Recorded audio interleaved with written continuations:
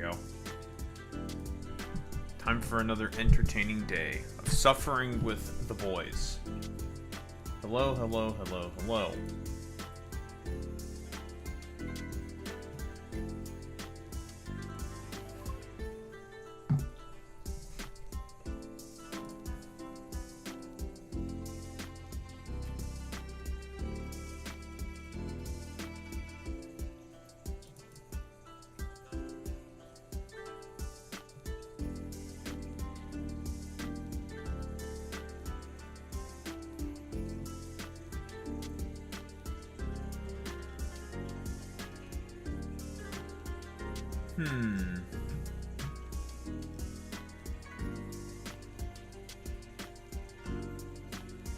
Wait, Lauren Boebert's son got arrested on child sexual exploitation charges.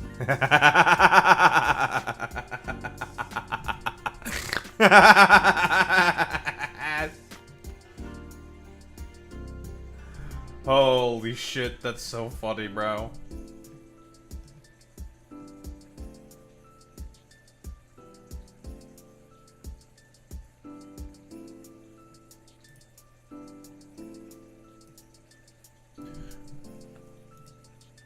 Oh my god.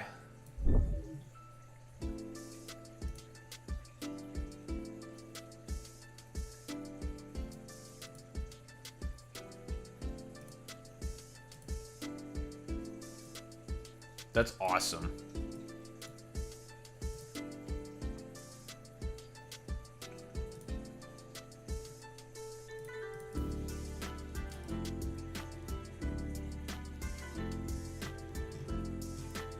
Awesome, awesome, awesome.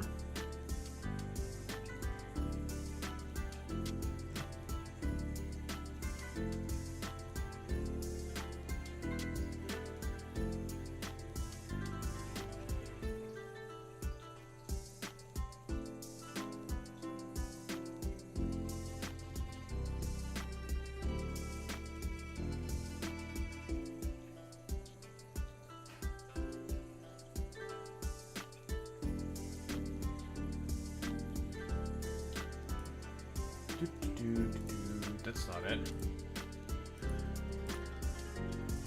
Time for another entertaining day of suffering with the boys, is what I'm saying. Very cool, very good.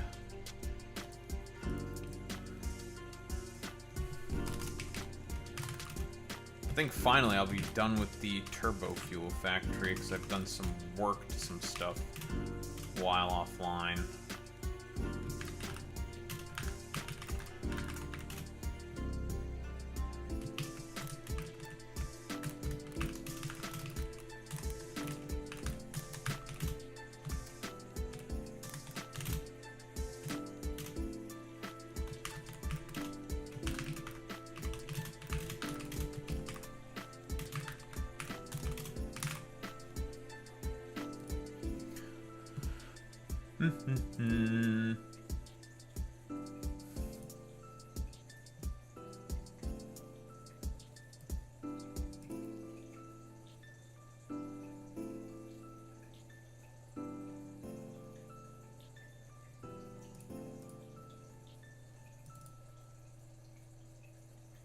Clickety clackety, clickety clackety. Video game. That's not Steam. That's Steam. I won't let you get away with this, robot man. Very cool.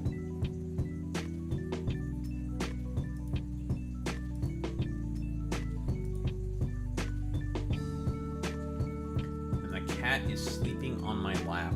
Many such cases. But eventually I'm gonna have to take her off of my lap. Eventually. Man.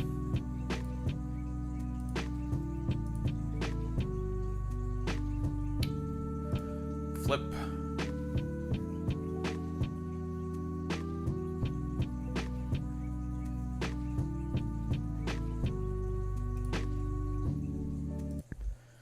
Turn you off. Flick this here. Flick that there. video game.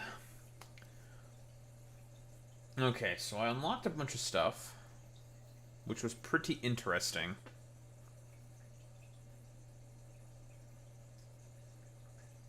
And this stuff that I unlocked, well, we're working on petroleum power right now, and we're out of rubber. But what I specifically unlocked were dams. And I am at an area by a lot of waterfalls. And they are giving me a lot of free power.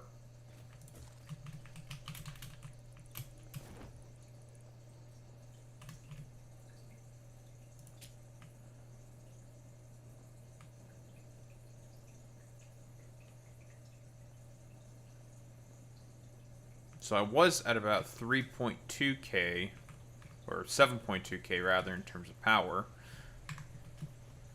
I got a free 1500 megawatts. It's pretty good. It's from these dams. And I could also configure them to hold water at the cost of half of their power generation.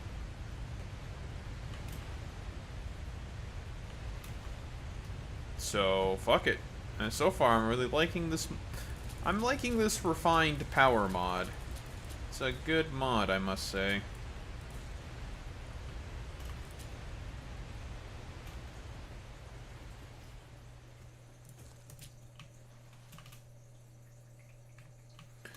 But anywho, we have all the alternate recipes I was looking for turbo fuel. Shall we actually produce way more turbo fuel than before?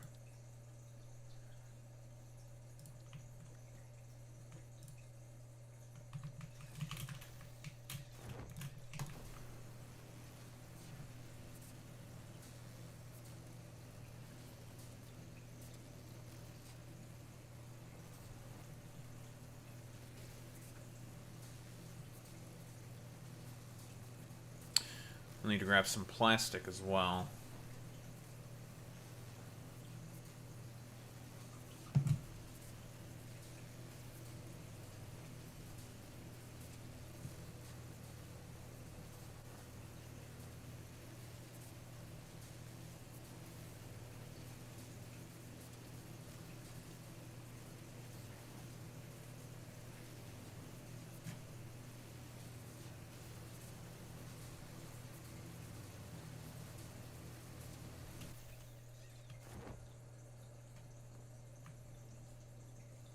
Catch 500 pokes?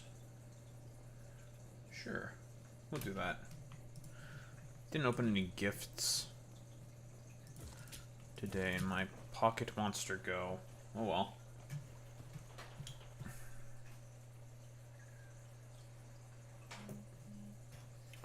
And I still need to work on trying to level up.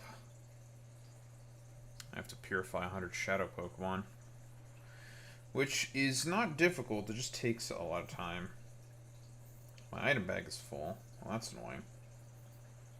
What the fuck's it full of?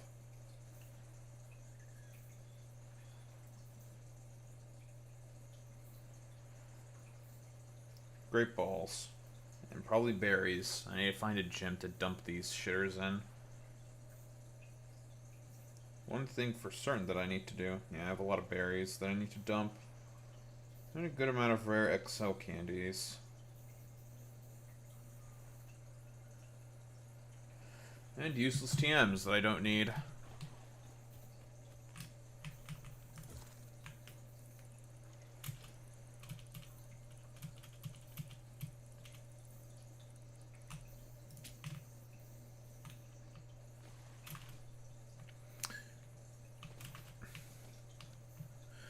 Okay, now that we have turbo fuel,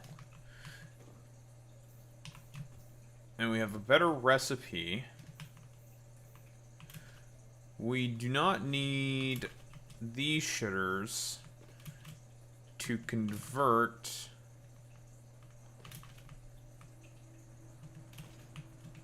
all the heavy oil residue into the other stuff.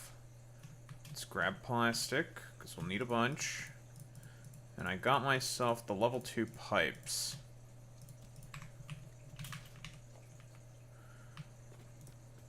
So these don't change, they stay the same.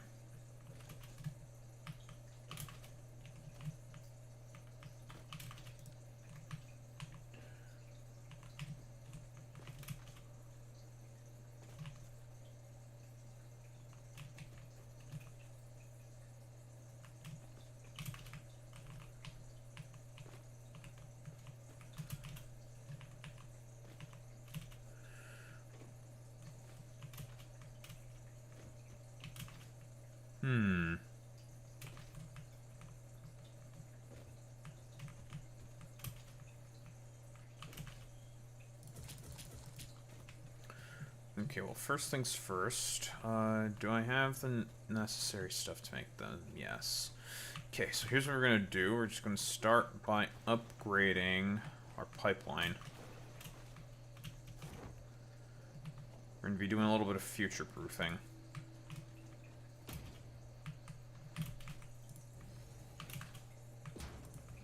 We do not have the throughput necessary yet for these Mark II pipes, but we will soon.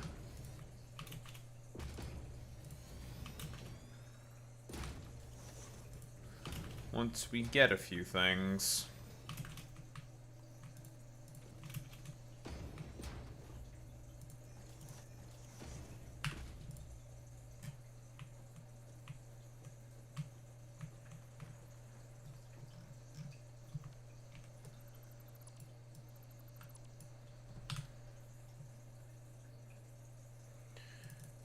Mark II pipeline pumps are so much better in comparison to that of the Mark Is. Their overhead is better, and they pump more.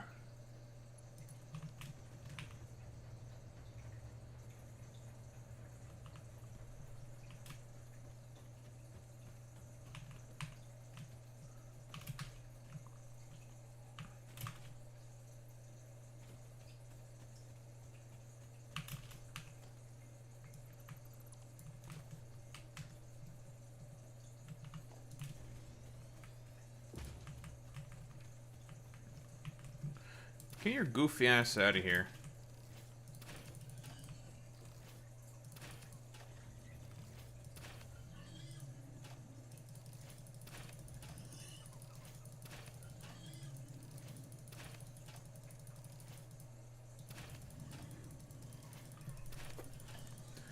Well, you don't want to move out of the way because you're stuck, so I'm going to have to murder you then.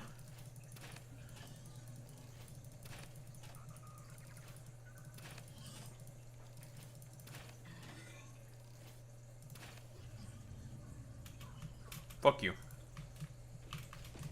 That one had a family. Shut up, Ada. Bitch.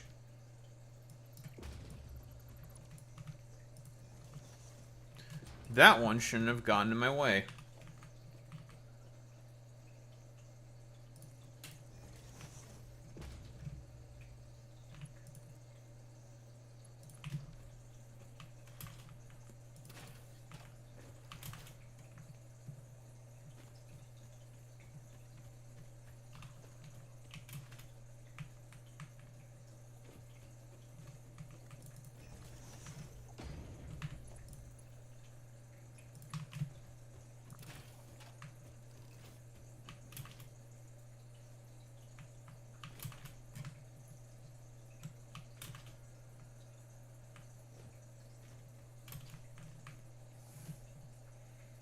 Okay, baby. I need to take you out, okay?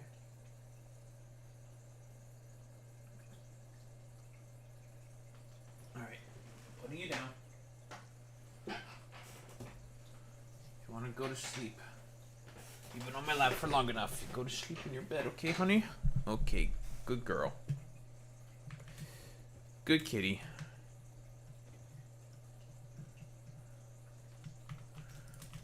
And she is now fast asleep. Very good.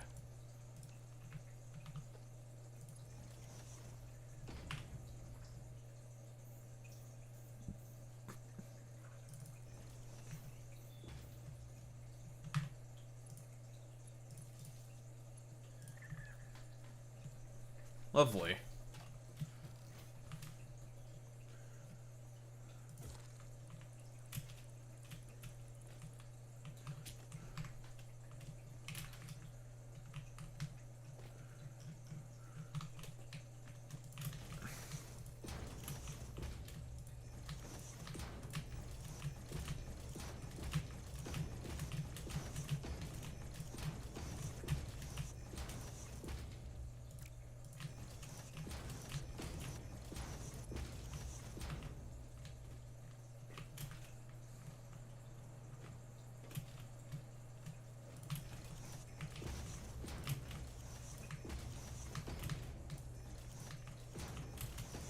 Might need to get more copper sheets, but we should be good in terms of plastic.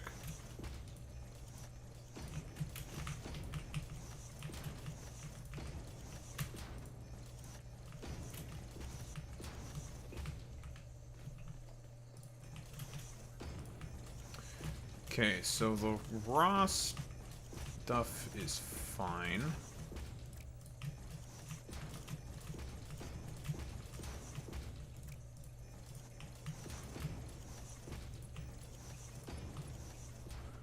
Lovely.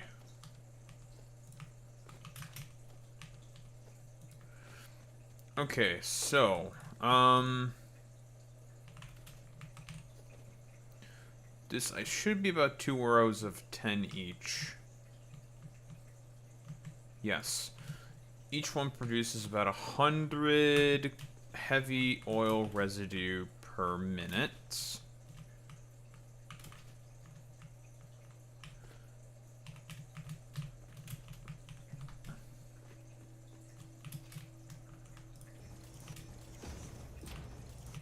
Leave these on the separate lines that they're on.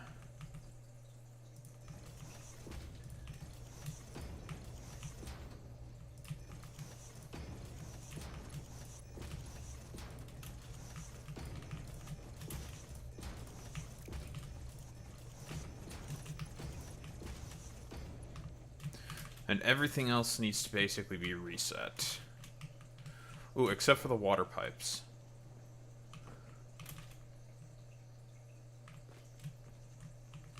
Those can be changed.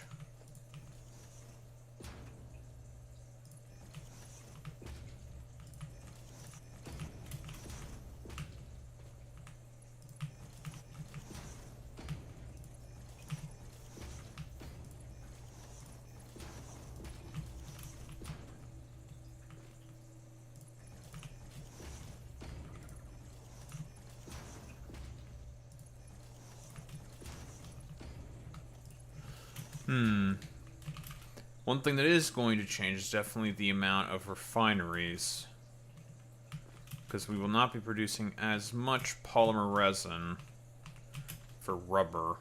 In fact, I don't think we'll be producing much polymer resin whatsoever.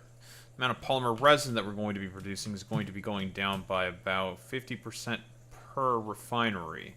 However, there's a big however, the amount of refineries that are going to be used is going to be doubling. I think that means overall, yeah, we need about 20 refineries.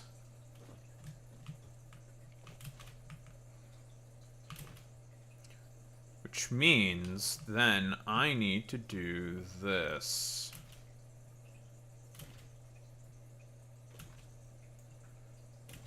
Time to remake our design.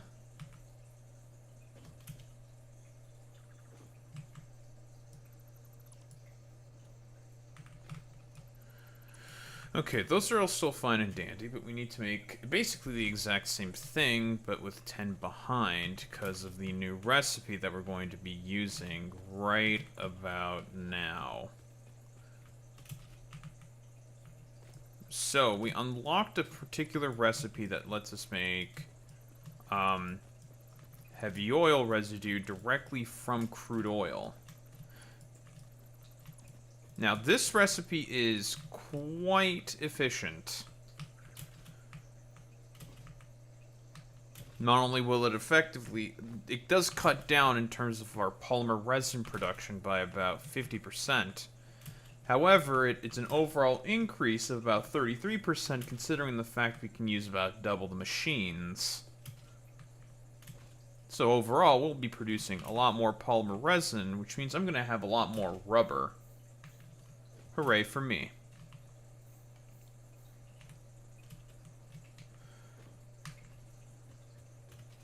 And certainly because we have the pipes necessary in order to be able to sustain this. Now, this will make my life a lot easier. So I'm actually going to have more rubber out of all of this as well. How wonderful.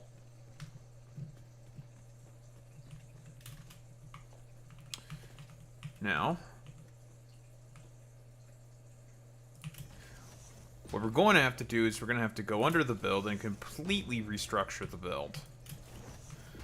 Everything we've been doing at the moment has just been the easy stuff. Now it's time for the more annoying stuff, and that is taking apart our current under the building piping infrastructure and essentially doubling our heavy oil residue production.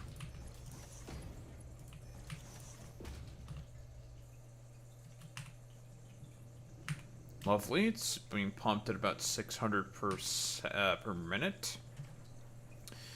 Our pump jack does not have the throughput for that. It's at 300, but we're going to get to that 600, that magical 600 number through some upgrades. So we do not need to be concerned at all about throughput at the moment, because that will be covered eventually with upgrades that we're going to be getting through the MAM because of mod. What we are going to have a potential problem with is the increase in production of polymer resin. We're actually going to be getting a lot more of this stuff. So this pipelining that we currently have is completely useless. In fact, this needs to be completely and utterly flushed.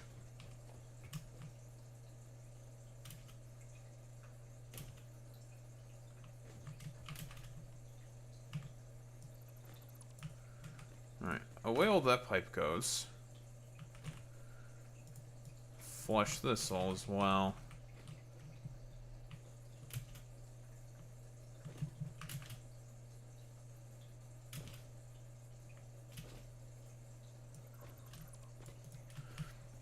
Lovely. Now for all of you as well.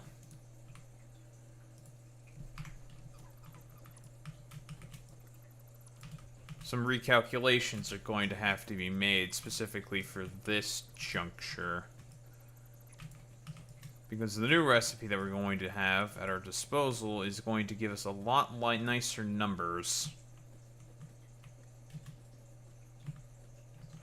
Which means the current piping situation is no bueno. Everything else is fine. The initial refineries are going to be okay. We're going to have to change up, obviously, a bunch of the other stuff here. But what, 2,400? Yeah, we are getting an increase in production of polymer resin by about 33%. Lovely. Which means I can sustain then 10 refineries creating residual rubber. Fantastic. I can add 2 more. Because I had to underclock this one. Now we can put it back to normal.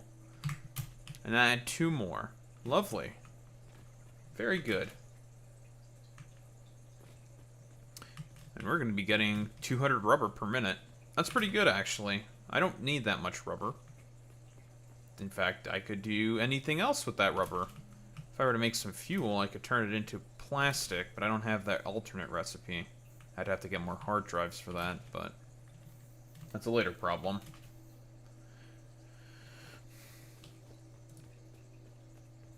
Okay, now to tackle the real problem. All of this current underground piping over here is completely and utterly useless, except for these. And I did not connect these properly. So we're probably going to just Actually, no. These ones are all fine. We just have to upgrade them. I forgot to connect those. Not the end of the world.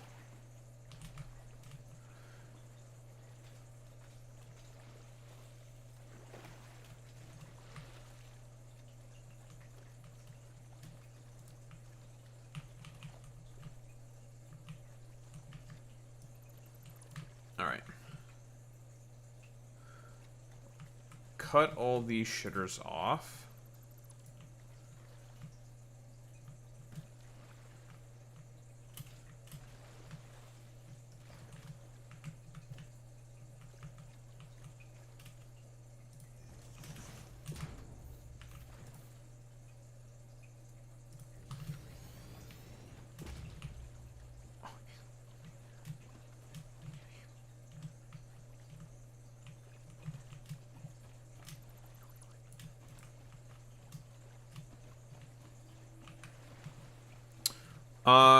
And since these move 600 cubic meters per minute, we don't have to... Man, we can just put these all on one pipe then. Yeah, we don't have to split them up or anything. It actually makes my life a little easier.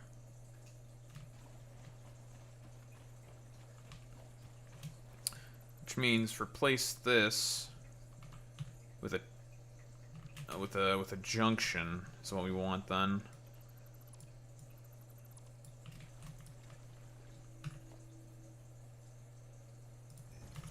Like so. Didn't align that correctly. Like so.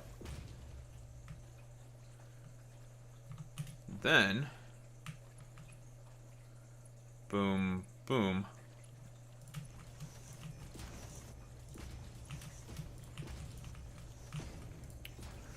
That'll be 400 per minute. All in one pipe. Very convenient. Very smart of me to do this research. Thank you, myself. I am smart. I am a genius. It just makes the piping infrastructure a lot easier.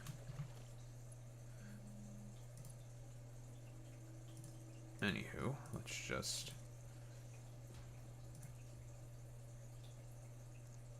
Oh, I can cheese that for sure from here. But it's being too annoying.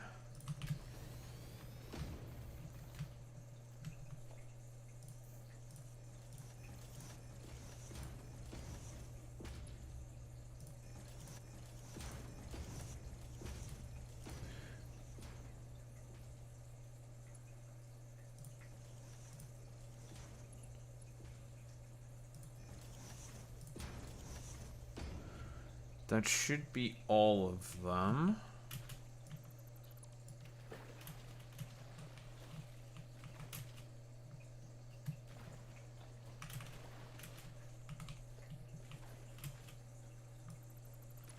Lovely.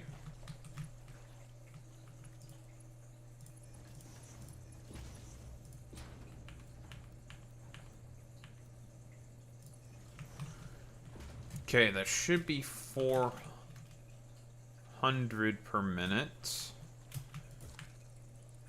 which will double eventually to 800. Which means we'll eventually have to put them back onto separate lines, but that's not too difficult. Got a little extra plastic for our troubles, which is a-okay.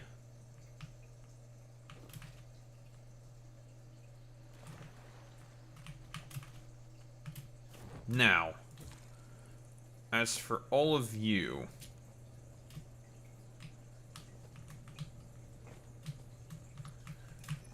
start with these.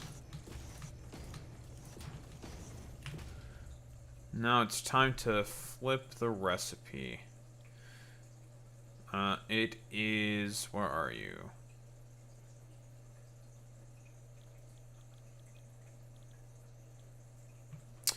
Oh, wait, no. This is already that... It's already... Yes, the heavy turbo fuel. Yes. I was about to say, did I fuck up here? No. We can essentially just move these out of the way. We don't need them here anymore. basically.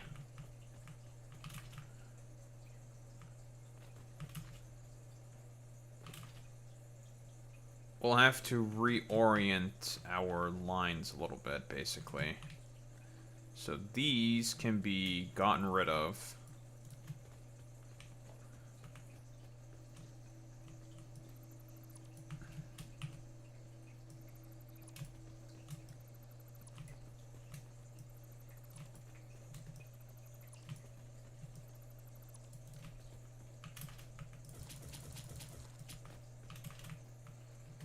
Okay, these are the shitters that make the turbo fuel.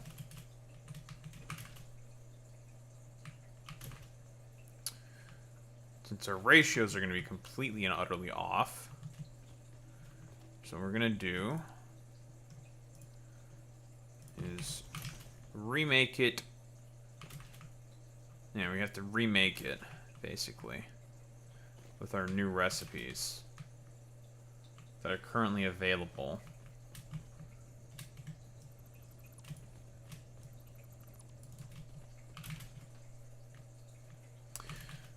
So I'll need to go back under, rip apart the pipes,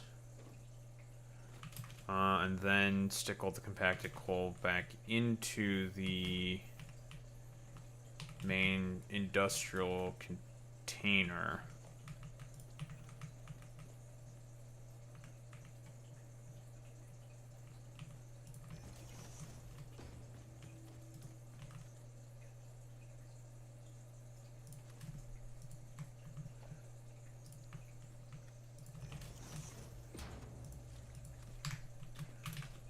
Too much shit, damn it.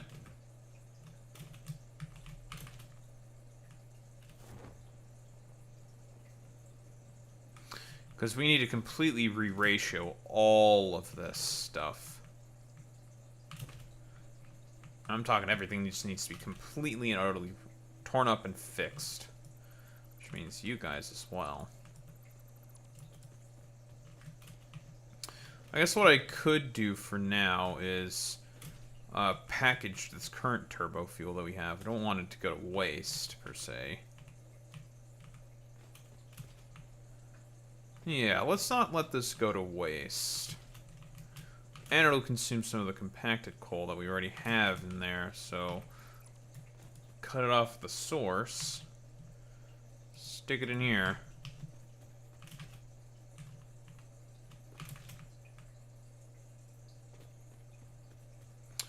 Which means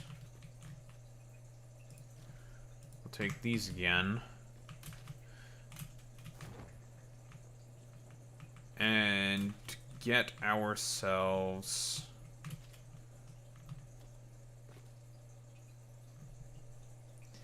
truck station, and we need to fix this up.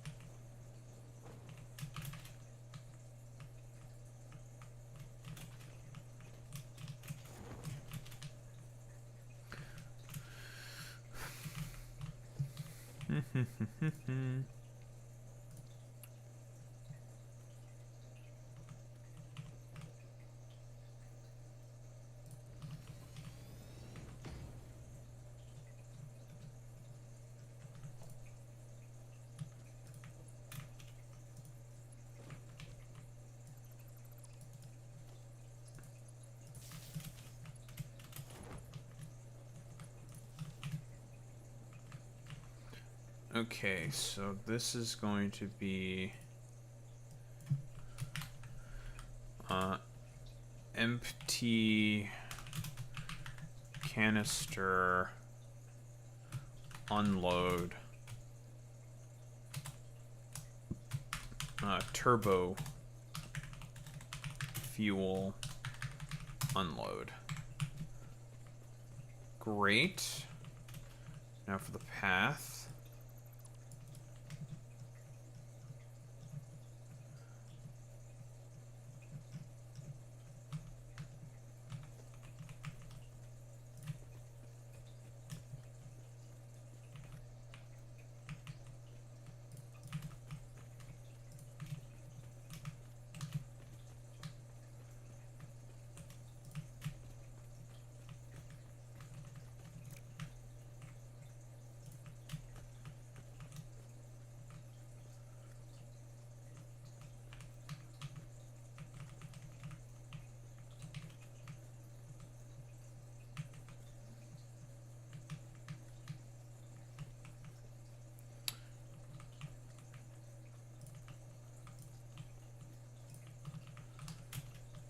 Okay.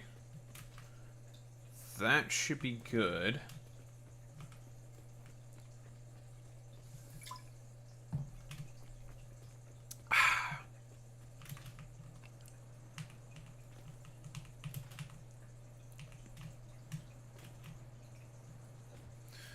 Now we need another tractor for more throughput.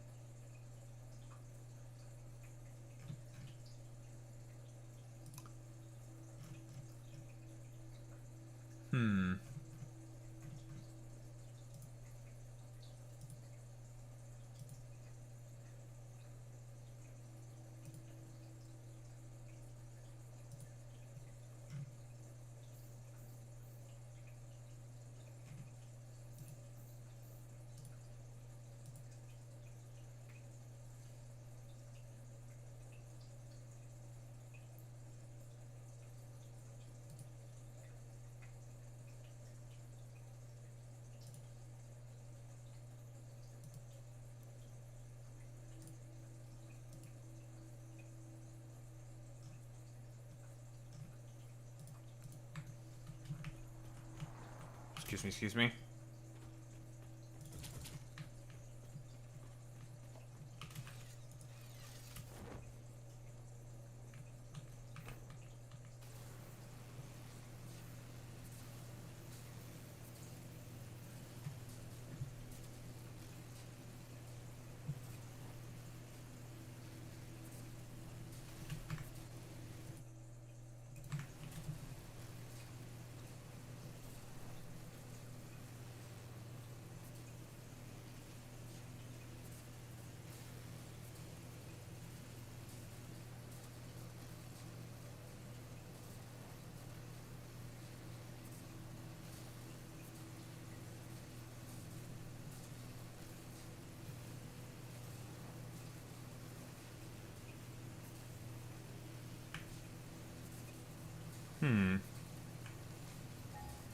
Thorium. Wonder what they'll let me do with thorium. Is that gonna be for like molten salt reactors? Curious. I'll figure it out eventually, I suppose.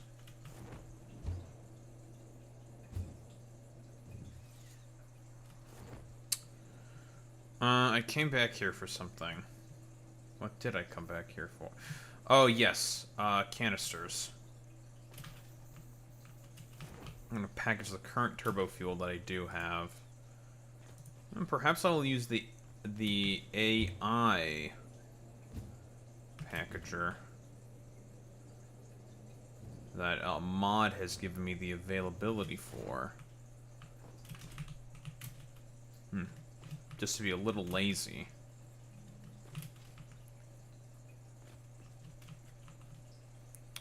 So now we have all these lovely canisters.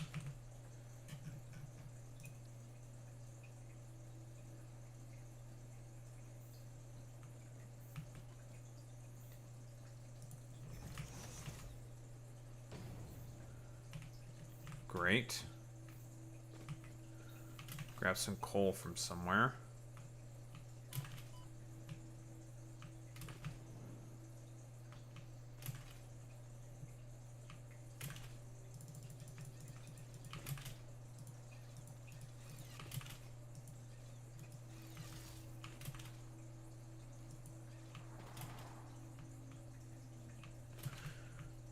Soon my fucking army of tractors shall be weaned off of their shitty coal and be replaced with significantly better fuel supply.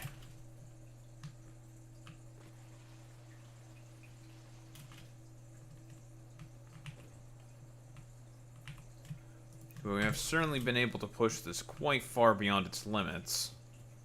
Well, not beyond its limits, to its limits, rather. But it's time for something significantly greater to take its place.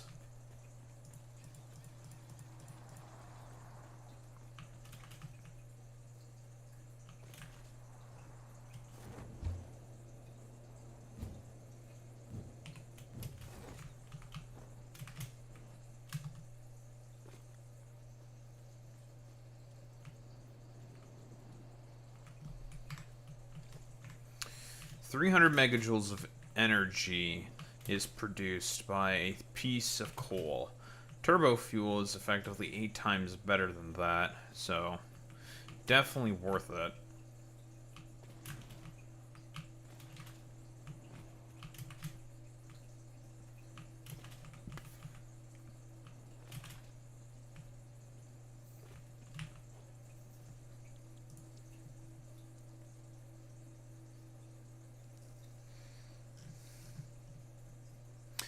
Okay, empty canister load. What are you? 1.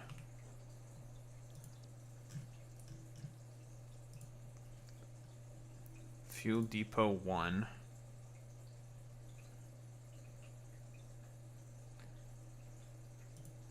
The unload.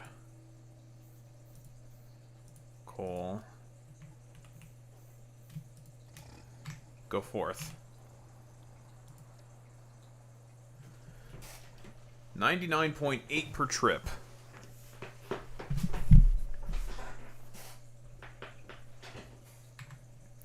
So what you're telling me is we have just enough. Well, take what you can get.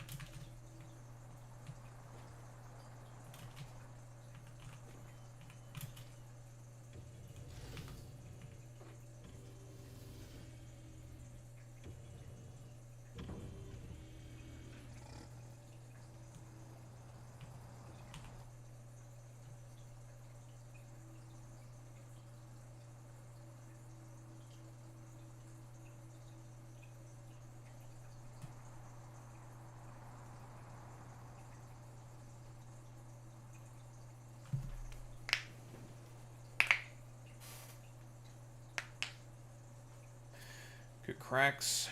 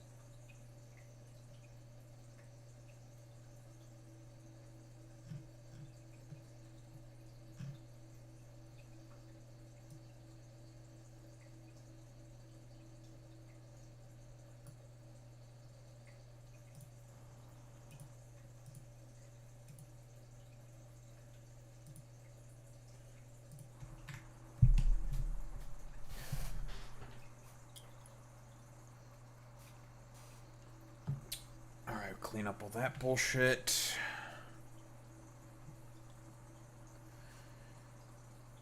I just want to get this build done, and then we'll talk about the topics du jour.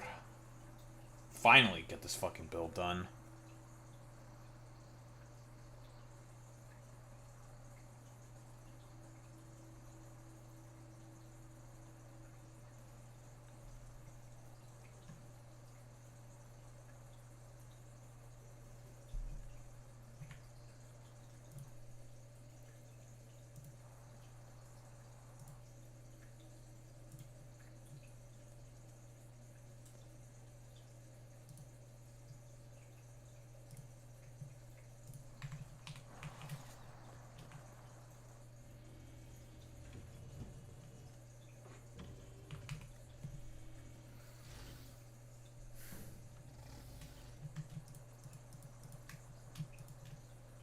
Alright, let's see how this fucking bullshit works.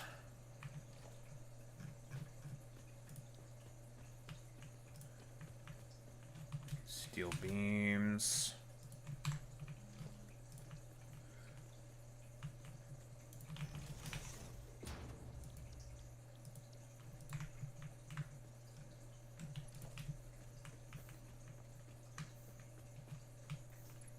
Mm-hmm.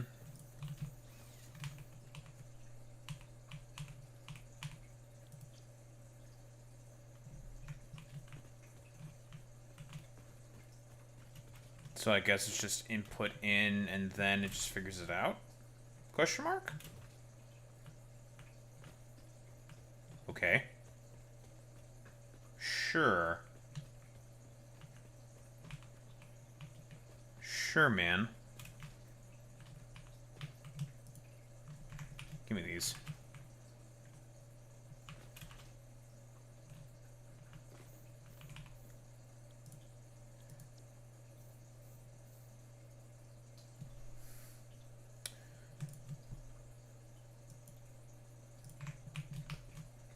And these go as fast as possible.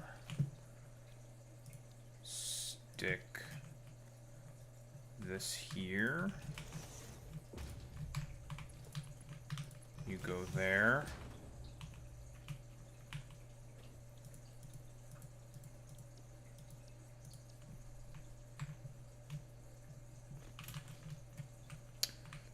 And then pipe in the turbo fuel and pray, I guess? Question mark?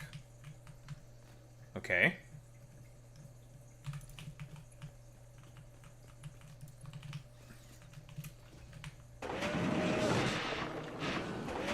That is very loud.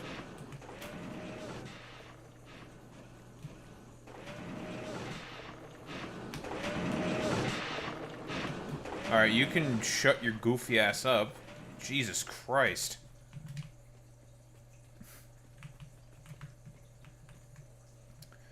That makes me not want to use those things, because holy fuck, that is obnoxiously loud.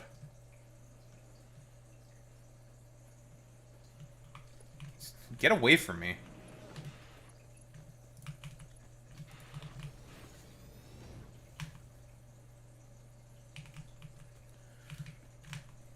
Well, there's our lovely red juice.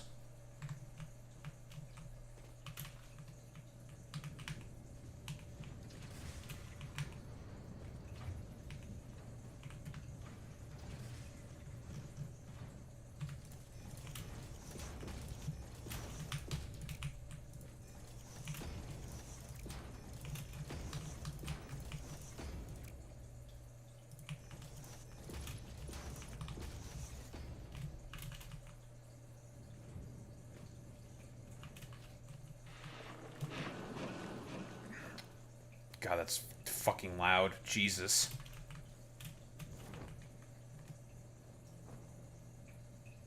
But it does do it automatically. I don't have to put in any recipes or anything. What's the exact point of me even getting that thing? Why do I have this?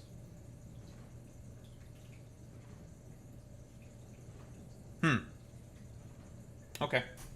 Sure, man.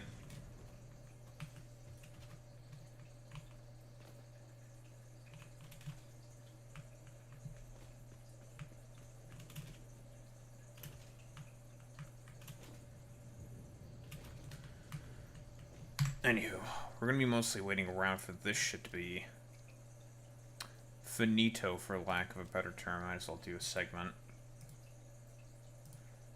I need to actually lock in and not fucking procrastinate for once in my fucking goddamn life.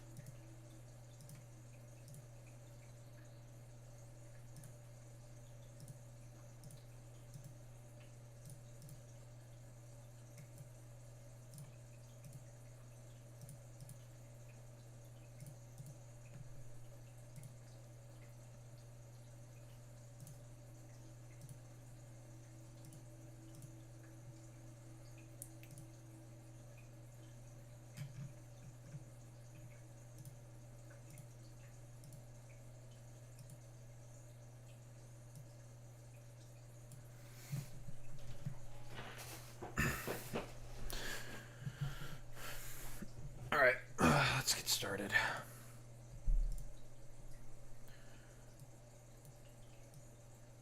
So, Woke 1.0. This has been, I suppose, making the rounds in terms of the sort of discourse talk of AOC giving an interview, I believe, talking about Francesca Hong for the Wisconsin governorship race, where she, I believe, last time I checked the polling, she was beating her opponent by about 3 times the amount of points, I think. She was polling at about 43%, with the closest opponent at about 13 to 15%. Don't quote me on that.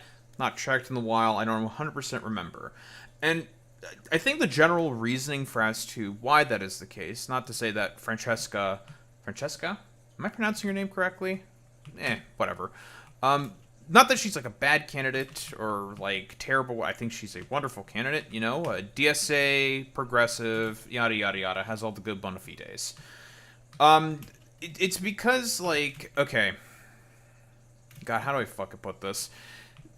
She has a bunch of tweets from the early days of Woke 1.0.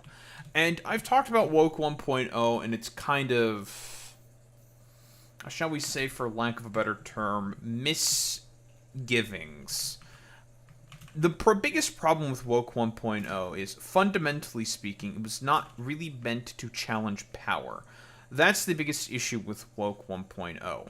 And the sort of reasoning for as to why that is the case, what's up, Big Jerry, is because of the fact that the Democrats within Congress were very, very popular. I believe they were having like 70+ approval rating. Nancy Pelosi's approval rating was through the roof because she did the whole, kente cloth thing during BLM and did the, very snarky claps to Donald Trump during the State of the Union address that one time. And as a byproduct of that, the Democratic Party was enjoying a very, very high approval rating, even though, like, fundamentally speaking, the Democratic Party was not really doing anything to effectively push back against Donald Trump and the institutional sort of destruction that he was bringing upon the United States of America, of course. So, as a result of that, liberals kind of had their eyes and ears turned off and rather blinkered, and were, I want to say, kind of trying to do babies first leftism. Is that correct to say? That feels like sort of like conceited and nonsensical to say. I guess, like, yeah, in a way it was like babies first leftism. Not a lot of the class politics and analysis in order to have real sort of baseline actual criticisms for the biggest problems within the United States of America. It was more so like, I'm doing a leftism, right, Mom, Pa? Does the whole, like, kente cloth, woke scoldery nonsense and being just kind of annoying on social media. Because there's something that I've noticed, and I think everyone else should have noticed this as well. Woke scolds are basically, like, completely dead. I've not seen a woke scold account, I think, for at least 2 years. Not since, like, the days of, like, fucking Corvidae, that fucking loser. And I've talked about my problems with woke scolds. A lot of the time they think that they're doing sort of, like, poignant political criticism, and that it's very, very deeply rooted in a form of, like, class politics by being just, for lack of a better term, playing overtly into more social issues, and being, I'll say it because I don't really give a shit, very performatively woke. Very, very much so, very performatively woke. Because in reality, a lot of the baseline criticisms, and for as to why being woke, I would say, is a good thing, is because of there is a whole class dynamic and class politics that is mostly associated with quote-unquote being woke. It is mostly derives itself from class politics. Not so much because of just only the social history, although that is a big part to play in it as well. But it's mostly meant to be a combination of both class politics and also that of the more sort of, it's kind of good to be, I don't know, at least somewhat aware of the fact that black people have been treated kind of like shit, systemically speaking, throughout the United States of America. But you can very easily make the combinations between class politics and that of more social issues as well, and have like rather poignant criticisms of the United States of America in that particular lens. But a lot of the woke 1.0 sort of individuals completely foregone that class politics in favor of more focusing upon social issues, which is fine in all of that. But the problem is that it kind of leaves you in a bit of a, I guess for lack of a better term, open sort of flank.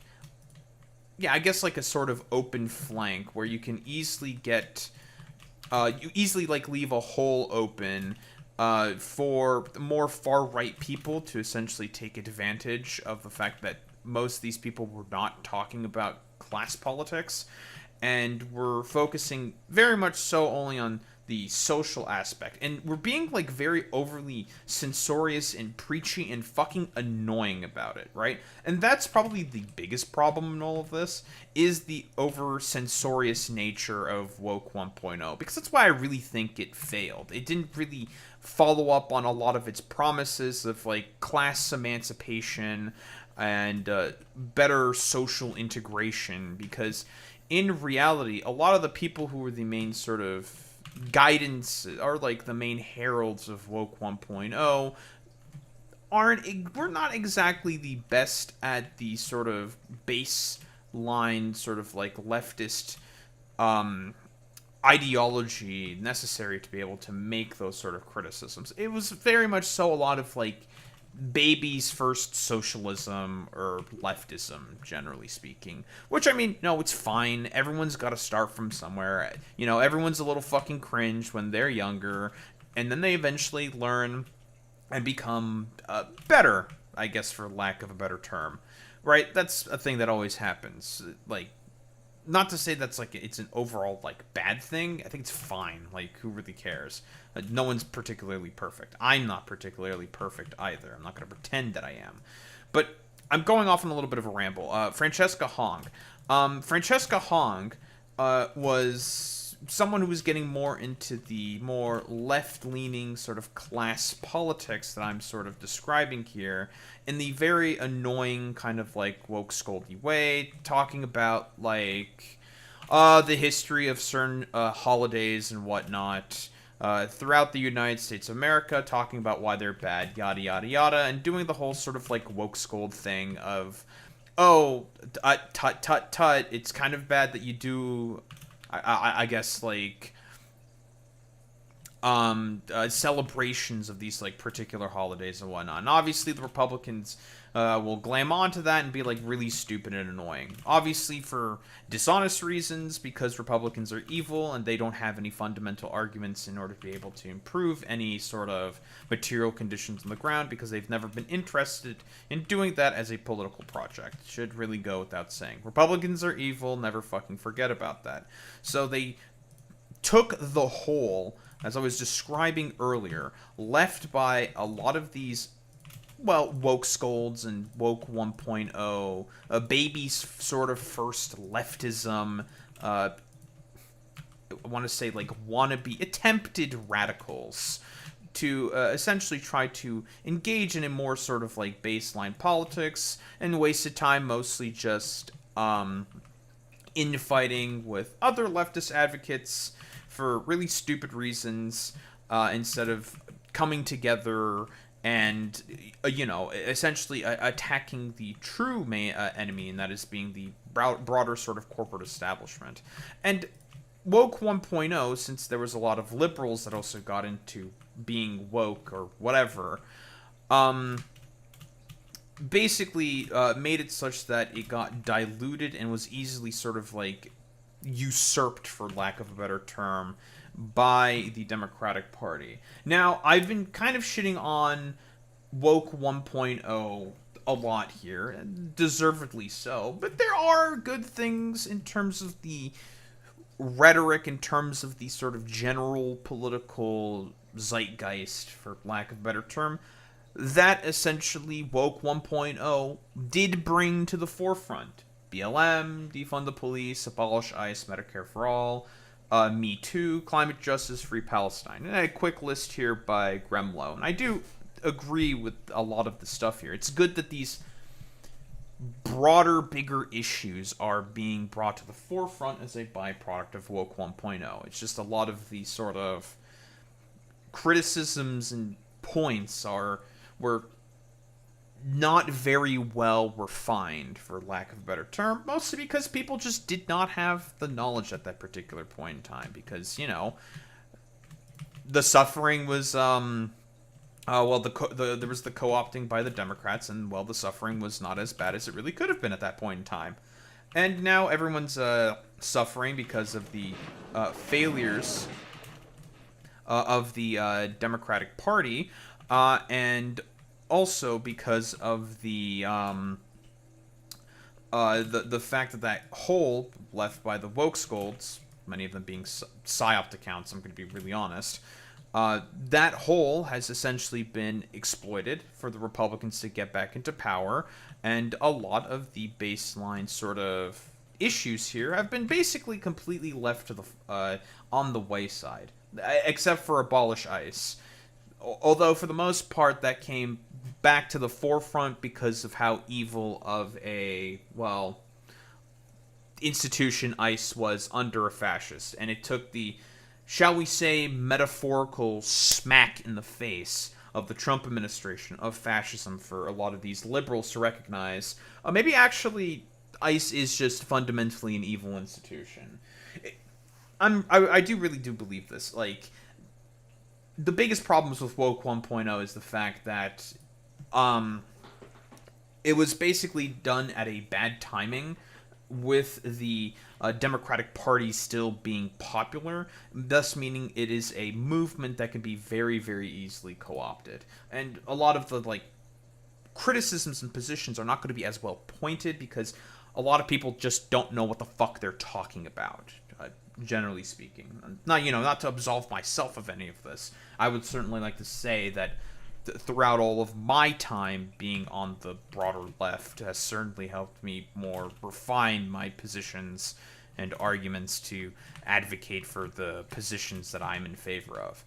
But, the preamble aside, besides all the fact that, Woke 1.0 was ultimately a failure because it more so focused on, or rather it was like not very, very poignant in terms of a lot of its criticisms, and it was such that it was easily co-opted by liberals and ended up sort of failing and getting co-opted by the Democrats, thus leading to the ineffective Joe Biden presidency, thus leading to also Donald Trump getting back into power, fascism happening, blah, blah, blah, blah, blah. And, well, as a byproduct of that, we find ourselves under our current position where, and I think it's Zane who basically says this very, very often, community member of mine, basically, no one had to feel the suffering of ignoring class politics and having to contend with a fascist administration that has taken power because of the holes that were left specifically by the Democratic Party. And I really do think that this is a major fucking failure of the Democrats. The Democrats have to bear pretty much the entirety of the responsibility of this because of just how ineffective their fucking brand of politics is, right? I've gone on a long enough tangent about, like, Woke 1.0 and why I do think why I think Woke 2.0 is probably going to be better is because of that metaphorical suffering that liberals have now, well, gone through and recognizing, oh, the current party that's in power is not going to fucking help us. They have made it very clear that they don't give a shit. And, I mean, it's reflecting within the polling. Like, the Democrats poll, like, nationally, worse than that of the Republican Party, which should be unheard of. But, you know, here we are. Finally, I suppose. The burden of being correct too early yet again. Long preamble aside of talking about Woke 1.0. AOC also talking woke 1.0, I believe, on ABC. Why don't we take a look at this? As possible to win the Senate. So I've been focused on those legislative What do you make of those controversial statements? I'm sure you've seen. I mean, she's, the Thanksgiving dust up. She says she doesn't, still believe that, but, Again, like I said before, this is about Francesca Hong. Because for what she just like hates every holiday or something. Because she talks about like the history of it and how it's all like terrible and bad, blah blah blah blah blah, because of various historical events that have happened throughout the past, which is not an inaccurate criticism. It's just optically speaking, it looks kind of bad because everyone's just be like, bro, why the fuck do you have like a problem with Christmas? Like, what the fuck is up with that? It's a little weird, right? And that's like kind of the issue with it, but whatever. It's one of those things where it's like ostensibly it's not really that harmful, so the people trying to basically make a mountain out of a molehill is just like, okay, bro, like, nice meme. I mean, this was... If I were to take an assumption, I've not taken a look at when the tweets were said. I think these were tweets that were said, like, over 7 years ago, man. Like, bro, who the fuck cares, man? It's 7 years ago. They abolished prisons, abolished police, which is also positions that have been taken by a lot of the progressive candidates who have won. That's what these people are specifically hyper-fixating on. So, again, let's just talk about the position of abolishing the police. So, abolishing the police, that became a slogan that was made more popularized during the George Floyd protests because of George Floyd getting murdered by Derek Chauvin, and thus causing a massive uprising throughout the entirety of the United States of America, for, I would say, pretty good reasons, of course. And abolish the police became one of the main monikers used by a lot of the protesters. Obviously, since conservatives are conservatives and they are incredibly dishonest, they basically took that as a sort of literal position that the left was holding, when in reality, there is, in the current capitalist system that we find ourselves under, there is no way to be able to defund the police without having some form of societal collapse or some form of like economic collapse for capitalism itself. The purpose of the police in a capitalist society is, again, for helping maintain property rights. That's just a fact. It always has been the case that police, fundamentally speaking, throughout history, care more about property rather than people. It's just period, end of story. That's just the truth. Cope and fucking seethe, Jack. I don't give a shit. So, as a result of that, it made it such that a lot of conservatives were able to sort of like take and run with the fact that, look at all these crazy far left commies talking about wanting to defund the police. They're so crazy, aren't they? When in reality, snap back to reality, what the protesters were generally speaking talking about was pretty reasonable. And it was mostly just about a reallocation of resources and funds in order to be able to pay social workers in order to combat poverty. Because in America, how does poverty, generally speaking, get combated? Through police, through prisons. And anyone with half a brain cell knows that that's just not working, Chief. It's not been working out for a lot of people. It works out for the rich because they can just pay the police in order to sweep away all of the homeless people away. Looking at you, people like Anna Kasparian. But it's not an effective solution to the problem. It's only going to exacerbate the issue and make everything significantly fucking worse. It's unfortunate that something like, abolish the police, or even like defund the police, essentially got perverted into some dumb fucking conservative talking point, where they were lying about the position. saying that they want to take all the funding away from the police departments, when it's in reality it was like, no, we just don't think that that police should be running around with a bunch of military equipment in order to just harangue and harass a bunch of minorities within our communities, because of all the fact that a bunch of police rather in the United States of America have gotten a bunch of, shall we say, toys from the war on terror that they can just play around with. And abolishing prisons, that's the second position. Just like I mentioned earlier, the position with abolish prisons is specifically talking about a reallocation of sources and funding to not punish poverty through the prison system, but to try to tackle poverty through social welfare and other programs, which has been effective in how many other westernized fucking countries? And for whatever reason, the richest country on the planet, that being the United States of America, just doesn't do it for some reason. Yeah, okay. Nice meme. How do you get around that? Yeah. Those are not positions that are supported by... Right. I mean, I think that a lot of these races, even right now, they'll have a tendency to be nationalized. Yeah. But these races ultimately are local, and all politics are local. My understanding is that that Francesca Hong has made clear her present stances to her electorate. Yeah, she's moved away from a lot of Right, that, she's but- moved away from it. And I have a local... Again, okay, let me just double check. I'm curious. I probably should have had this prepared before, but whatever, we're here now. What were the tweets that were made? When were they made? I'm just curious. It should be what, like... if we're talking about during the time of Woke 1.0, should have been what, around like 2016 to like 2020, like 2022, around there, something like that, COVID era or something. Let me double check. Francesca Hong tweets. Perfect.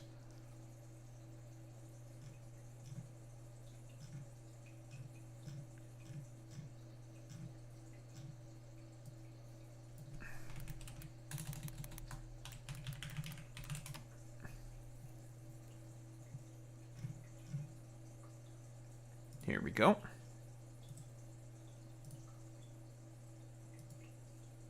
Bro, these don't have any fucking dates on them. Oh, okay, we have one of them.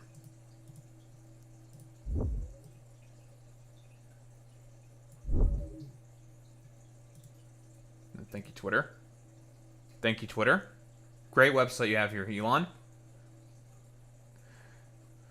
Okay, so this is the collection of tweets that I found. Of course, I don't know who this Greg Price individual is. I'm going to assume conservative dumbfuck, and is fundamentally being dishonest.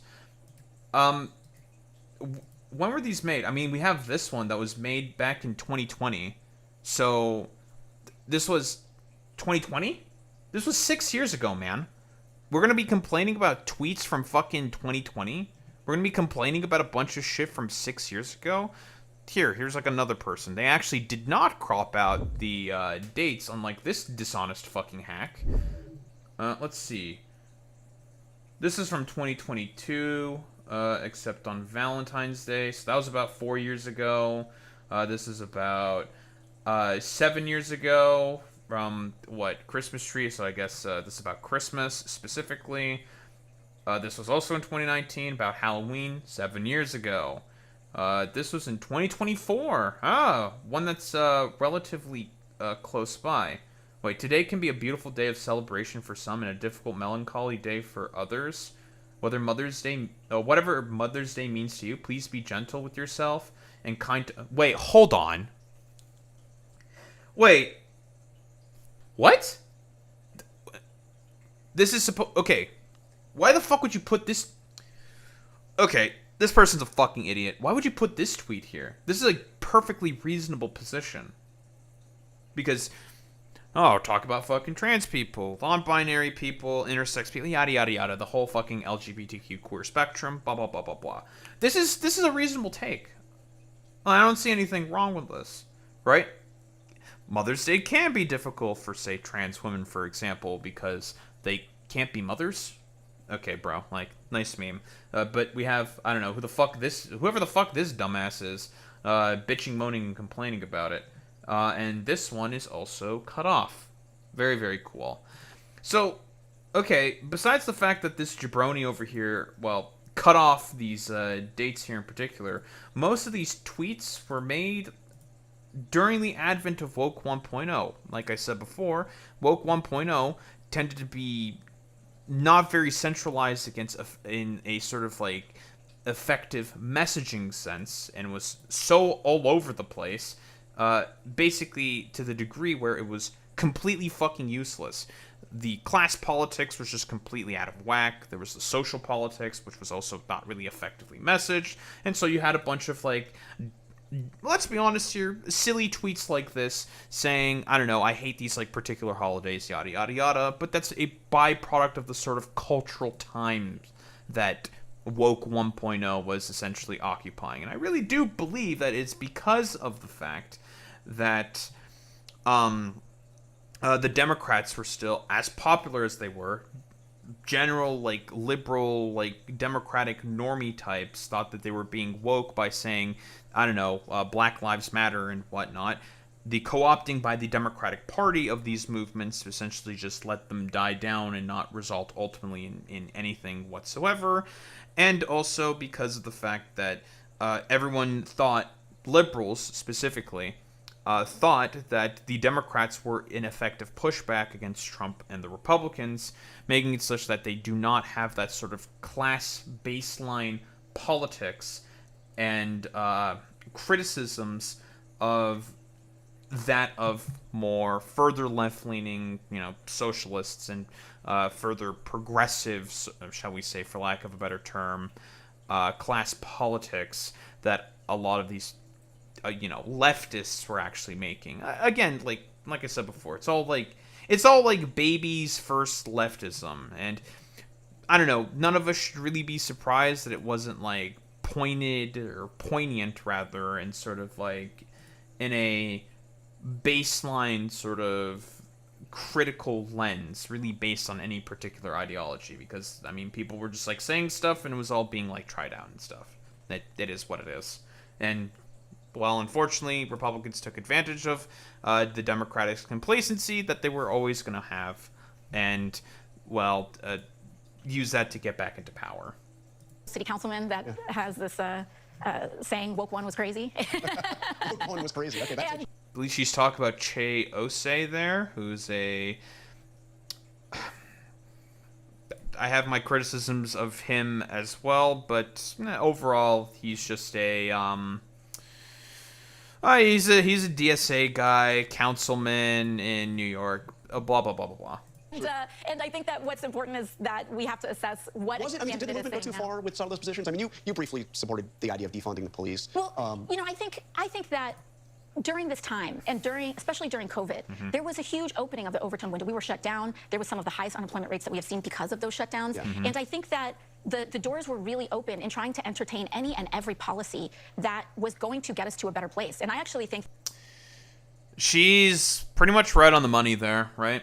The door was open, and people tried to do the Woke 1.0 stuff, again, right around 2019. I mean, this is mostly where it picked up in terms of its fever pitch, mostly because of BLM, I would say, and Derek Chauvin, George Floyd. Again, the massive protests within the United States of America, when did they take place? During COVID specifically, but I digress. That's when everyone was doing their baby's first leftism. Very, very cool.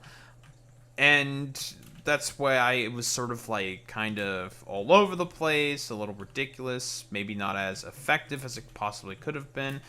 Yada, yada, yada. We can like point to tons of various reasonings till the cows come home for as to why Woke 1.0 was as ineffective as it is. And I really do believe it's because people just had too much deference to the Democrats within positions of power.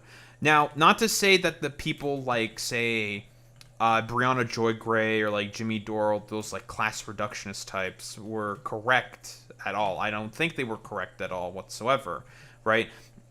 It's the problem is that there was no discussions or syncretization of both sides of the argument to make a more effective class-based movement that is also rooted within civil and human rights, if that, broadly speaking, makes a lot of sense.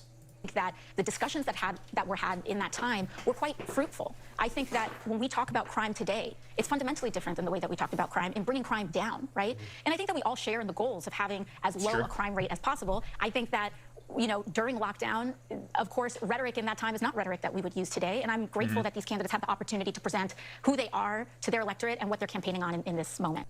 Because it's all fundamentally been further matured at this point in time.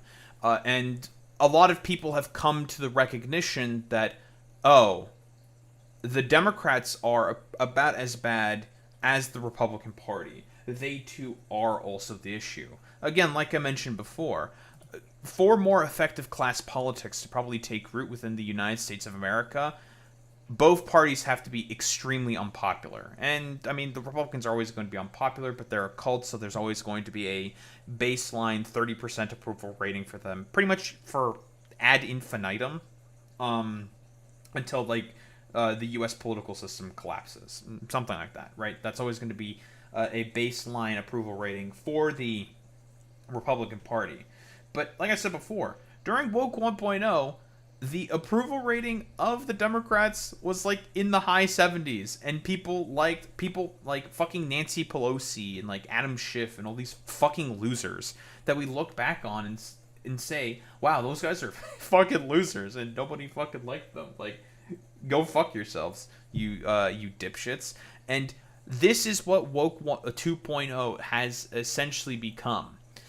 A recognition that the suffering is here. You know, it's rather morbid and terrible to put it in that way, to put in that sort of like frame and lens of analysis, but yeah, I think that's probably the best way to put it. The suffering is now here. Everyone is now suffering the consequences of the Democrats' inadequacies, shall we say, for lack of a better term, and have come to the realization that, oh, we are basically on our own because the Democratic Party is not going to be able to put up an effective resistance to the oncoming tides of fascism. So that's pretty cool. And, I mean, here is our boy Joe Scarborough, who's also, I don't know, doing a lot of the exact same stuff that I criticize Woke 1.0 for.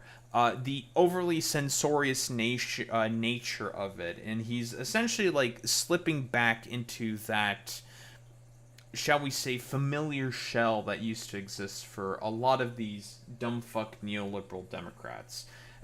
Apparently this morning he crashed out at Hassan Piker. This is part of his like segment on MS Now. I'm just gonna call it MSNBC. I don't give a fuck about MS Now. Fuck that shit. Dumbass name. In MSNBC, this was like a segment he was having during the morning.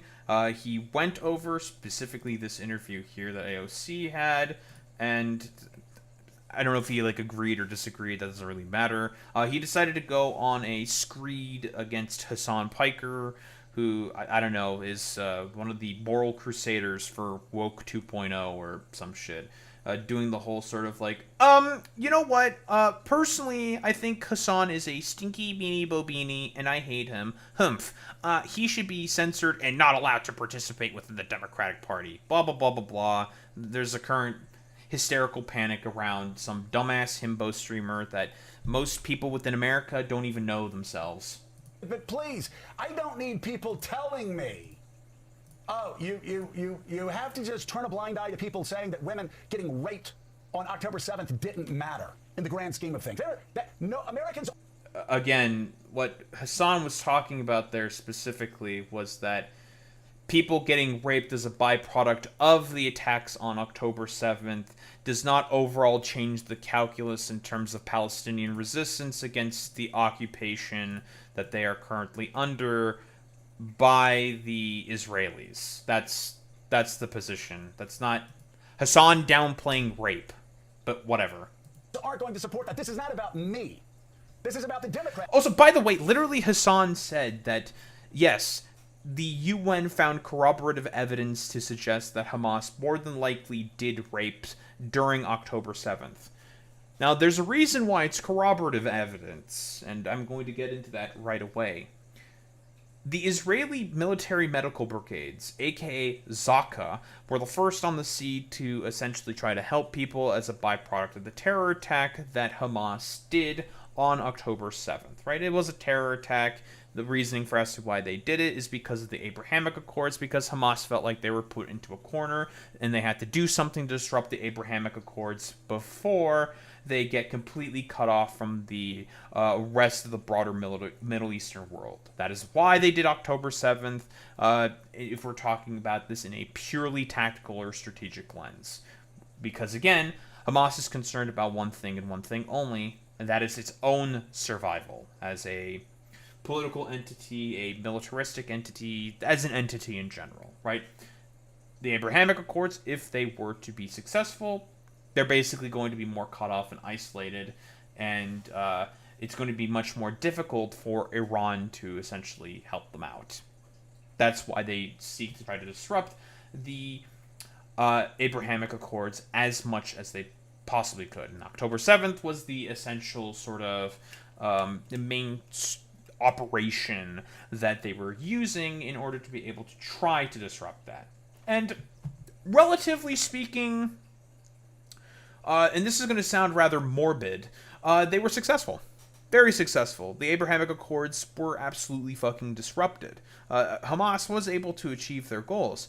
Saudi Arabia, at the very best, is like kind of apprehensive at wanting to join the Accords because of the actions that Israel has been taking within Palestine, the West Bank and also Gaza, in terms of their genocide. Again, very important to keep highlighting that, of course. And in terms of that, sort of like stated political objective, they were absolutely successful. That, and also I think Egypt became more apprehensive. The Jordanians, I think, also became more apprehensive, and a bunch of other like Middle Eastern states as well. I think even the Turks were asked to join the Abrahamic Accords, and they are also not going to join. I think even the Syrians as well. They are also apprehensive of the Abrahamic Accords because of the actions that Israel is continuing to take to this day. So, in terms of Hamas, they were absolutely successful.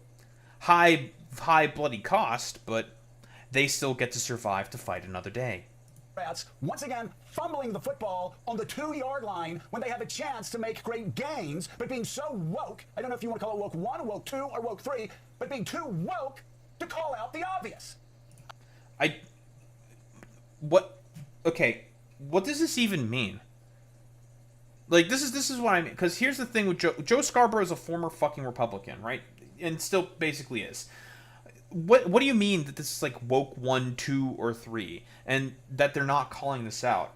There's how many like Democratic operatives online and articles being made in liberal outlets trying to call out Hassan for his statements in the past?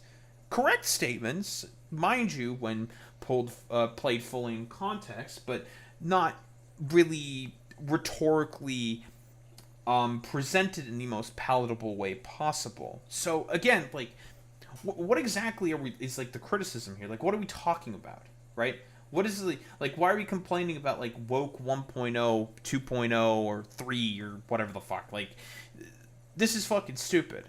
Like, what are we saying here? Is the position that you need that Democrats are not being aggressive against Hassan enough? I mean, that's just not even true. That's just like a falsity. But whatever. Here's like former Republican Joe Scarborough with the quote unquote more poignant fucking criticisms. I swear to God, it's crazy that we're even having this conversation. If somebody says, a woman being raped doesn't matter in the grand scheme of things. It's okay to call that person out and demand that candidates distance themselves from those people.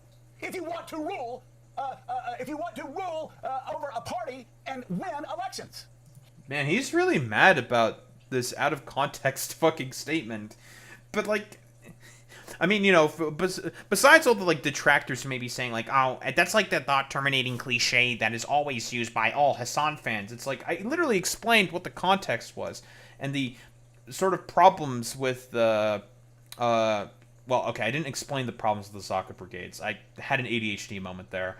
The problem with as to why the Hassan's positions and saying that it was corroborated evidence, like, or for us to by the UN to say that there were rapes that happened on October 7th is because the Zaka brigades went in to clean up the mess and erased any potential evidence that the UN might have used in order to, again, because Israel was accusing Hamas of doing systemic rape throughout October 7th, and the UN wanted to investigate that, but Israel, for some reason, was constantly disrupting the process for some reason. Now, you have to ask yourself this question. Why would Israel disrupt that process? Because they're making the claims that that this was systematic, or, I said systemic initially, no, systematic rape being done by Hamas.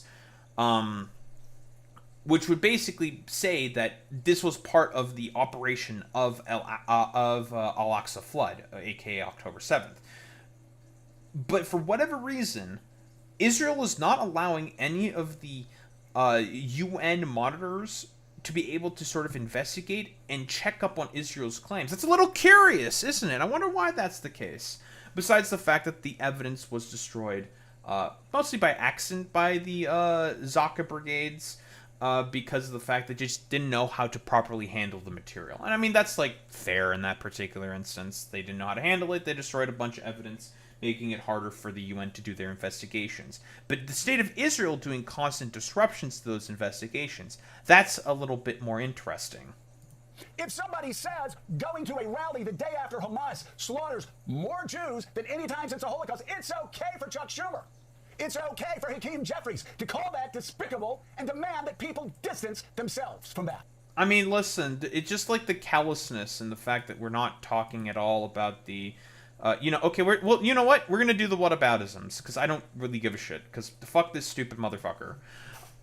Man, if only there weren't just hundreds of thousands of Palestinians, and the reason why I say hundreds of thousands of Palestinians is because Trump himself kind of let the mask slip in saying that there was a population of about 1.7 million Palestinians in multiple rallies during his, like, dementia rallies, for lack of a better term, saying that there's a population of about 1.6, I think he's even said in some instances, but the most consistent number I've heard from Trump was about 1.7 million.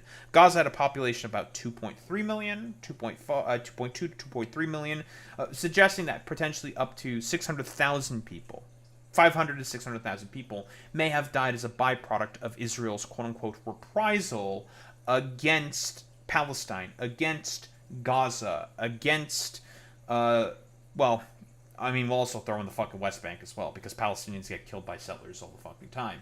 So, again, the current mainstream number that is reported throughout media is about 73,000 people, I believe, last time I checked. And it's accurate to say that. You can say that about 73,000 people have died, as per mainstream sources. However, there are a lot of sources that also say that, well, since a bunch of people are trapped under rubble or are completely vaporized, we're never really going to have, like, an accurate number for as to the amount of people that have died, because of the fact that, well, A, Israel's not letting international monitors check, and B, a bunch of people are buried under rubble. So the likelihood that it is hundreds of thousands of people that have died is very, very high. That's okay. So why are we bringing this up now? We're bringing this up now because it seems an awful lot like what was happening in 2024 when Democrats couldn't get out of their own way to win an election they should have won. There were so many fucking flaws with the Kamala Harris campaign. Like, Joe, I don't know what the fuck you're talking about. Kamala Harris ran the campaign that you wanted, and she fucking lost, man.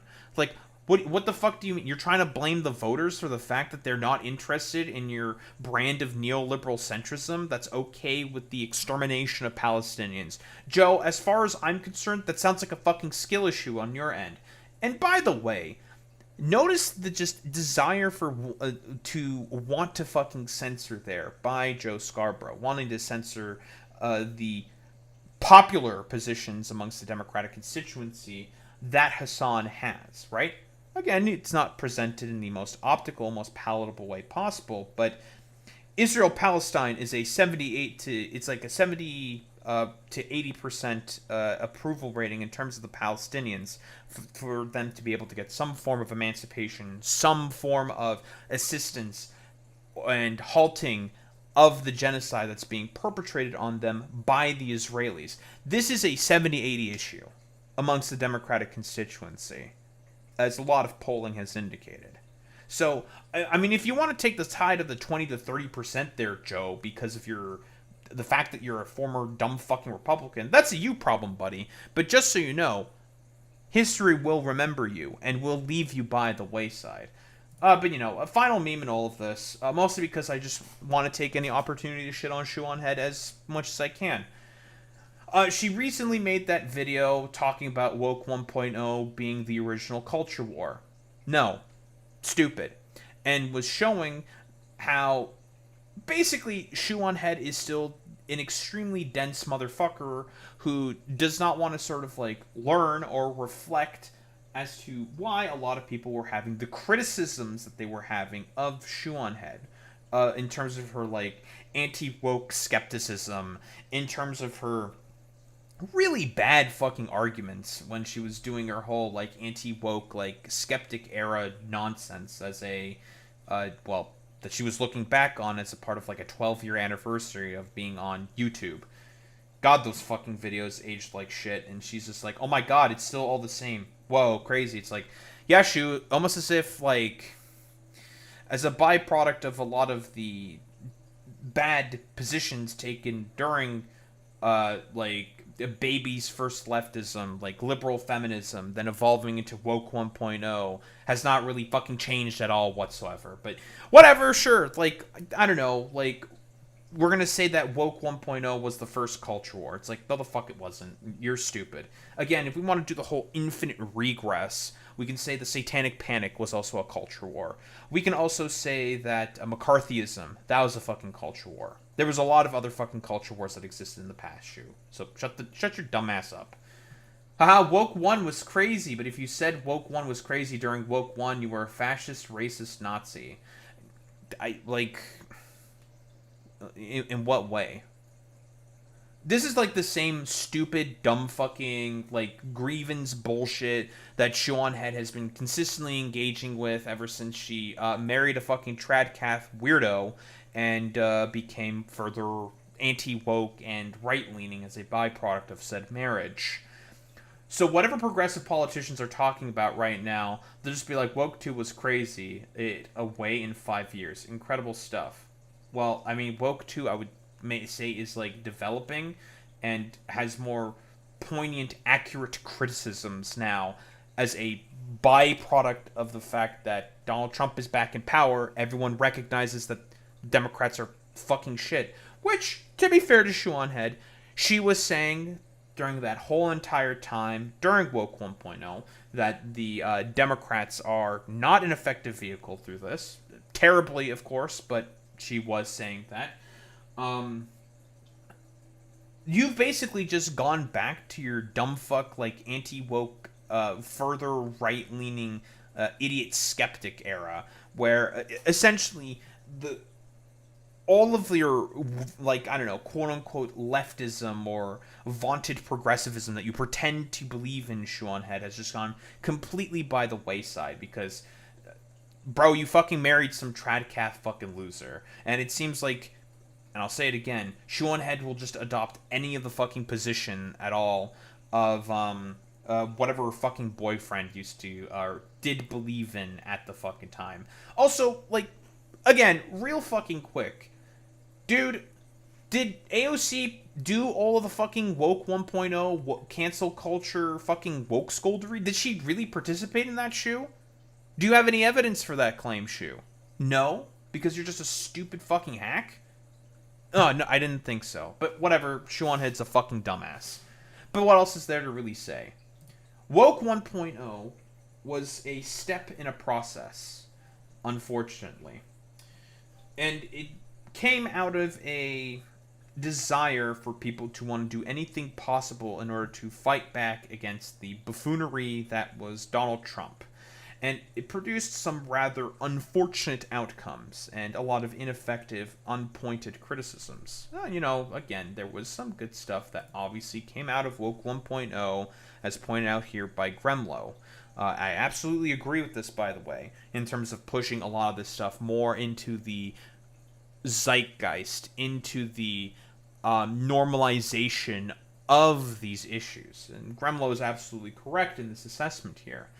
It's just unfortunate that a lot of it got co-opted by dumb fucking liberals that are totally okay with talking about everything like a social lens poorly, but also did not give a fuck at all about the necessary class politics that was needed to supplement a Woke 1.0 to essentially make it be as successful as it possibly could be, thus leading to the return of Donald Trump into the White House, and everyone in the Democratic constituency recognizing that how ridiculously fucking ineffective the Democratic Party was as an institution, which I have said before many years ago during Woke 1.0. But whatever, such is the burden of being on the left.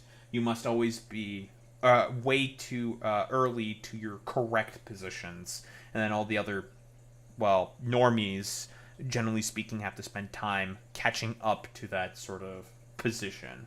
But yeah, I don't think there's like really much else to say besides Woke 1.0 was very shit, but was very necessary in terms of creating what I believe Woke 2.0 is seeking to promise, and that is a more baseline class analysis and an understanding that the problem is the fact that dumbass Democrats and liberals are not actually, or I should say quote-unquote liberals, because Democrats are not actually liberals, but whatever, are not going to help you and are still in the pockets of corporations just like the Republican Party, and will be the stewards of fascism for, you know, as like the whole like meme goes, you know, cut a liberal and a fucking fascist bleeds.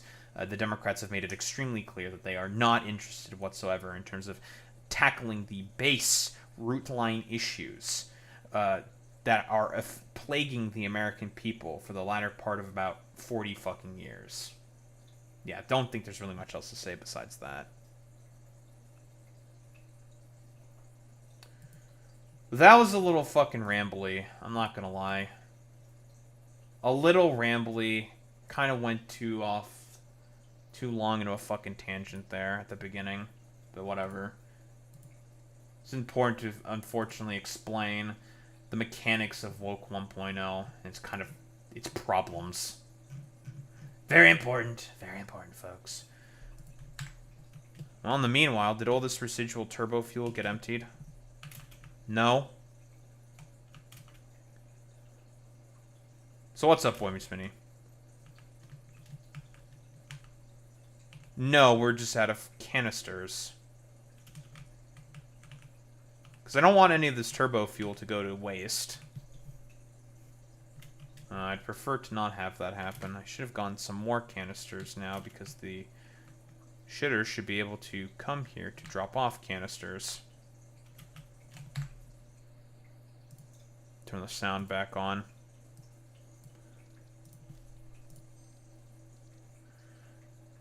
Yes, rainbow capitalism is also dead. I agree with that, Boy Meets Mini. And, I've made my positions on rainbow capitalism clear before. It's a necessary evil, I think, in my personal opinion. Given the late-stage capitalist system that we're in right now, I do still think that rainbow capitalism is a necessary evil to essentially have, well, I guess for lack of a better term, conditions for... Don't know why I still kept that thing. That thing is extremely fucking loud, by the way. It's basically, it's a packager where you feed it the ingredients and then quote-unquote the AI inside figures out what recipe you want to make. It's effective. It works. It's just fucking loud. Very loud. And I don't know how to turn it down. I don't think I can turn it down. It's unfortunate. But it's slick. It's nice. I like it. It's good. I think it's effective. Not going to use it because it's extremely fucking loud, and I don't want to deal with how loud it is. I'm not going to lie. But we have a bunch of turbo fuel now. Very cool. Very good. Ready for it to eventually be distributed and whatnot. So I'm looking forward to that. It's going to be great. It's going to be fantastic. You worked on your Fallout 4 mod. You're creating a ridiculous melee weapon as a quest reward. It's a machete with the power of Tamil Spice. Cripple, bleed, and shock effects with big damage. Call it Aruval after the famous swords they use down there. Well, that's pretty cool. Can you give extra enhancements on weapons? I don't think you can, right? How does enhance, like, you use it, like... Yeah, I was about to say, is it like Skyrim, basically? Where you take your soul gem of all the... whatever the fucks you murder constantly... and just stick the soul juice into the enhancements or something?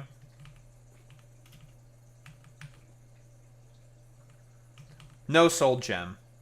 Then how do you do the enhancements? I'm curious. How does that work? What's the mechanics of it?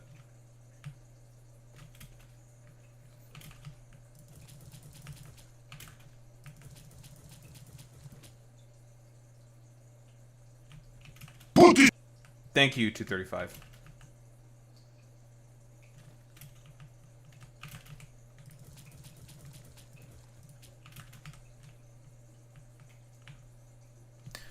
You don't, you just kill legendary enemies and they dice roll.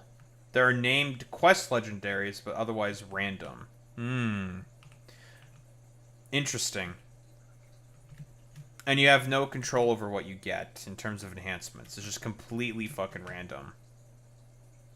Is this dumbass bullshit fucking... Are you just sloshing? You sloshing? Are we sloshing right now, dudes?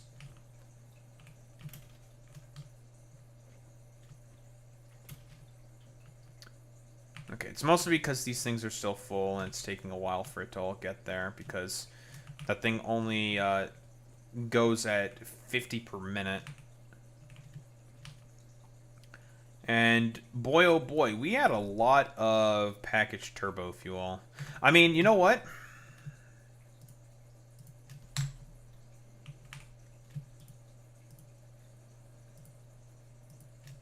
Jetpack time.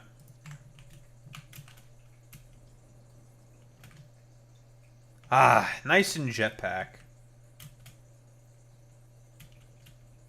I could definitely feel the difference. I believe that turbo fuel does make give you additional acceleration, and obviously it lasts a lot longer because the energy value is much higher in comparison to that of packaged fuel. It's about 3 times higher. That's why we want this stuff to begin with.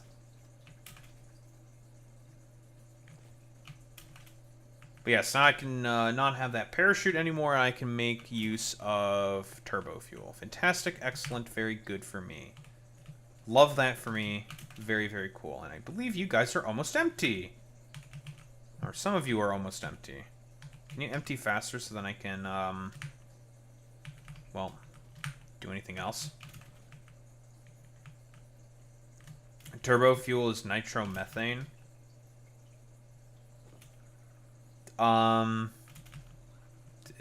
No? Okay, first off, okay.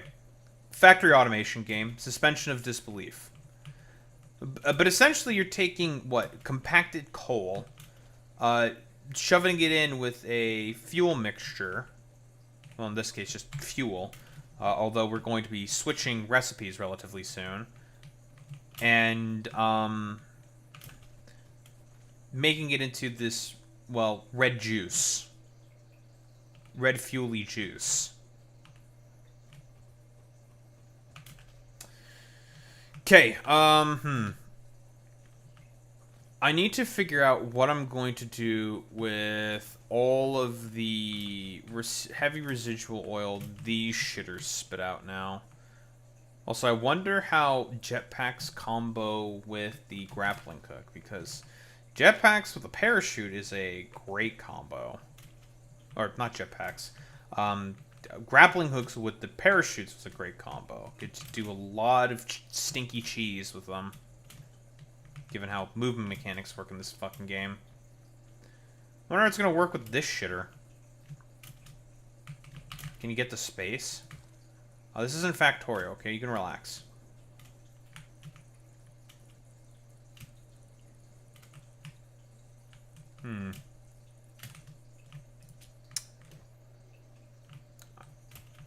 I think these two might potentially clash a little bit.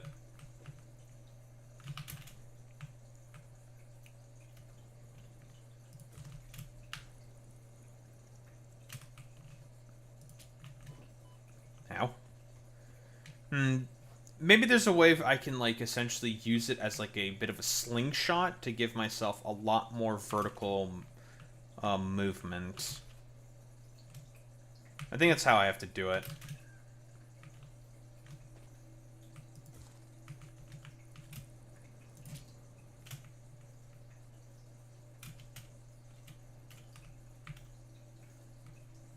I think that works. I think? I'm not sure, though. Well, that could be useful. Make it such that I don't have to carry around concrete to make foundations in order to climb. That's not terrible. That kind of works. It's a little weird, but...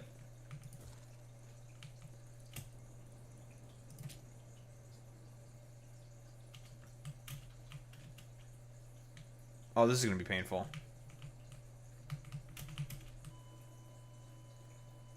Kills myself. A picture of this event has been sent to the Fix-It head office to reside on its power blame.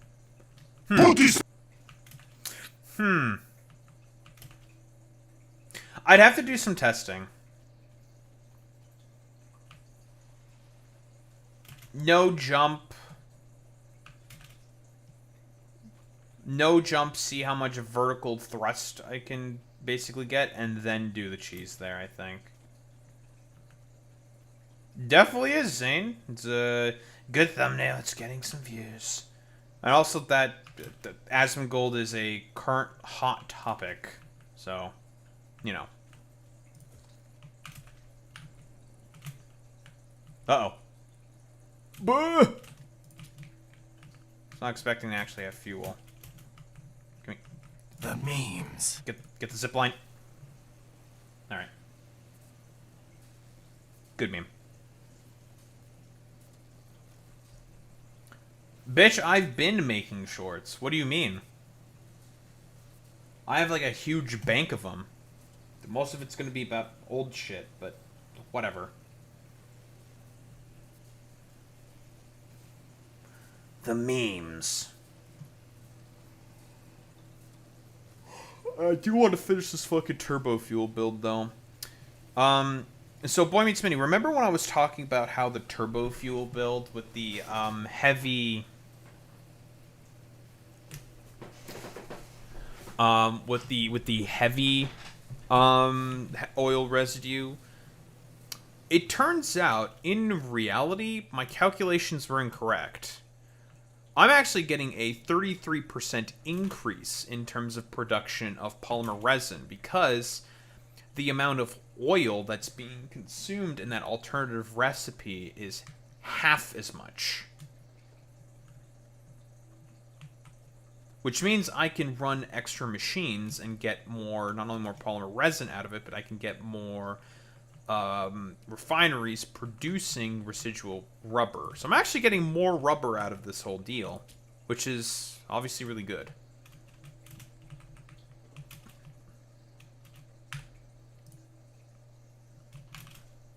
Which I can't complain about. I will take more rubber.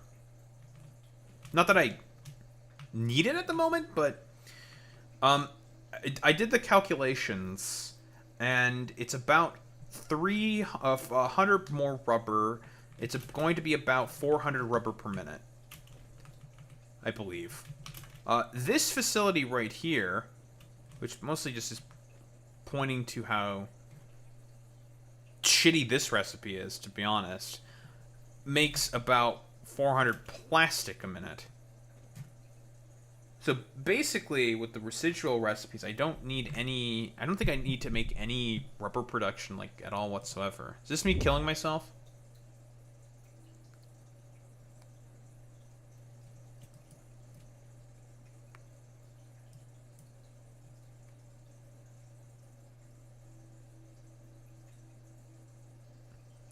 Are you two idiots talking shit?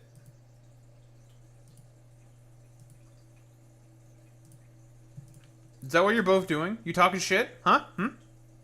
Little bitches. You think I didn't notice? Yeah, fuck you. Oh, this is gonna be painful. Can't believe I killed myself. I did kill myself. I did that. Fix-It head office to reside on its power lane. Alright. Nice meme.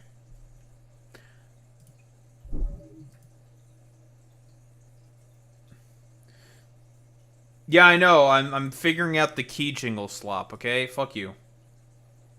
Yeah, I know. We want to make key jinglies. Even though I hate key jingling. But unfortunately, we live in the key jingling era. Yeah, I need to jingle more keys. Yeah, I get it. Okay, I understand. Fuck you. You know what? Fuck you. Needs to jingle more keys. It's like, alright, man. Thanks, bro.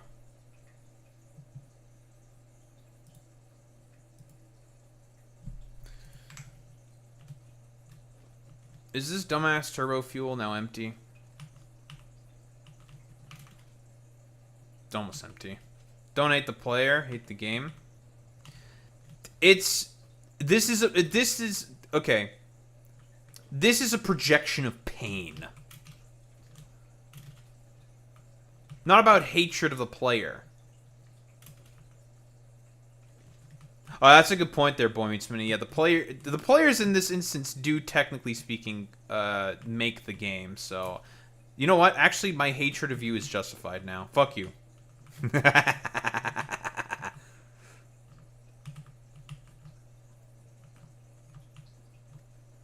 All right, now I have to take apart. Put this. Good one.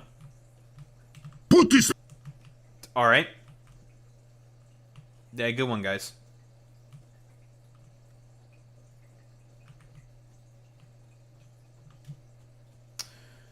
Okay, well, those AI fluid thingies were definitely not a bad idea, but they're not going to work out because, goddamn, that bitch loud as fuck. Damn! Your car will sell tomorrow. That's fucked up, bro. What the? Holy shit. This motherfucker Zane ain't playing around. What the?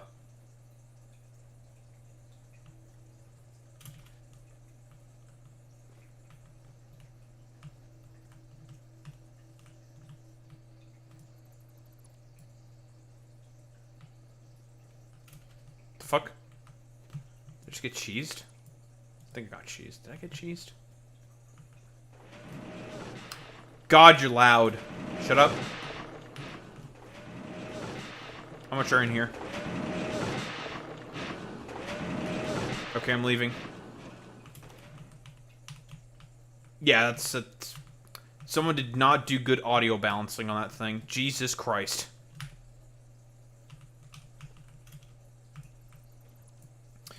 No, the quote unquote mini tards are having a fight. Stop fighting!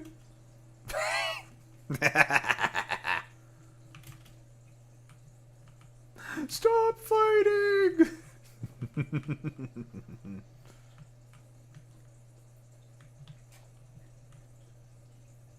The reason you're cringe is not because you ain't skilled, but because you ain't ballin' on that stank-ass Windows 95 pewter. I don't have any pipes?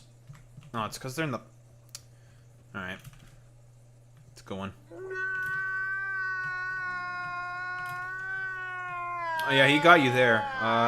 You are not balling on that stank-ass Windows 95 pewter. That's true. And real. I'm gonna need more pipes.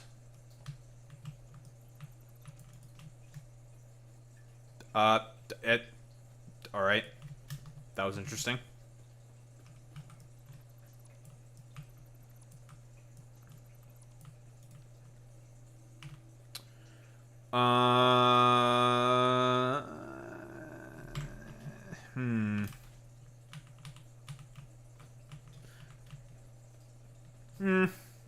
That's fine, I guess.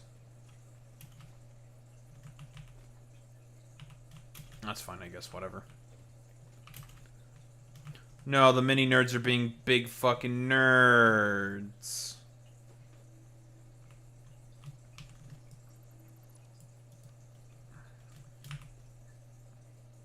No one asked you, fucking nerds.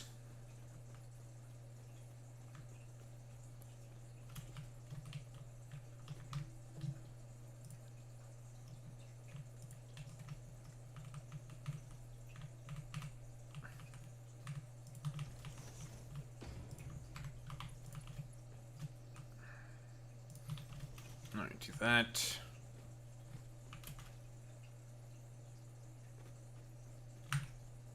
All I'm seeing is like two car nerds going at it, saying like, "Yeah, well, you know what? Fuck you. You drive a Ford F-150. Fuck you. That's crazy."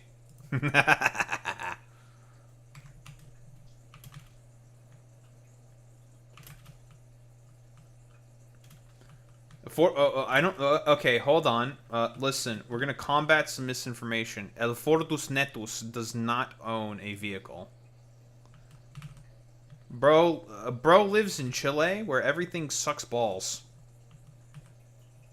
His words, not mine. Okay, This produces 400 heavy oil residue because we have... Wait, no, this should only be producing 200. How many of these do I have? This should be 10, right? And that's... so that's 20 because I got 2 rows. Right. Keep forgetting how shit this recipe is, dude. Okay. This motherfucker is producing 200 heavy oil residue per minute. The recipe that we're going to be using is heavy turbo or turbo heavy fuel, which is kind of a bitch in terms of the recipe amount. So what? 200 divided by 37.5. Of course, there's also the compacted coal, which I'm just curious. So that's 30 compacted coal per minute. What's the regular recipe have? 15. But you get so much less turbo fuel out of it. It should be fine, because I do produce a lot of compacted coal. If I wanted to boost my production of my assemblers, I could get about... where are you? I think about 1,000 compacted coal per minute, which should be more than enough, because you don't use compacted coal for really much of anything else besides turbo fuel. That's it. Well, there's some other stuff, but we don't care about that. So the consumption of turbo fuel, of compacted coal doubles, and the heavy oil residue in comparison to that of the regular fuel goes up by 66%. But in return, you get about 40% more turbo fuel out of this meal. About 40% more.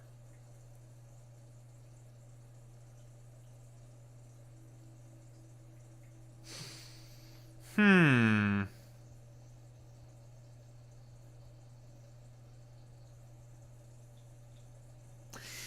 Okay, I'm looking back on this and I'm thinking to myself, is this recipe as good as I think it is? Is this a good recipe?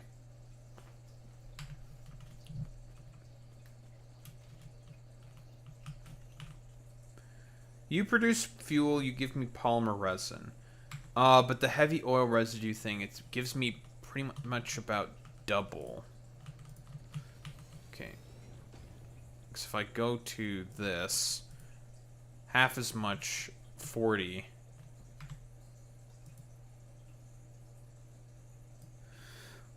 Compacted coal fucking sucks. Because I don't think there's any alternative recipes for compacted coal. I'm pretty sure. I'm like 95% certain. Compacted coal. Come here, you.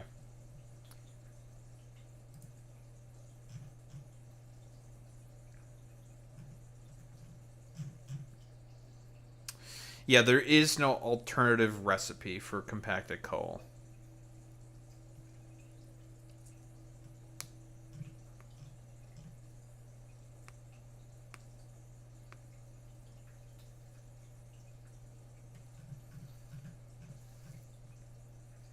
Yeah, it does kind of suck. It's pretty shitty. Because I do remember checking that at some point in time. Like, I'm pretty sure it doesn't. Yeah, it doesn't. Yeah, fuck you, Ada, bitch. Okay, so again, 400 heavy oil residue here. I do about 10 of these. There's an extra 25 I need, basically.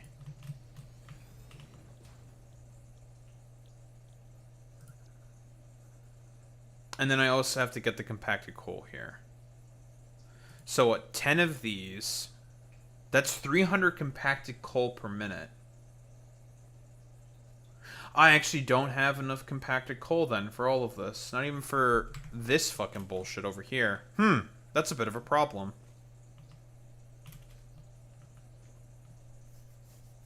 That is a bit of an issue, actually.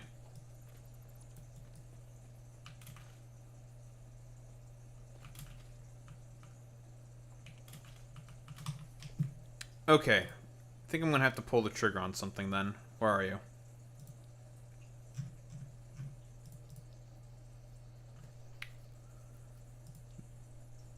Where's the ma'am?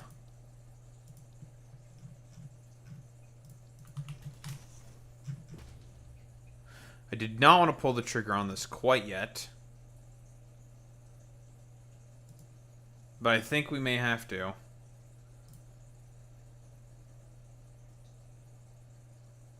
I wanted to pull the trigger on this stuff.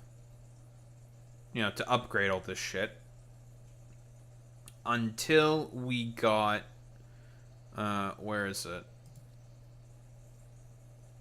Our level 2 or Mark 2 miners upgraded first. Fuck off. Go. Get. That's what I wanted to do. But I think if we want to keep up with the production of the turbo fuel that we want, then we may need to pull the trigger on the assembly speeds or assembler speeds now. Now that's going to have a bunch of downstream effects. Besides the fact that it consumes more power, it's also going to, for all the recipes that we're using that utilize assemblers, it's going to double their costs. Now, for a bunch of these, it shouldn't be a problem. But for some, I do foresee that it could be a bit of an issue. Because I was operating off of the assumption that I'll be able to double all of my shitters first. Well, that means when I also upgrade the,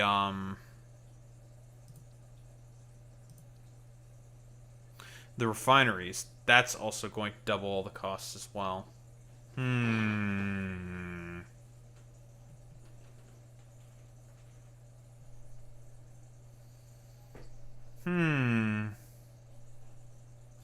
That's annoying.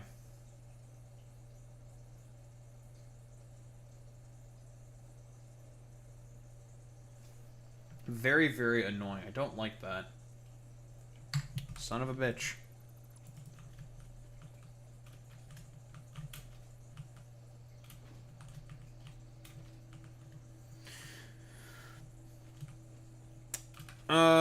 Do I need to do a compromise?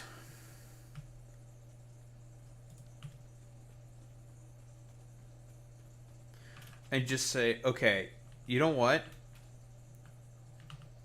Fuck it. Who really gives a shit?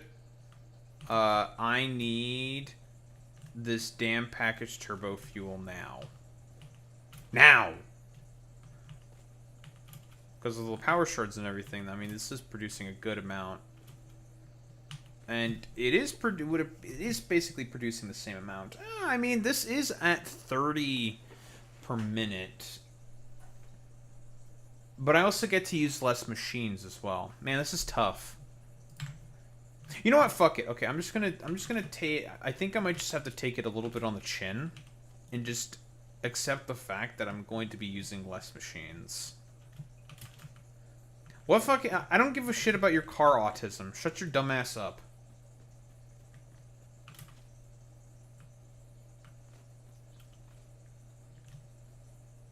You know what? Fuck it. I'm just going to pull the trigger. I'm going to deal with the consequences later. I just want to get this done.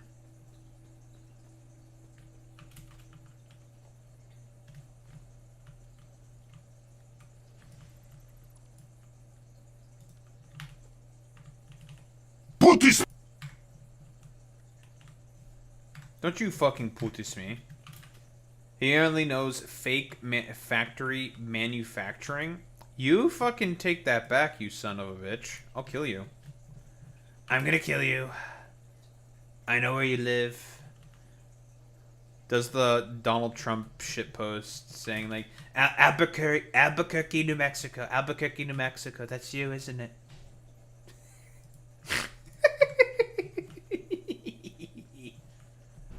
Albuquerque, New Mexico. That's you, isn't it? Wait, no. That's a very nice house. What, your grandma make you cookies or something? Oh, you're a fucking loser.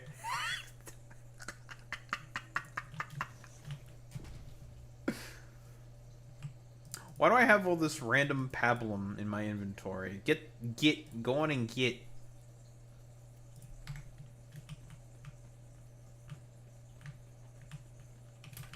I am being very putis. Well, no one asked. Who asked you? I didn't. That's for sure. Do we got any askers? Because I'm out here asking.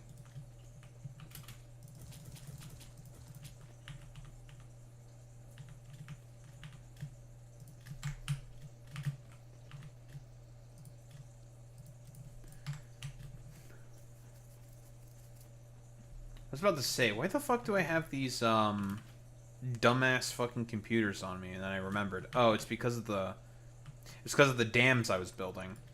Yes, I built a bunch of dams. Hooray for me. I love dams. Because the 3 dams that I ended up building before running out of, well, heavy modular frames that I had from the dogs, were producing me about 1,500 megawatts of power, basically for free. It's really good, really good. And I can add more dams.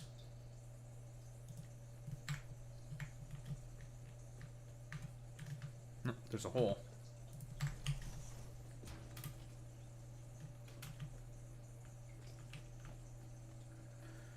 Topshi.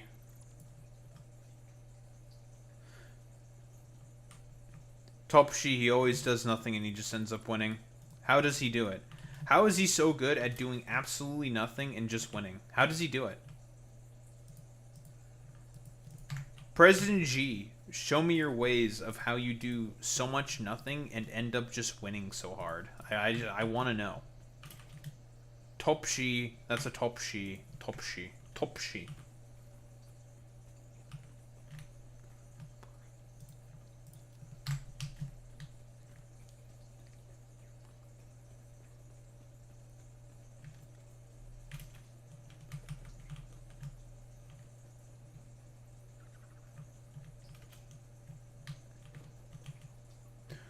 Oh, speaking of Chinese electric motor vehicles, U-235, we're about to get our first BYD manufactory here, aren't we?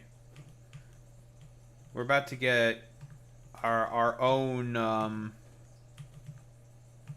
BYDs, and those motherfuckers are gonna be cheap, right? Don't they cost like the equivalent of about $4,000 in the US or something? Like, they are very cheap.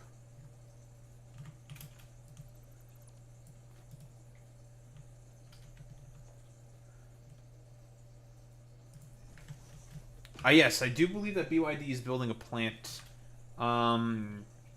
probably here. If I were to take a guess, probably in Ontario. Because that's where we do all the car Fun fact, Ontario is where we do all the car manufacturing in Canada. That's where we have all the plants. Why? Because it's the closest to the U.S. border. And it's the closest to Michigan. And Detroit. That's why. So we do all the car manufacturing here. In this shithole of a province I live in. God, I fucking hate this place. Why is this province so dog shit? U-235.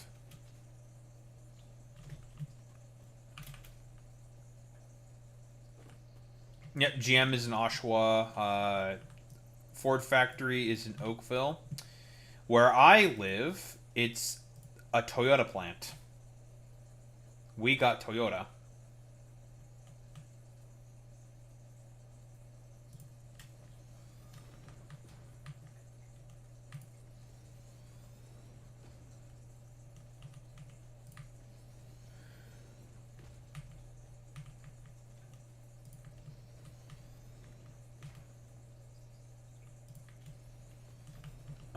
Okay. 1, 2, 3, 4, 5. Okay. 6, 7, 8, 9, 10. Thank you, Doug Ford F-150, for making this province a shithole. True. That's true. This province is a fucking shithole because of that fat fuck. Daho, that's not very nice of you to call him fat. Nah, don't care. I'm calling him a fat fuck.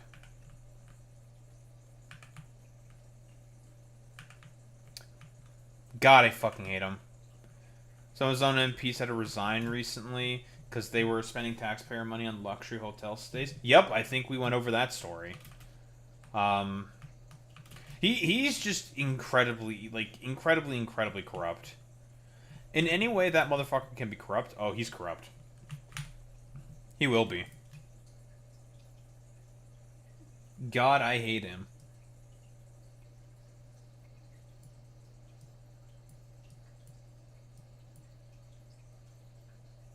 $32.4. Let's go with just 32. Yeah. Yeah, let's just do this way. Okay, so 320 per second.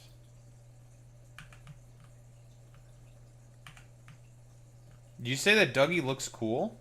What the? Dougie does not look cool. That's a Pago.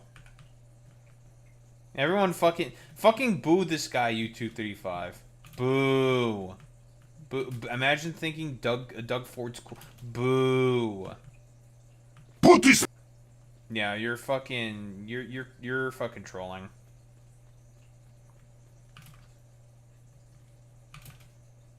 Oh wait, no. I'm like Listen, fuckhead. You have fucking crossed the line. Get that through your goddamn fucking head. Wait, I'm an idiot. I keep forgetting that you make 20... I thought it was only 15 per minute. No, it's 25 per minute in terms of compacted coal. Which means the small setup that I have makes is about 800... No, I'm fine in terms of compacted coal. I mean, it's still not great, but, like... It's not bad. What's up, Chenkis? How's it going, my duderino? Or Chenkis? Chenkis? I'm bad with names. I say this all the time.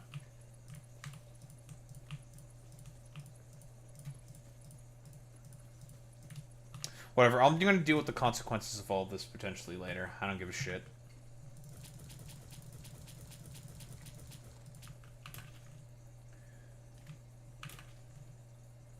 Who the fuck is Tim Houston? Why the fuck do we have a guy named Houston living in fucking that's an American city. I'm being a Canadian nationalist. Get this bullshit the fuck out of here. There's no Houston mans living in here, okay? Not happening.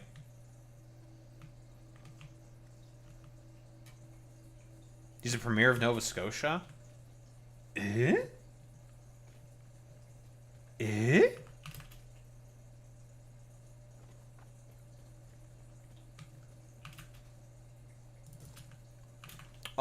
Okay, so on a scale of 1 to fucking stupid, how stupid is he?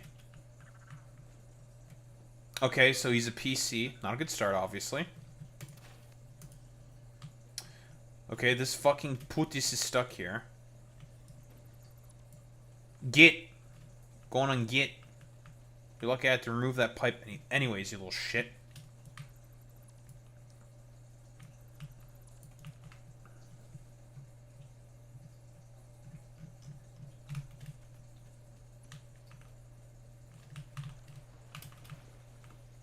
Very much so like Carney, but more center-right. Oh. So, Hutch would love him then. XD, XD, XD, XD, XD, XD, XD, XD, XD. Manitoba. I think it's, is it Manitoba? I was confused. I was about to say, no, I'm pretty sure it's Saskatchewan. Yeah, Wabkanu. Wabkanu is based. And he is the most popular politician, I think, in Canada. 60% approval rating, I think. People really like Wabkanu.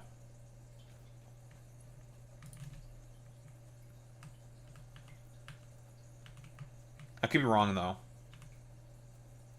But I'm pretty sure he's at about 60 last time I read. Unless something changed. What? I mean, I'm used to how shitty normal packaged fuel is. I am not used to turbo fuel. Who the fuck is Scott Moe? What's with all these fucking jabronis having American last names? Scott Moe. Fucking bitch Houston. Bitch Matt Houston, okay? Fucking Shofu look ahead ass. Oh, these are really old references that nobody is going to get. Okay, forget that I said anything. Pay attention to literally nothing I just said. Erase it all from your memory. Don't worry about it. Aye! Get your dumbass out of here.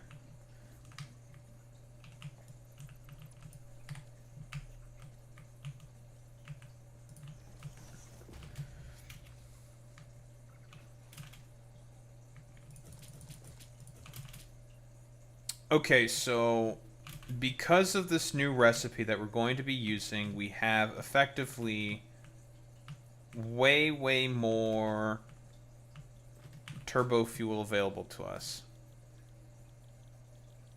So where is it? Where are you? Heavy oil residue.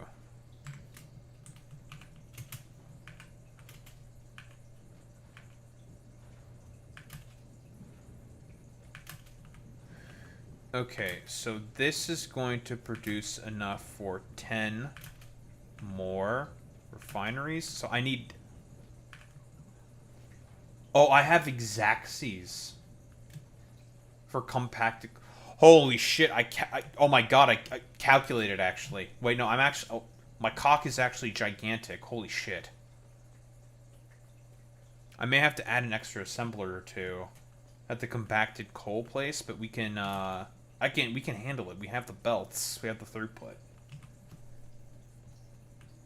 Well, yeah, never mind. Actually, I'm actually the best at setting all this up. I'm actually way too good. Okay, so basically what we need to do is, to make all this turbo fuel, right? We're going to be making about, 3... So each one is 40. Each one of these make 40. Yep, 40 per minute. On baseline. We are going to have, obviously, about, 20 of these things. That's 800. That's going to be another 20 refineries making the fuel that we need. And I can basically augment my build back at the compacted coal factory to get the 960 compacted coal that we need in order to supply these shitters. Or I can just get my upgrades now. Either way, I have enough to make what I need. Yeah, I have enough. In fact, I have more than enough. All I have to get is probably like just one tier of the clock upgrade, and then I'll be fine, I think. I may need an additional tractor to make sure that logistics throughput's okay. Because what? 33% of 25, that's going to be about an additional 8. So that's going to be about 33.3 per second, per minute. Not per second. This is in Factorio. 33.3 per minute. Yeah, I'm going to have enough. Yo, it's good. Good. Okay. Sick.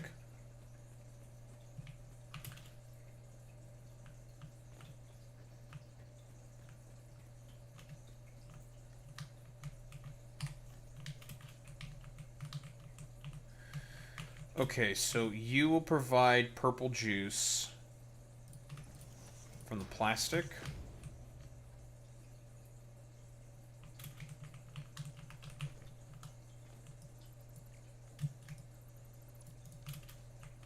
Purple juice from the plastic.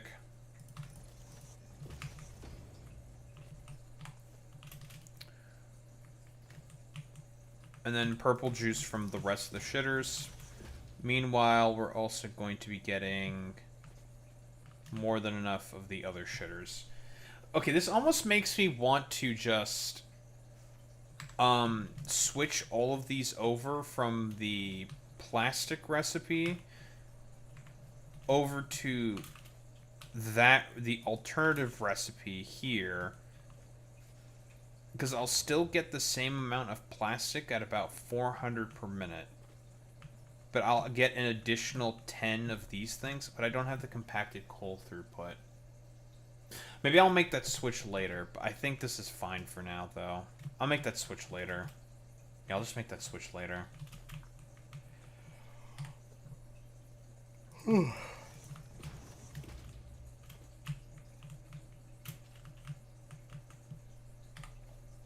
Mostly because I don't have the belt throughput for it.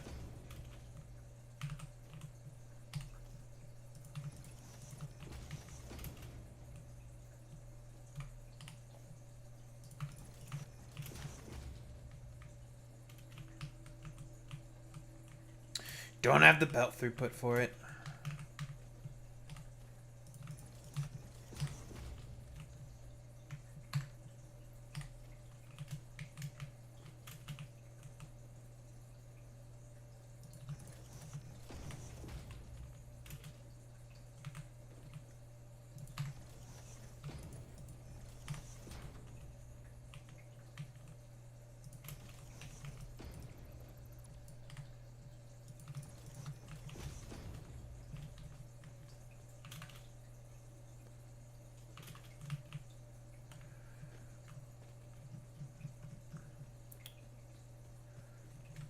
You know what I wish I had? God, what was the name of that fucking phone company? I think it was Taiwanese, I think. HTC. Who remembers HTC phones?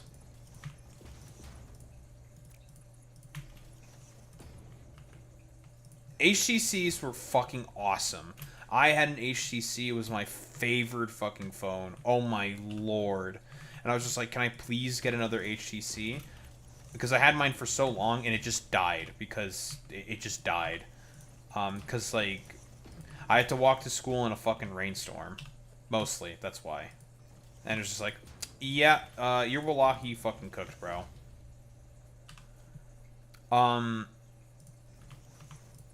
And I learned that they were just not selling HTCs anymore at Rogers. And I'm just like, bro, hello? What the fuck?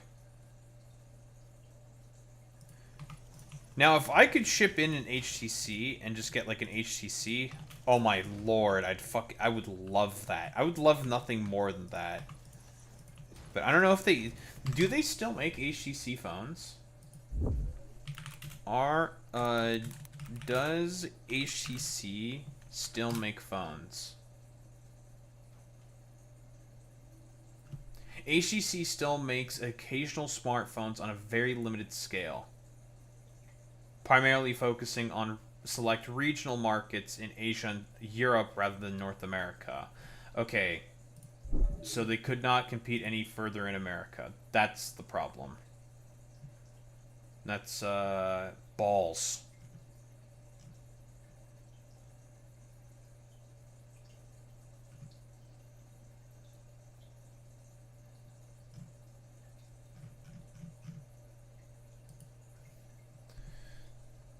But yeah, HTC phones were fucking awesome.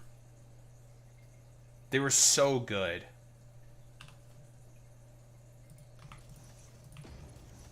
Listen, there's probably a review out there, but I'm okay. If I can get my hands on an HTC phone, I'm getting my hands on an HTC phone. I'm not gonna lie. I don't give a shit. I'm getting my hands on an HTC because they were so... God, that phone was so fucking good, man.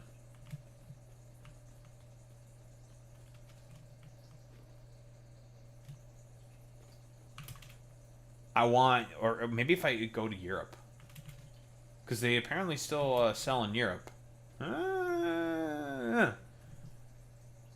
HTC U25 seems to be the last one they made. I don't remember what HTC I had. What is the HTC U25? I'm seeing the U24.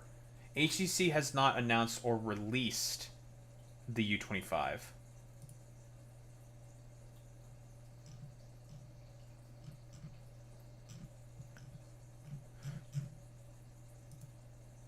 HTC U24 reviews.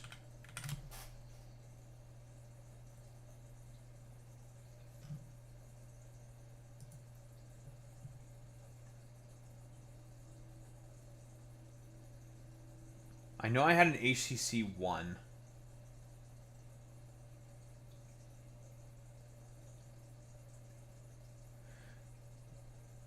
TLDR, get this phone if you're an HTC fan, but prepare to have the most vanilla AOSP experience in a bad way. The fuck is AOSP?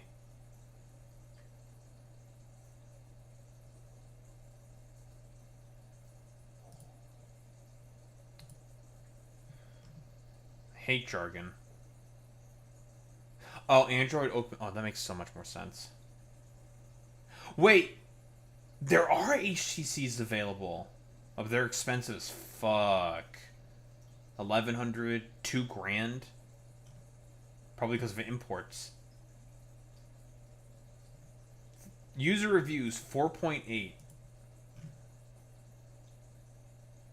Which means, what if I were to look at a Samsung, like the S24? What's the user reviews on that?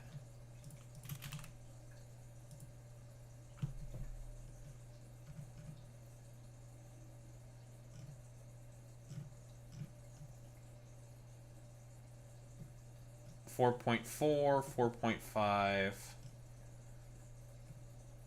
7.2 out of 10. Okay, if I can somehow get my hands on an HTC, I'm gonna get my hands on an HTC. If I, you know, I need a new smartphone. I want to get my hands on an HTC. I really do. But the problem is I'm with my parents' plan on Rogers. I'm pretty sure Rogers do not sell HTCs anymore. I'm like so for certain that they don't, because they're little bastards, and you should do everything possible to hate Rogers. Yeah, you should hate Rogers. They're just evil. Evil corpo. My mom had to wait about 2.5 hours to get into contact with someone at Rogers for an issue she was having. They're evil. I hate Rogers. One of our ISP and phone providers within the United States, within Canada. Them alongside Bell take care of all telecommunications, or majority of telecommunications within Canada. So you guys thought your ISP monopolies were bad. You should talk about Rogers and Bell, which not only do internet service providing in Canada, but you want to know what else they do? Yeah, they also do fucking phone provisions as well. Yeah, Rogers, Bell, and TELUS, but I don't think TELUS does internet service providing. Rogers is just evil. They're just bad. Shit service because they know they're part of a duopoly with effective duopoly with Bell in terms of internet service. And they also provide phones. Like, they just suck. It's a terrible fucking company, dude. Daho, you've been a loyal Rogers customer. Yeah, because I've been on my parents' plan for like the entirety of my life.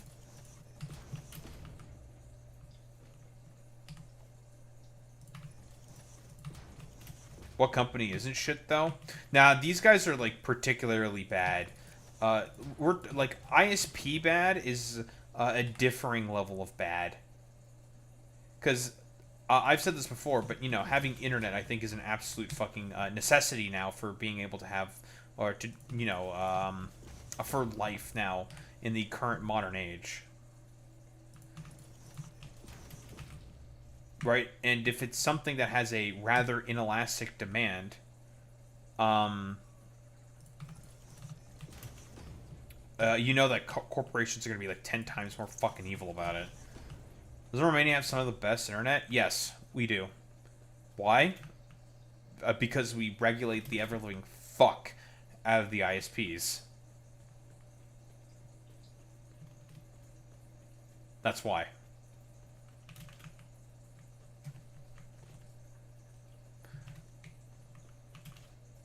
Yeah, imagine all the telecom and internet being owned by AT&T and Verizon. Yeah, I would assume that'd be fucking terrible.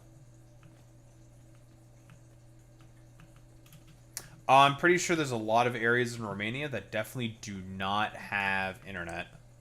I'm like 95% certain.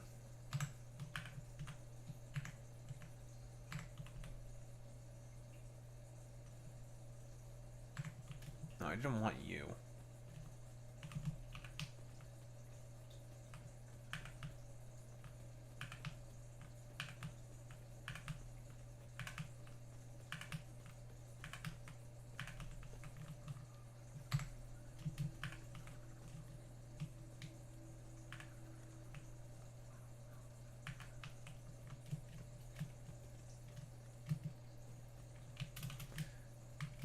True, that is why that fucking chud incel, more Papega slop, M. Pregasus can just post so much fucking dog shit, because he has really good internet speeds. That's true.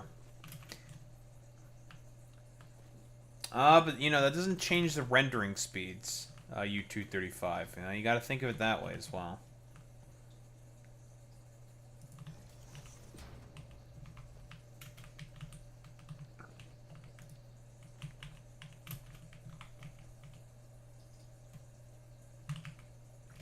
Wait, hold on. Did I not fucking align these correctly? Am I being stupid?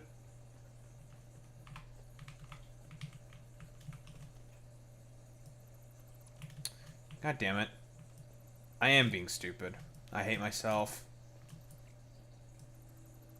I have to flip these around. Fuck my life. And it's not like Factorio. I have to fucking disassemble these and reassemble them. Grr. Or actually, maybe I prefer it this way. Maybe actually it's better this way.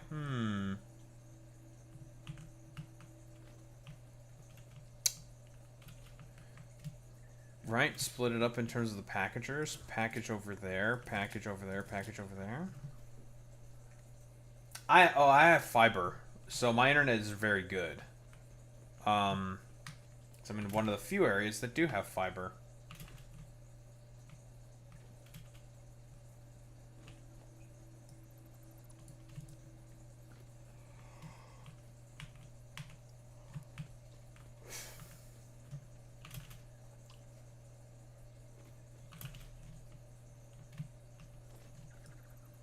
I have to fucking flip these shitters around. Fuck my life.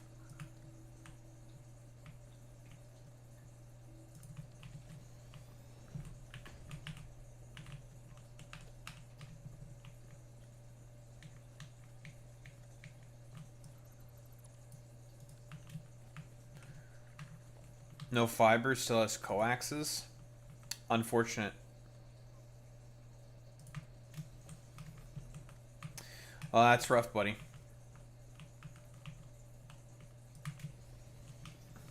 I don't have any coaxes. Bleh.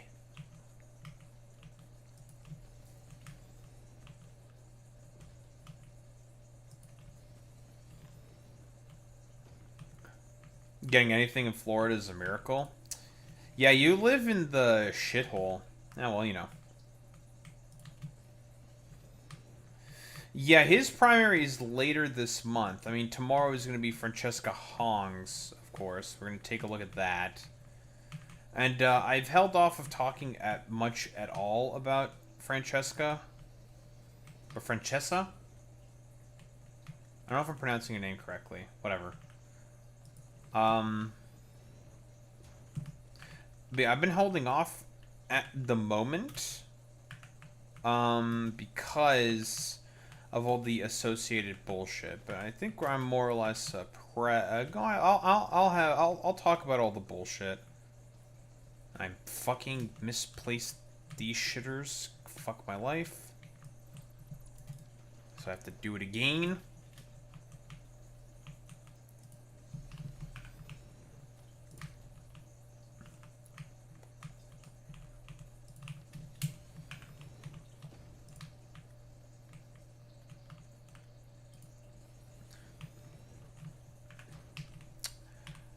When I was in Florida many years ago, I don't think I ever went to Miami. I think we went to Disney. Tampa. And if we did go to Miami, I don't remember anything about it.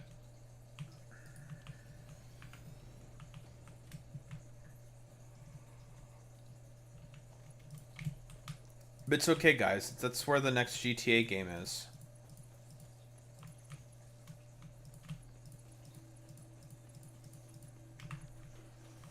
What could possibly go wrong?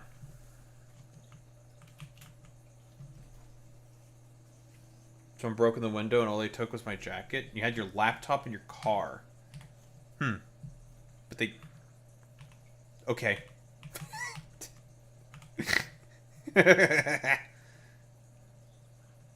That's that Florida man's type shit. Have you ever considered to not leave your laptop in your vehicle?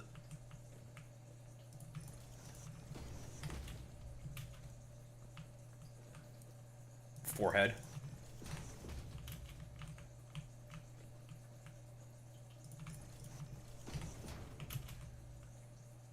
Yeah, fucking... What? Yeah, don't you know, libtard, that you're not supposed to leave jackets inside of cars? Some schizo's gonna come by to steal it. God. Fucking... I thought you learned your lesson already, dumbass.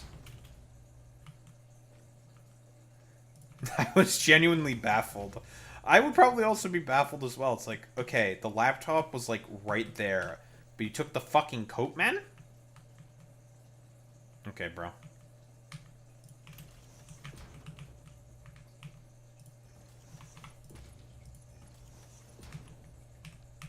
I didn't place that correctly. Kills myself. Jacket was your cover for your laptop.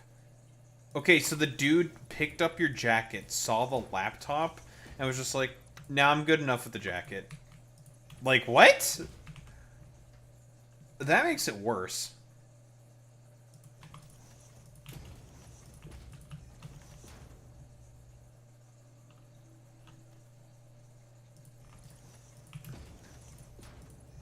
Also, make sure to lock your catalytic converter. Huh?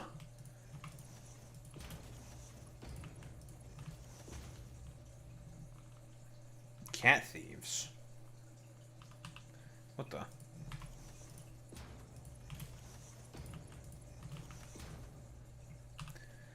Oh, we've detected a Pepe failure. Zane has conducted a Pepe failure. Everyone laugh at this user.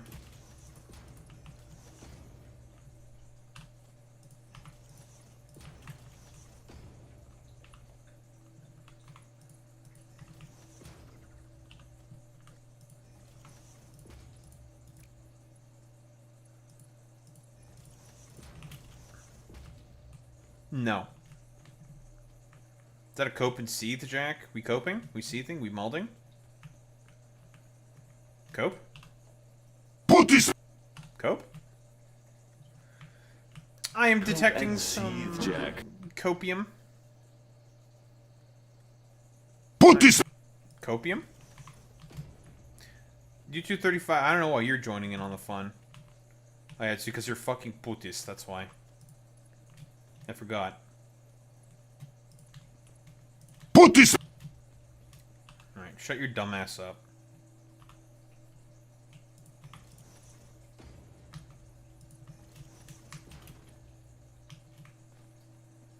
No. Well, you know what? Have you ever considered maybe, fuck you? Smile? Shut the fuck up. No one cares. Know your fucking place. Trash. Funniest thing about that clip is that that's Filthy Frank throwing a Mac on the ground. So, based?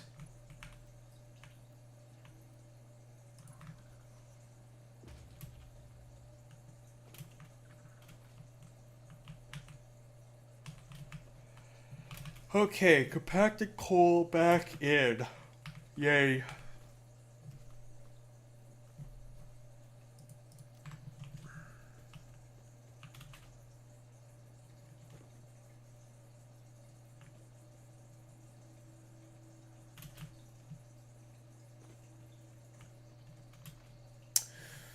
Ooh, that's rough, buddy. Yeah, that's rough, buddy. I would also hate that as well. Like, God, fucking... Listen, if we want to talk about the, bourgeois decadence in terms of, like, laptops, Macs. Bourgeois decadence is a fucking goddamn laptop, dude. Gotta hate them.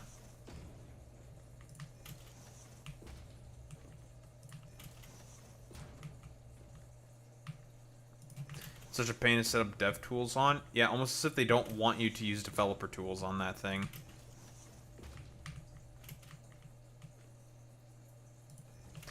Yeah, almost as if they don't want you doing that. Pepe.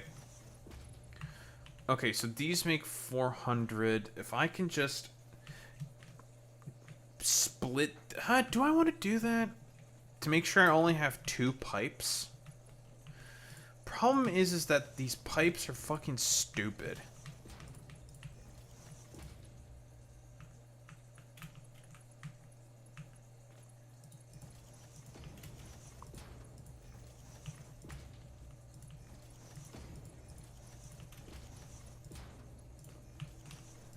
I may have to finish this tomorrow. It's getting kind of late, and we still have 2 more fucking segments to do.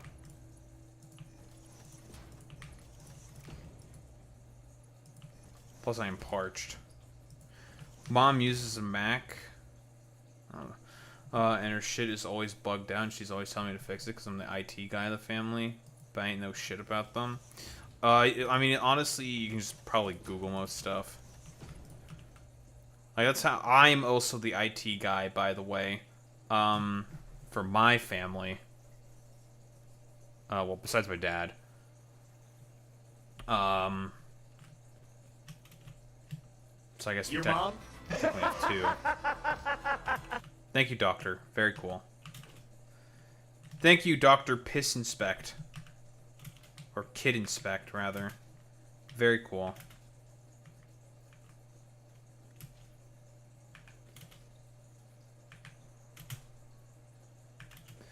Guys, I totally swear to God, I swear to all that is good and holy, that Macs are great for productivity. It's not because we're fucking, like, 3 IQ morons or something.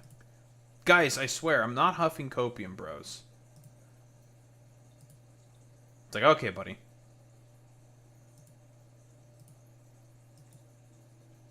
Mm-hmm. Totally. Totally. I believe it.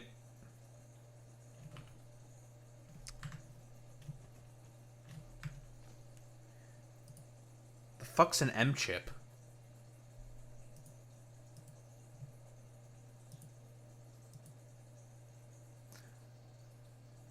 Like, I don't know shit about fucking, well,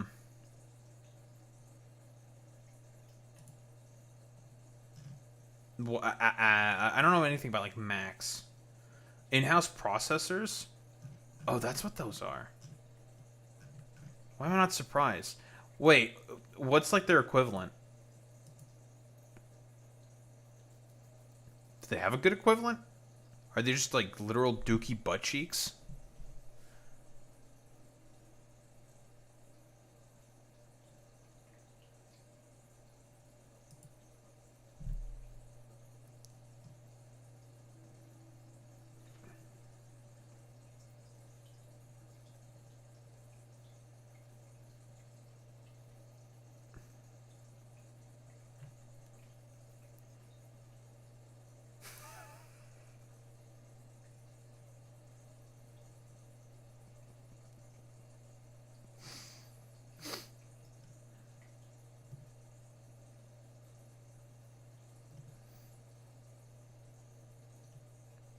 Frogan provides a brief update on her lawsuit. Hassan will be doing a fundraiser stream with her where she may give him a makeover.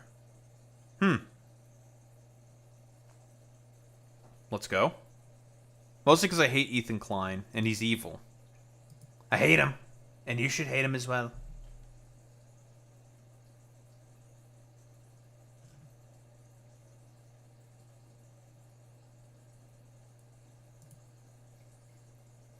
The Asman Roaches found the new short Zane, and they're saying he didn't say military invasion. Okay, man. Like, I swear to God, with these like subhuman wretches, I'm gonna be really honest here. We saw the video. He literally says it. Like, you people can only deny reality for so long. Bro literally does say that it's a military invasion. Like, oh my God, man, it's, oh, you know, one day I will suffer psychically, from Asmongold viewers, but it's not. Today is not that day, not yet. Yeah, bro says it's a military invasion. Actually, he never said it's a military invasion. Okay, then what the fuck is this? Then what did he say? Oh, he just said that, like, migrants need to get murdered or something. I like, turned into, like, I don't know, boots or something? Like, I swear to God, like, calling these people cattle is the correct thing to call them. They are just unironic fucking cattle. In terms of, like, the quote-unquote malleability and interpretation of reality that these quote-unquote people have. It's genuinely incredible.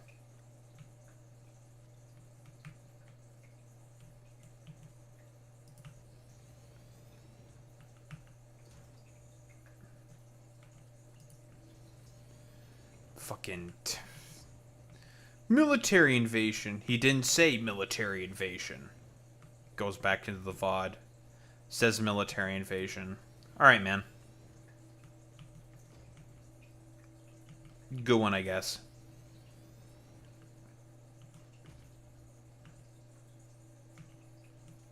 Yeah, nice view indeed.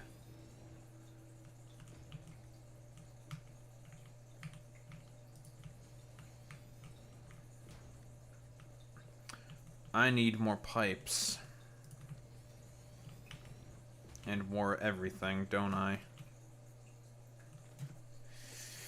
This might be a little overkill for what I am trying to do here. But I do want to make sure that I'm... Because, I mean, this area is just meant to be dedicated to producing initial petroleum products and... nothing but turbo fuel. I think something that I might do is I'm probably going to flip these over to making plastic. Probably. And then I'm going to flip this to this. I think.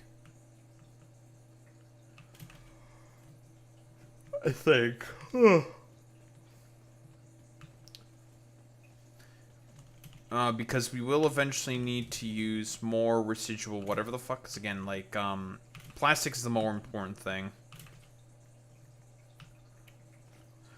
But we will be using the exact same recipes and then using it to make rubber when I make the fuel generator plant. So... Or honestly, I could just do the flip now. Yeah, why don't I just do the flip now? I don't need rubber. The rubber that I have created is technically more than enough for my purposes. So why don't I just make a plastic load 1 and a plastic load 2. We're going to be using these exact same recipes when we make our fuel generator power plant. So we'll just get the rubber from there instead.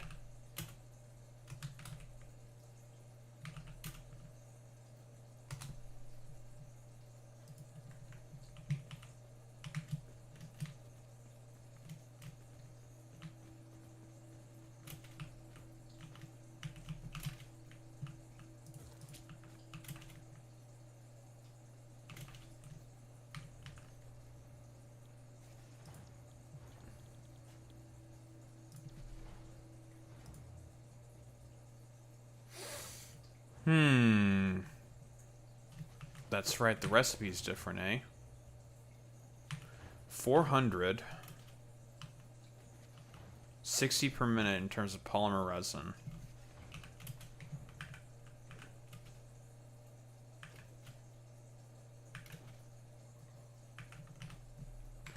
We only need 6 of these things then. Well, one would have to be a little overclocked. 1, 2, 3, 4, 5, 6, 7. Or I could just underclock the 7th. That works too. Yeah, let's just do that. The fuck?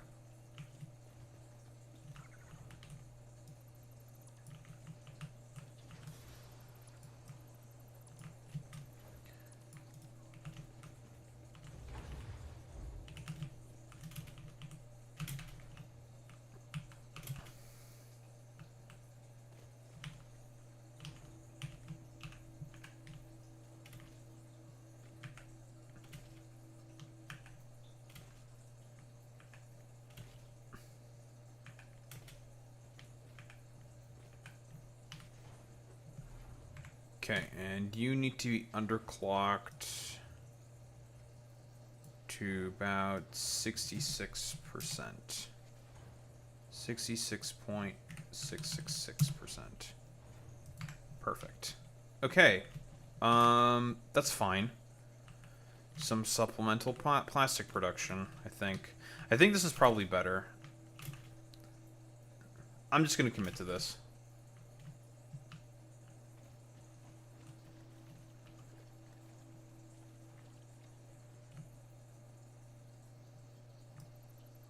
Get rid of that. That gives us about an additional 100 some odd plastic per minute. Which is not the worst, I guess. Sure. Okay, I'm fine with this.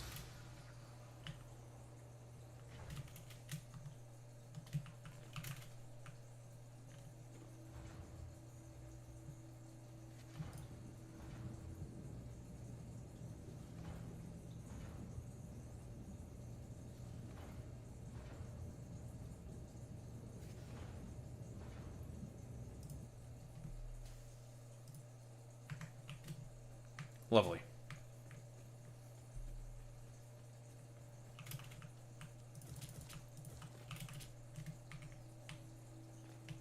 Well, look who's awake. And wandering around.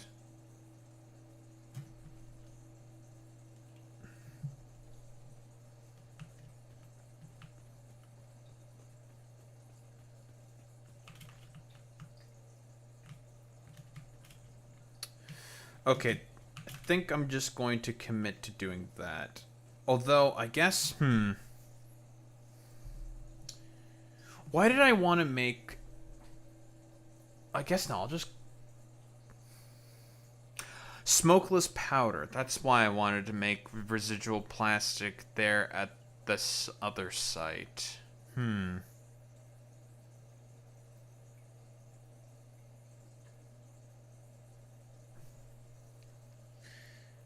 I being too indecisive?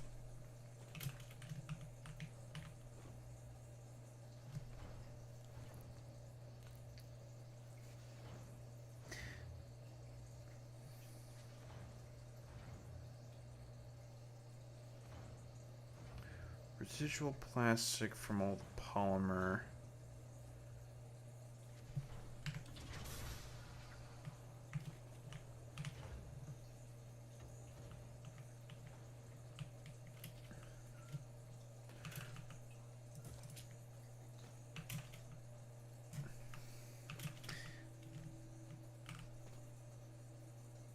I think I might just be being a little too indecisive.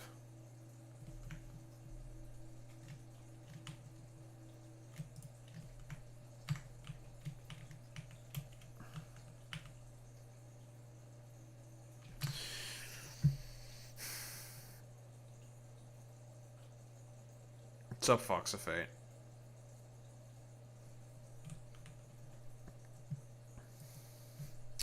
No, I'm just gonna leave this as the rubber. Getting about 200 plastic per minute is probably better. In comparison to the amount of plastic. I'll just do this, I guess. Nah, I'll just do that. I'll just do this. Because what I might use the other site for is I might use it to make smokeless powder so then I can make weapons on site.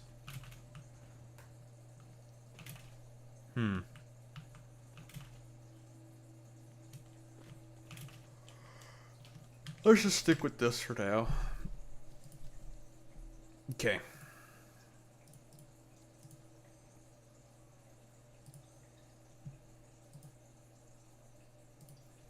Alright, I'm gonna go grab some water, stretch my legs, go to the bathroom, blah blah blah blah, and we have more fucking bullshit to talk about. Where's my shit? Here it is. I'll be right back, gamers.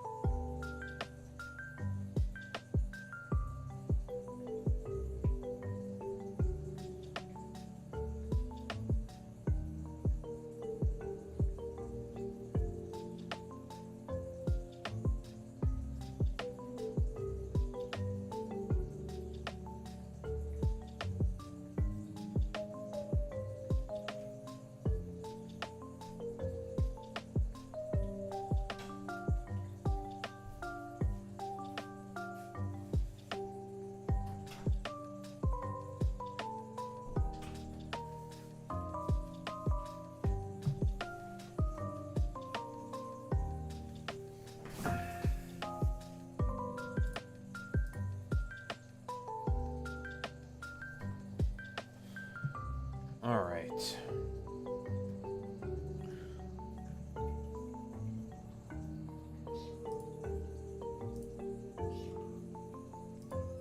We got a little fucking meow meow here now.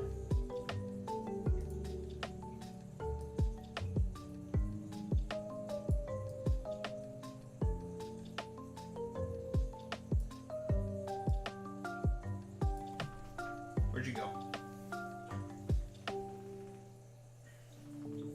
Alright, I have to use her for content now. Yeah, I know.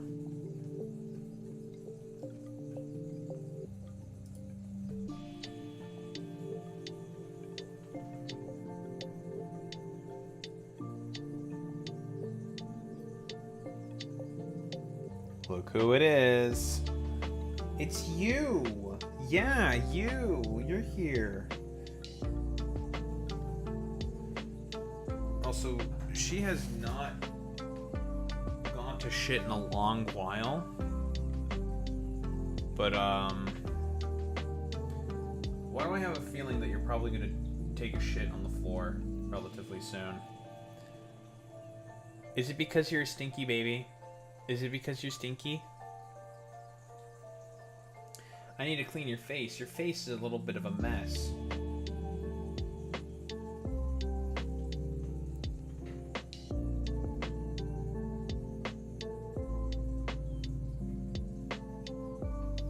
Kitty.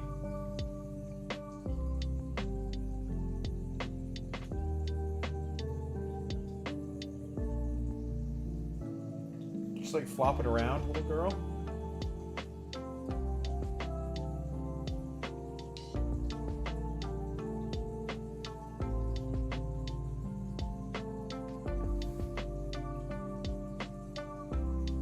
She's very relaxed right now. Well, she's not like purring or anything. She's just being chillin'. You want to come at my face?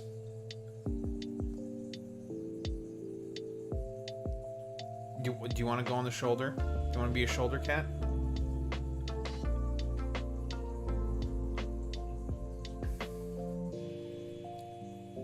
There you go.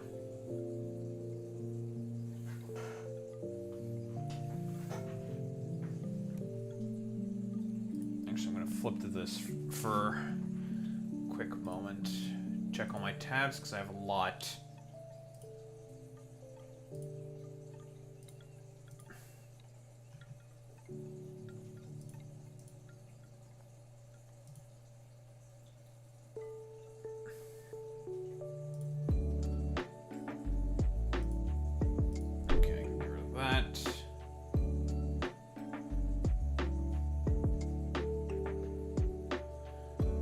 Might skip out on the Todd Blanche stuff. Might save it for tomorrow because this one's probably going to take a while.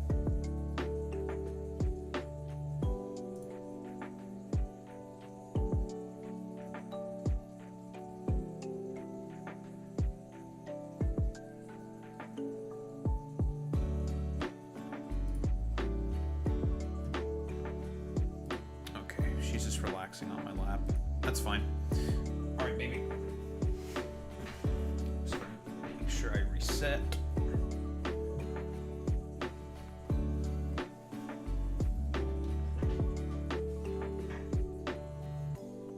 you want down? There you go.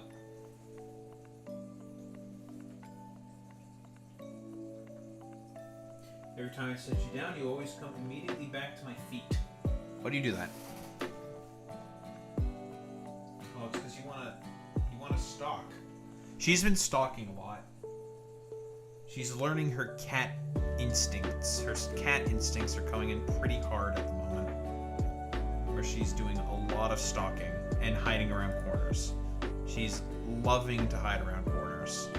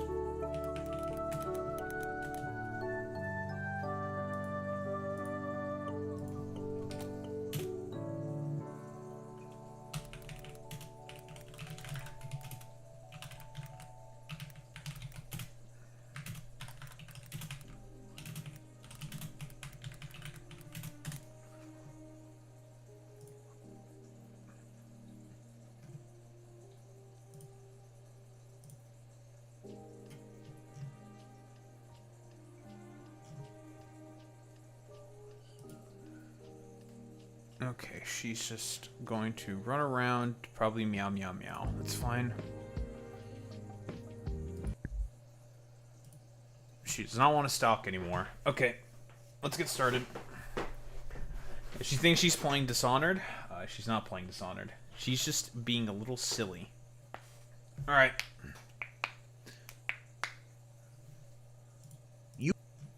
Well, let's get fucking started with this bullshit.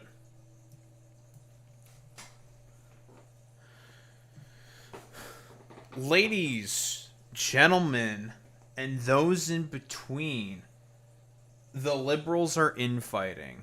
Well, mostly the ones within the Destiny sphere, who I would mostly say are not actually liberals. People like Hutch, IRI, all these like blue MAGA demo shill types who just want to basically adhere to the party line for the Democratic Party are not actually liberals. That much is very clear. And it's through a relatively simple litmus test. What are their thoughts on Israel? Period, end of story. Considering the fact that a lot of these motherfuckers, I'm mostly going to probably focus on Wick, IRI, and also Hutch. There's like a couple of other ones, but they're not as terrible in comparison to those three in particular. The sort of like individuals in terms of that, in terms of Israel, are pretty fucking dog shit. Mostly because they'll just be like, yeah, Benjamin Netanyahu is pretty bad and he should be let out. And we'll never do any of these systemic critiques of Israeli society to sort of like bring up the fact that, fundamentally speaking, it is in a liberal country and should not have any, I don't know, like critical support or just saying like forehead, well, if we just get rid of Netanyahu, it just gets better. Blah, blah, blah, blah, blah. But I digress. I do think that Israel is a very, very good litmus test to test liberals to see if they actually do believe in the system of governance and ideological predilections that they have. But that's a little bit of a ramble. We don't need to talk about that exactly. But here, we're mostly here to talk about the infighting. And Pisco. Pisco, I know he's a bit of a lib. I know he's like a lawyer. He had kind of a falling out, I think, of like the general sort of Destiny sphere. There was like some drama or something. It's not 100% important for us to get into at this moment in time. He's kind of mostly just doing his own thing. He's still absolutely a liberal. But here's the thing with a lot of liberals, a lot of the blue MAGA centrist types. What they're doing right now is basically a side is being sort of outlined, right? Between collaborationists with the fascists and wanting to actually do something to push back against the fascists and actually caring about wanting to do something to improve the Democratic Party as a, well, party going forward. And the ones, obviously, who are, I would say, on the collaborationist side are definitely Destiny, definitely Wick and Hutch. I think they're 1000% fascist collaborationists. And with Pisco, with what he is saying here, I don't think he's on that side. I think he actually cares about wanting to do something to improve, well, the Democrats. And him saying that, yeah, the fact that there's a tanky takeover happening in the United States is fucking ludicrous. It's silly. Focusing on Hassan Piker as the main avatar of the tanky takeover is fucking stupid, but that's just something that Destiny does because he's, you know, a part of the spite maelstrom.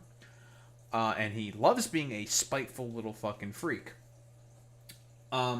And he has been for like the past 7 years at this point. It's ridiculous. It's extremely fucking silly.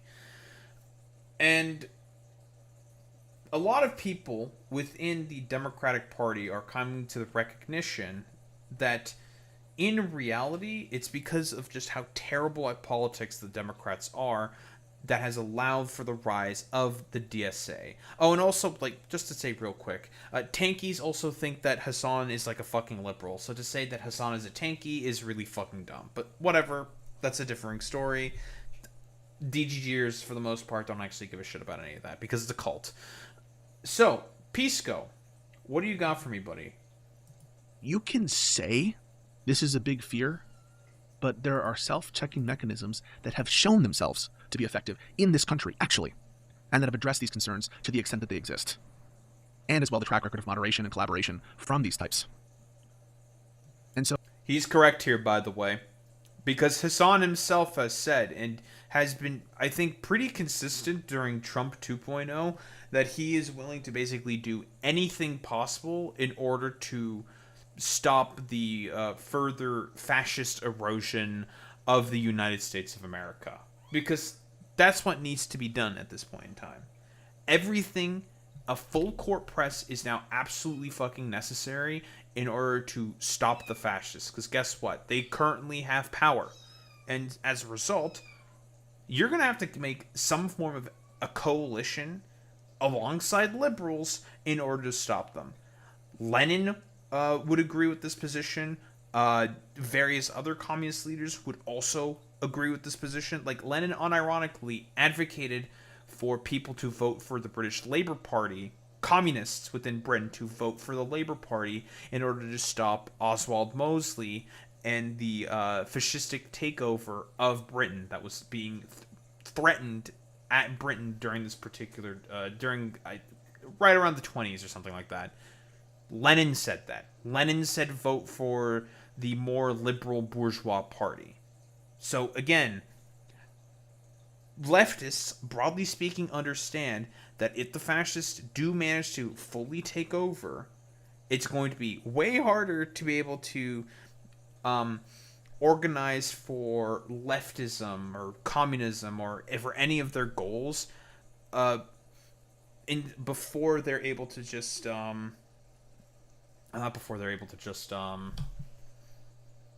the cat just took a shit and it fucking smells so bad. Jesus Christ, dude. Yeah, you just took a shit, didn't you? Okay, I have to fucking clean that. God damn it.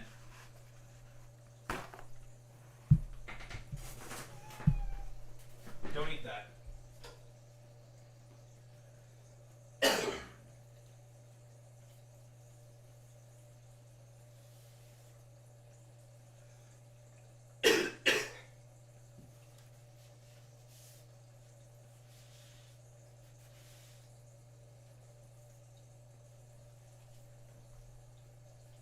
Guess you wanted to take the shit now, huh?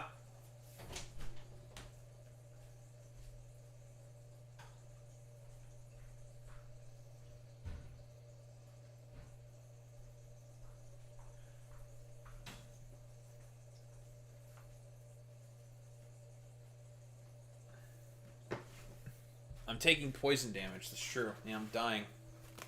No, it's just my gag reflex. I have a really bad gag reflex.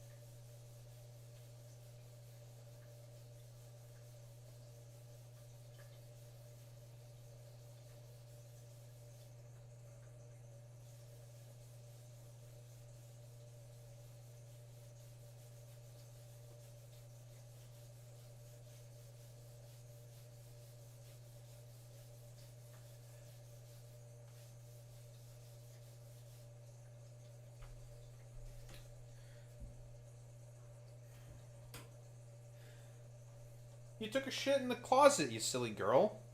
And it smelled really badly. It smelled like chicken. This is clean now.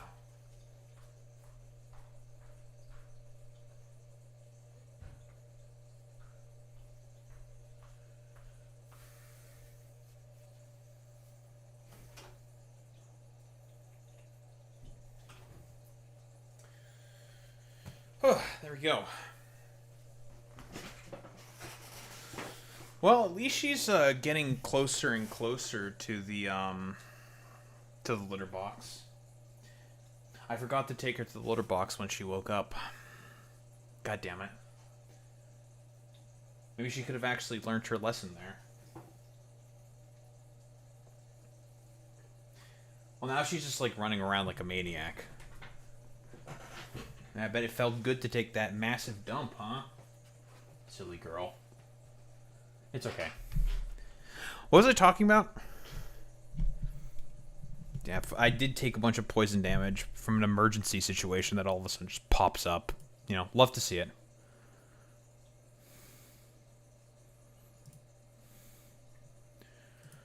Collaborationism, Lenin.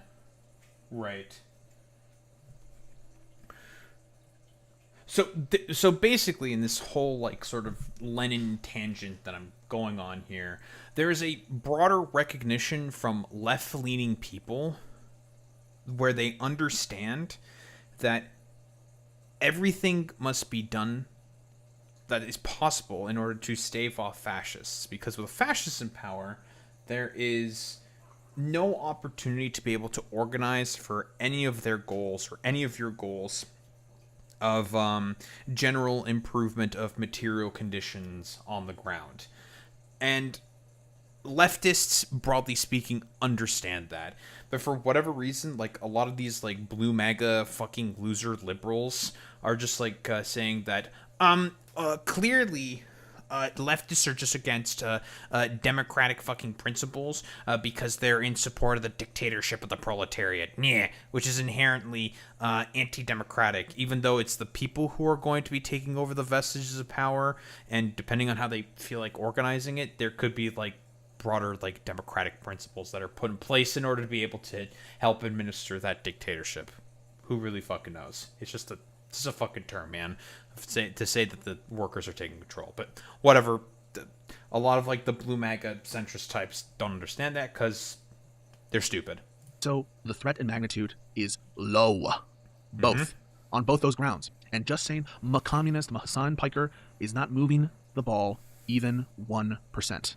It's a fantastic point here by Pisco. If anyone, because again, like, there's this like full court press by a lot of apparatchiks within liberal media and also Fox News, and the Republicans are going to spend like millions of dollars trying to make Hassan the face of the Democratic Party, which I think is a massive mistake, by the way. And I say absolutely go for it. Do it. Because most people are not going to give a shit. What are most people giving a shit about right now? The affordability crisis and the war in Iran. But like, the Republicans want to focus on a dumbass himbo streamer. Same with like establishment types. They want to focus on a dumbass fucking himbo streamer. It just doesn't make any sense. Like, what are we doing here? When most of the country does not even know who he is. They're trying to distract you from the traitorous enemies who are currently beyond the gates and holding power. Don't be fucking marks. It's true. Don't be rubes. Don't fall for it. They're trying to distract you. Don't buy into it. This is not a real significant threat. If I thought it was, I would tell you so. He's just correct here. Like 1,000%. I probably would have disagreements with Pisco on a bunch of different things, without a shadow of a doubt, but he's just right here, right? The fascists are currently in power. Why the fuck are we hyper-specifically fixating on Hassan? It just doesn't make any fucking sense to me. But here, obviously, he's got a podcast with a bunch of other dumbfuck liberals. Major dumbfuck liberal here. Major dumbfuck liberal here. Slightly dumbfuck liberal over here. You know, Soy Pill I don't think is as terrible as, say, like, Hutch or IRI, who are just, again, two blue MAGA fucking dipshits. And basically, I guess they're doing, like, a hypothetical where, man, would you vote for John Fetterman or Hassan in this, like, hypothetical? And for whatever reason, obviously Hutch is going to say John Fetterman, same with IRI, when I'm going to say this right now. John Fetterman, in terms of the approval rating amongst the Democratic constituency over the time that he's been in power, as the senator of Pennsylvania, has flipped by 106 points in the negative. Yeah.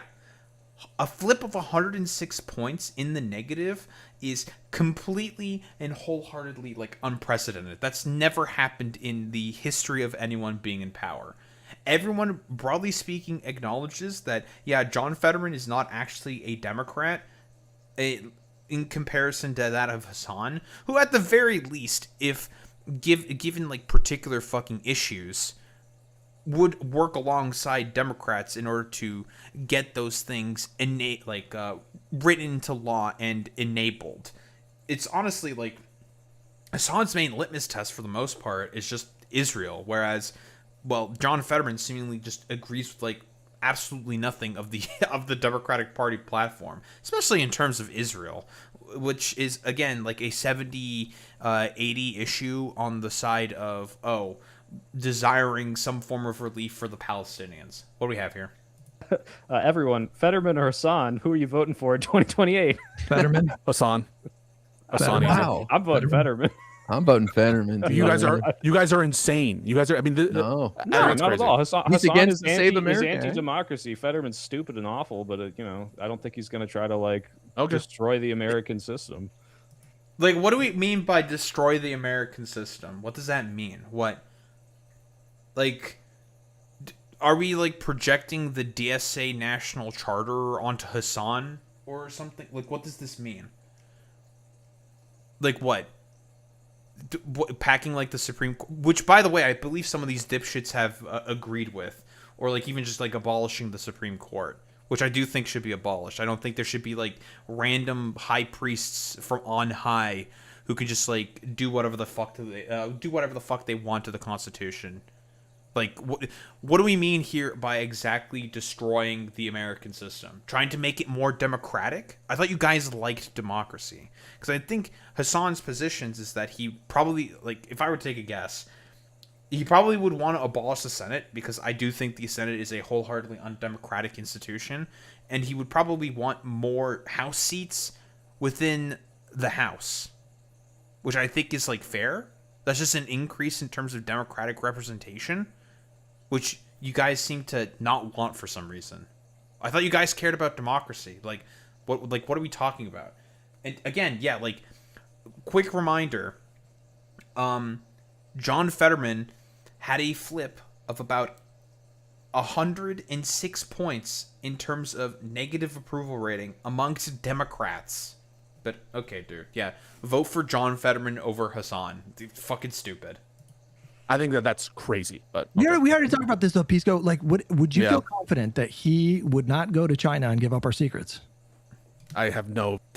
Shut the fuck up, Hutch. You mentally retarded fucking dumbass. Yeah, man. Hassan is going to go in this hypothetical as president. He's going to give up every secret to China. Fucking stupid. By the way, this is also the same motherfucker who said that Francesca Hong is a pro-CCP asset, that he thinks that she's a CCP asset when she's Korean. But whatever. Stupid. And she was also born in America. Idiot. Just idiot. View on that he's gonna. I don't know that he's a Chinese spy. You have the access to that you think he's gonna nuke Israel and you give think up he's his more spies? sympathetic to China than America is the question. Not. Do you he's definitely sympathetic to China. Yes, he's. I wonder why he's more sympathetic to China in comparison to that of America. You know, they're only just like improving material conditions way more for people on the ground in comparison to that of America, which is fucking regressing. But okay, man. It's China fear-mongering. It's the whole sort of idea of like the liberal pivot to Asia, to China, for example, because basically, why have an adversarial relationship with, I'm going to say this again, your largest fucking trading partner, where you get all of your cheap manufactured goods that you all outsource to? Like, it doesn't make any fucking sense. It's just stupid. Definitely sympathetic to China. Yes. Not sympathetic. No. Do you think that Fetterman is going to sell secrets to Israel? Is Fetterman going to sell secrets to Israel? He's the biggest Israel simp I've ever seen. I mean, he would already, but I think people are already selling it. secrets to Israel. I don't know. This like whole sort of like selling secrets to particular countries is fucking stupid. And by the way, like, I don't know why we're having this sort of like hypothetical when Trump unironically had a raid done on Mar-a-Lago when he was going to sell a bunch of nuclear secrets to the Saudis allegedly. Like, I mean, it's just dumb. Well, technically Israel's a partner, but I'm saying like oh, shut the fuck up, Hutch. Yeah. Keep up with the fucking Israel simpery, you fucking dumbass guy. I hate this bald fucking asshole so fucking much, dude. And here, like, because of that initial take, this correct take here by Pisco, who actually seems interested in wanting to win and actually have, like, effective politics, he's getting attacked for that position. Now, to be fair to Hutch did say to stop attacking Pisco for his position, so, you know, I'll give that to Hutch. I'll give it to him. Just this one time for Hutch. It's genuinely fucking incredible to me that everyone is basically coming out of the woodwork in order to attack Pisco's extremely reasonable position of saying, I don't know why we're hyper-specifically fixating on Hassan for whatever reason. It just doesn't make any sense to me. And we're dealing with basically Wick over here, who's basically the embodiment of a fucking soy jack. Like, just a massive fucking goddamn loser. Like, honestly. Someone who's, like, over 40, not pushing 40, over 40. Look at his fucking, like, dumbass white fucking beard. He's aging like shit because he's deciding to do everything possible in order to simp for a rapist pedophile in Destiny. It's incredibly fucking stupid, man. Thoughts on the Lonerbox conversation? I'm struggling to give up equating anti-Semitism and anti-Zionism. The huge problem there, and I want to have this Avi Lonerbox suggested, and I actually think it's a really good idea. People don't realize in their super bad faith that the conversation was about what anti-Semitism is, not how you prove it, right? Mm-hmm. And so they've completely taken me in bad. Okay, I'm just curious. So, thoughts on Lonerbox convo? I felt he was struggling to give up equating anti-Semitism and anti-Zionism. Well, we all know why specifically a Lonerbox is doing that in terms of that fucking dumbass equivocations, because he went on a propaganda trip to Israel with Destiny. Faith and are lying and now doing this snark and smear tour. True. To suggest that I think that there's like this impossible burden to prove someone's prejudice. Of course, that's not true. Of course, circumstantial evidence is how you prove intent, but it doesn't stop them from saying it. But I will be disassociated with people and further removing people who are involved in these bad faith smears. It's not worth engaging with them. And so people who are involved in this snarking stuff, I mean, I just have no time for them. If they're not going to actually engage in good faith, they're just like not at all welcome, and there's just nothing I have to do with them. So that is a pattern now. It's a consistent pattern. I mean, like, I don't really blame him, to be honest, given the fact that because of a lot of the fact that Pisco is having the takes of what the Democratic constituents, generally speaking, want, whether it be about Israel, whether it be about broader economic emancipation, stuff which the National Party do not agree with. They are going against their constituency actively and are incredibly unpopular as a byproduct of that.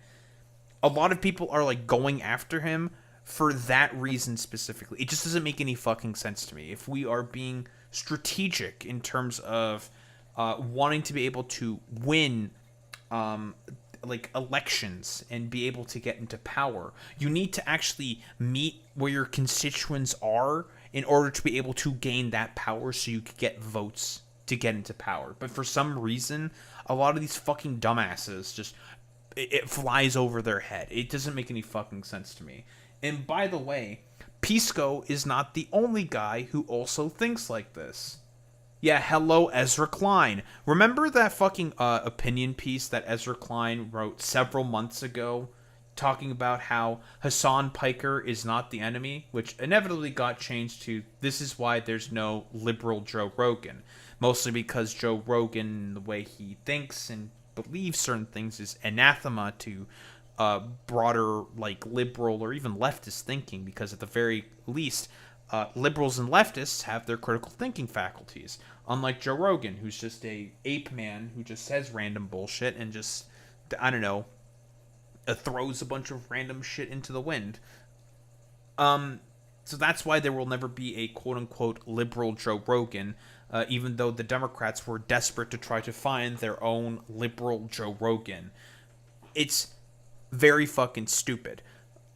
But whatever, I digress. We're talking about the Democratic establishment here. They will basically do and say anything in order to be as ineffective as possible in terms of their fucking politics. And it's been made extremely, extremely fucking clear that the Democrats are not willing to learn any of the lessons from the past 40 years. They are a dying, decrepit fucking party that somehow has less approval rating than that of the Republicans. The party apparatus itself is in debt, by the way, by about $3 billion.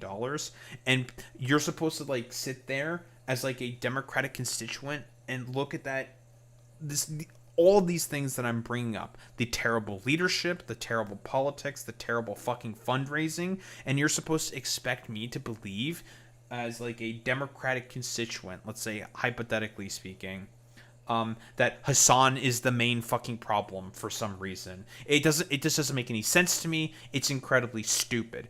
Again, this is the exact same way that the Republicans are thinking, which is why I call these people blue MAGA all the time. And by the way, I wholeheartedly disagree a lot with what Ezra Klein has to say. Ezra Klein, his whole shtick is that he wants to have as large of a fucking coalition as possible, and that means, well, it's time to appeal to more conservative leading moderates and independents, as well as throwing some potential bone that he thinks can be thrown to the far left in the abundance agenda. Although we've talked about the problems with abundance, I don't think it's particularly great. We don't need to get into that right now because it's a whole separate fucking tangent. But Ezra Klein, who has advocated for moving more to the right to try to appeal to moderate sort of like Republican leading voters to bring them into the quote unquote big tent, is also saying that there's no point in going after Hassan, should really tell you something. And guess who also said this? This is also another clip that we went over quite a while back. But Tim Miller, former like never Trump Republican, who basically became, well, a liberal. He went on this exact same Live and Learn podcast. We've gone over this exact same clip. And Hutch was doing literally everything possible to try to fish a clip from Tim Miller saying that Hassan needs to be disavowed. And Tim Miller was basically maintaining frame the whole time. Again, I don't like Tim Miller all that much. There's plenty of things to disagree with him in generals that I have. In terms of like disagreements. In terms of this, he is just consistent in saying that why are we going after Hassan Piker? Like, strategically speaking, it just doesn't make any fucking sense to me. Like, why are we doing this? I don't understand. It's very strange. Yeah, I don't think Hutch canvases Boy Meets Mini. I don't think Hutch really does anything besides like obsessively talk about Hassan. That's literally all that he does. And why does he do this? I don't know, because his political analysis is just really bad. And this is, by the way, this is an old clip. It's like a several-month-old clip, I think 3 months at this point in time. We've gone over this exact same clip. Hutch just makes himself look as ridiculous as possible. And by the way, you want to know who else, because we all know the reasonings for as to why, like, Tim Miller is saying this stuff. Same with Ezra Klein. They're actually interested in doing everything possible in order to have the Democratic Party win. Someone else who actually also cares about having the Democrats win as well would be the Podjons. The Podjons have been consistent and even have defended Hassan in some instances, saying that why the fuck are we going after Hassan and just like, I don't know, like giving this much attention to him when we have so many fucking brand problems as a party. We have so many fucking issues that we need to contend with as a party. Why are we basically hyper specifically fixating here on Hassan? They have an understanding that the winds of the fucking party are going into a more populist direction. Same with Tim Miller and same with fucking Ezra goddamn Klein.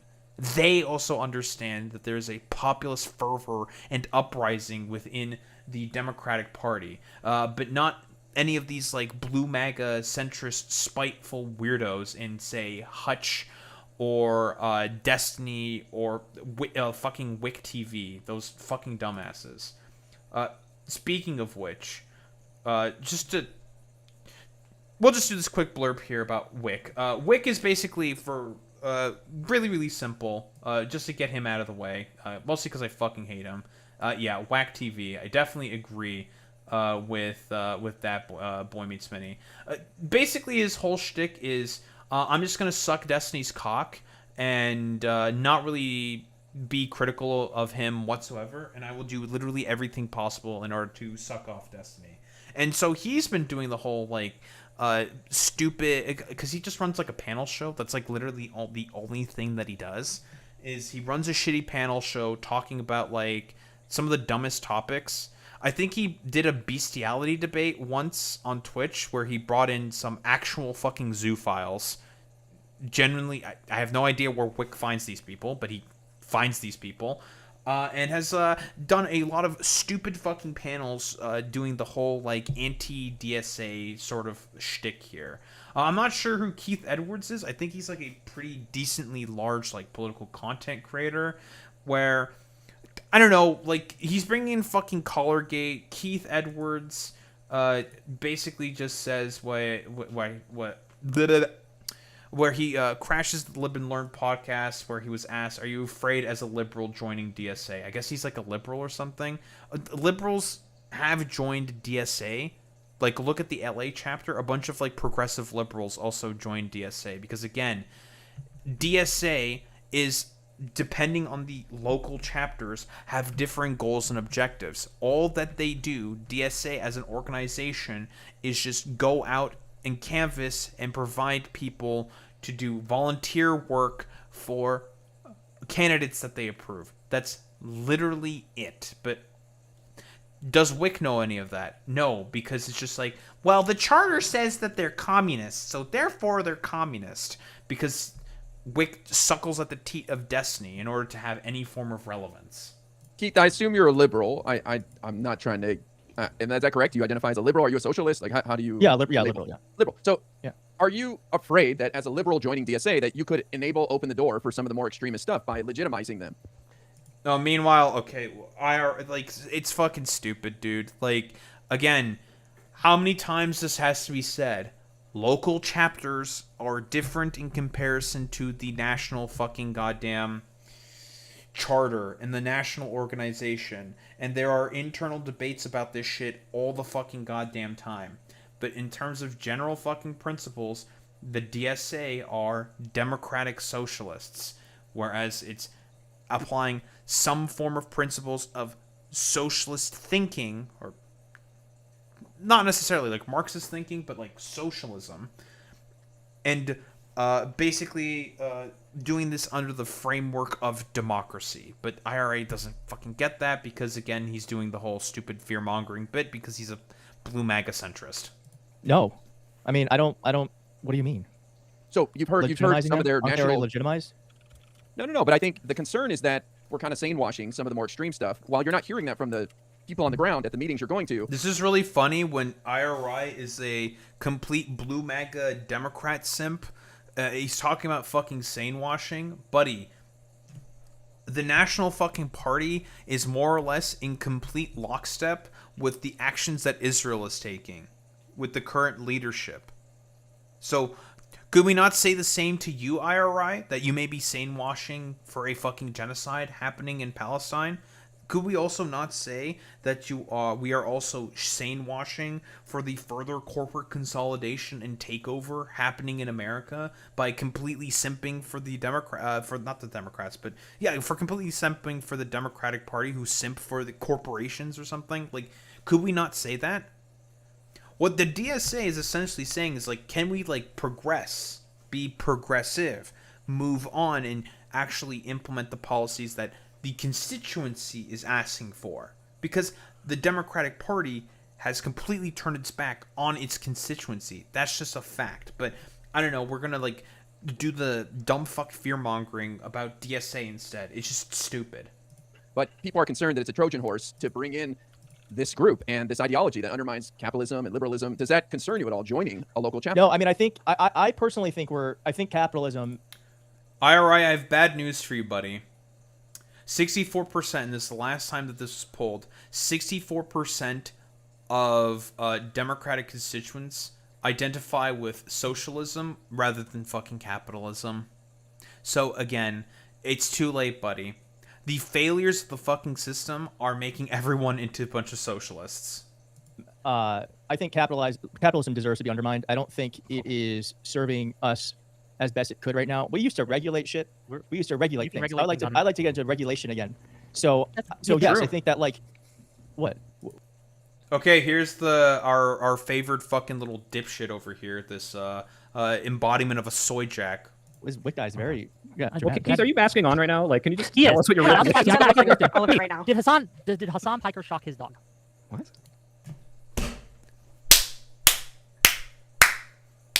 I don't know, Wick. Did you have to pay $3,000 to Brianna fucking Wu in order to be able to fix your snaggletooth fucking teeth, Wick? Like, what are we talking about here? What Keith is describing here is something that a lot of fucking Democrats are feeling. 64% of Democrats agree with fucking socialism. Whatever flavor of socialism that is, who really knows, that doesn't necessarily matter. It is an acknowledgement of the failures of fucking capitalism. But here you are bringing up fucking Colorgate for some reason. Dude, you are a fucking moron. Did Hassan Piker shock his dog? He says he didn't know. He says he didn't. What are we doing here? Anyway, I just need, that's all I needed. I don't know. Guys, If, I gotta go. traffic I love in you all. that? Keith, I don't. Yeah, get the fuck out of here, Wick, you fucking retard. You, like, literally, you add nothing. You're just a stupid little gremlin who's just the embodiment of a fucking soy jack. God, I hate this dude so much. He's such a fucking stupid motherfucker. But then again, his whole purpose is to do everything possible to suck Destiny's smegma off of his stupid fucking beard. Do you like follow like Hassan? I have no idea what. Okay, I don't know. Wick, ask him a different question because that's. Do you think Hassan Piker is a? Do you think Hassan Piker is a threat to the Democratic Party? No. Okay. Yep. That's all I need. Okay. I'll see you guys later. I love you.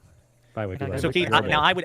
Fucking eat shit, Wick. Nobody likes you. You're a stupid little bitch. I would disagree on that. I mean, I think that Hassan's, from my experience, and I don't obsess about him quite like some of the others on this panel, but some of the shit that he has said is not just illiberal in terms of policy, but like. Okay, I don't give a shit about whatever Josiah has to say. I don't give a fuck. Blah blah blah blah blah. In reality, most of these people on here, if they're all fucking supporters of Israel and the current fucking democratic establishment, they're all also illiberal as well. I don't really give a shit. We're just shitting on Wick here. Wick also decided to do this very strange AI analogy. Pretty sure this was made by AI.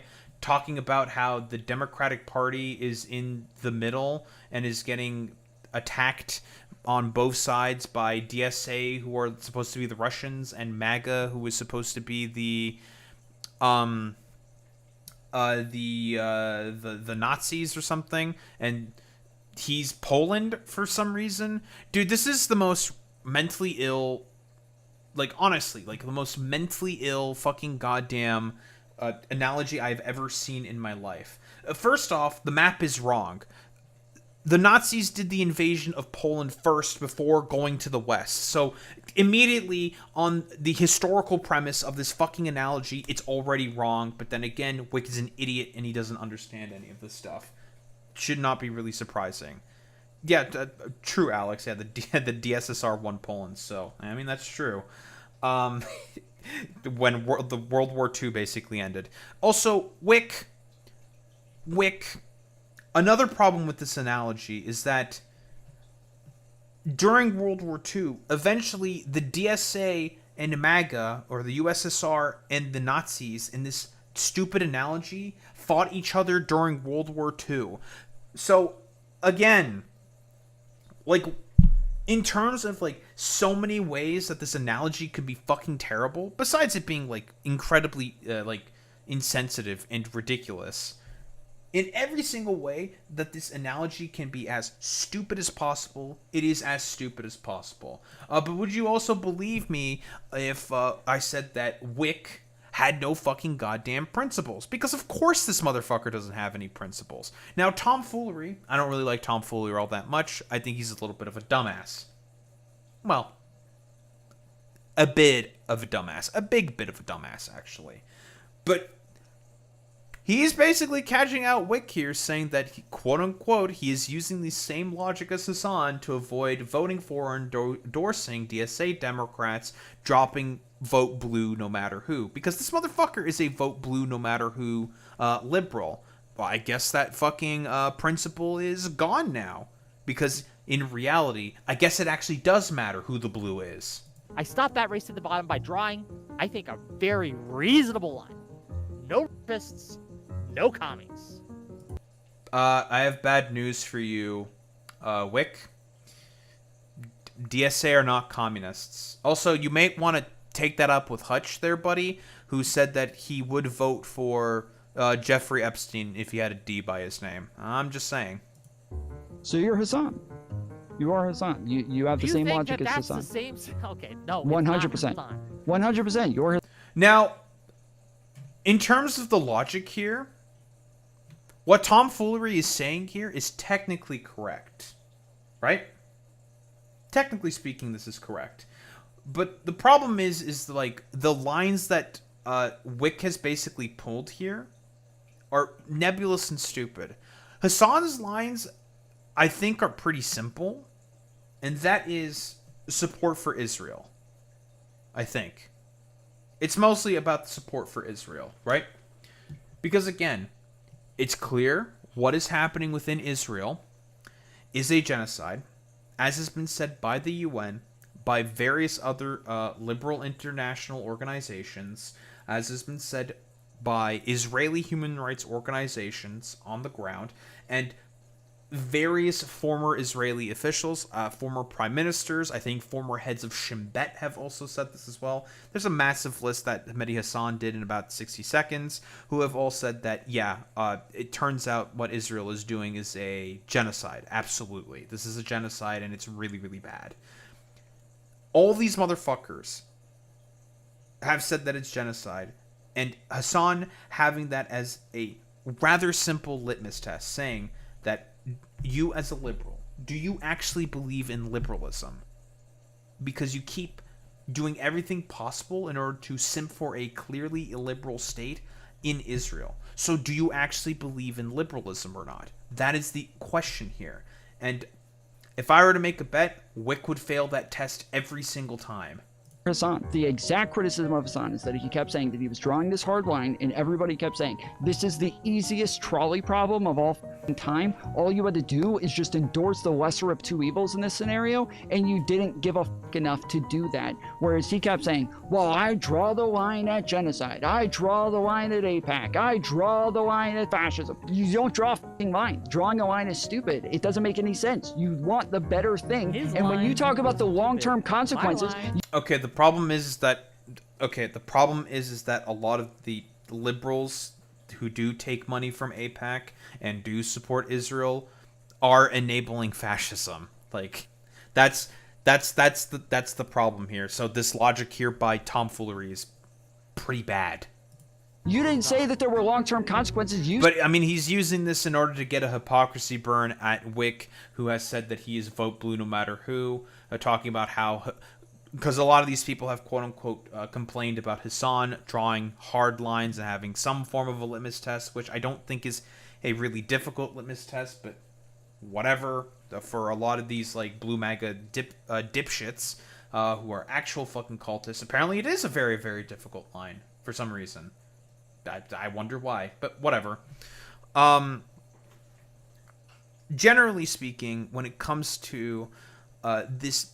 I would say rather simple litmus test in terms of not wanting to support in a liberal state that keeps destroying liberal international norms. I think not supporting them is a very fine litmus test, right? But he's just using this as a hypocrisy burn on Wick, who has said that he is vote blue no matter who, even if they were to support the actions of Israel within Palestine. basically he's just saying like, oh, actually there is a line for you. You are not actually vote blue no matter who. You actually don't give a shit. It's very stupid.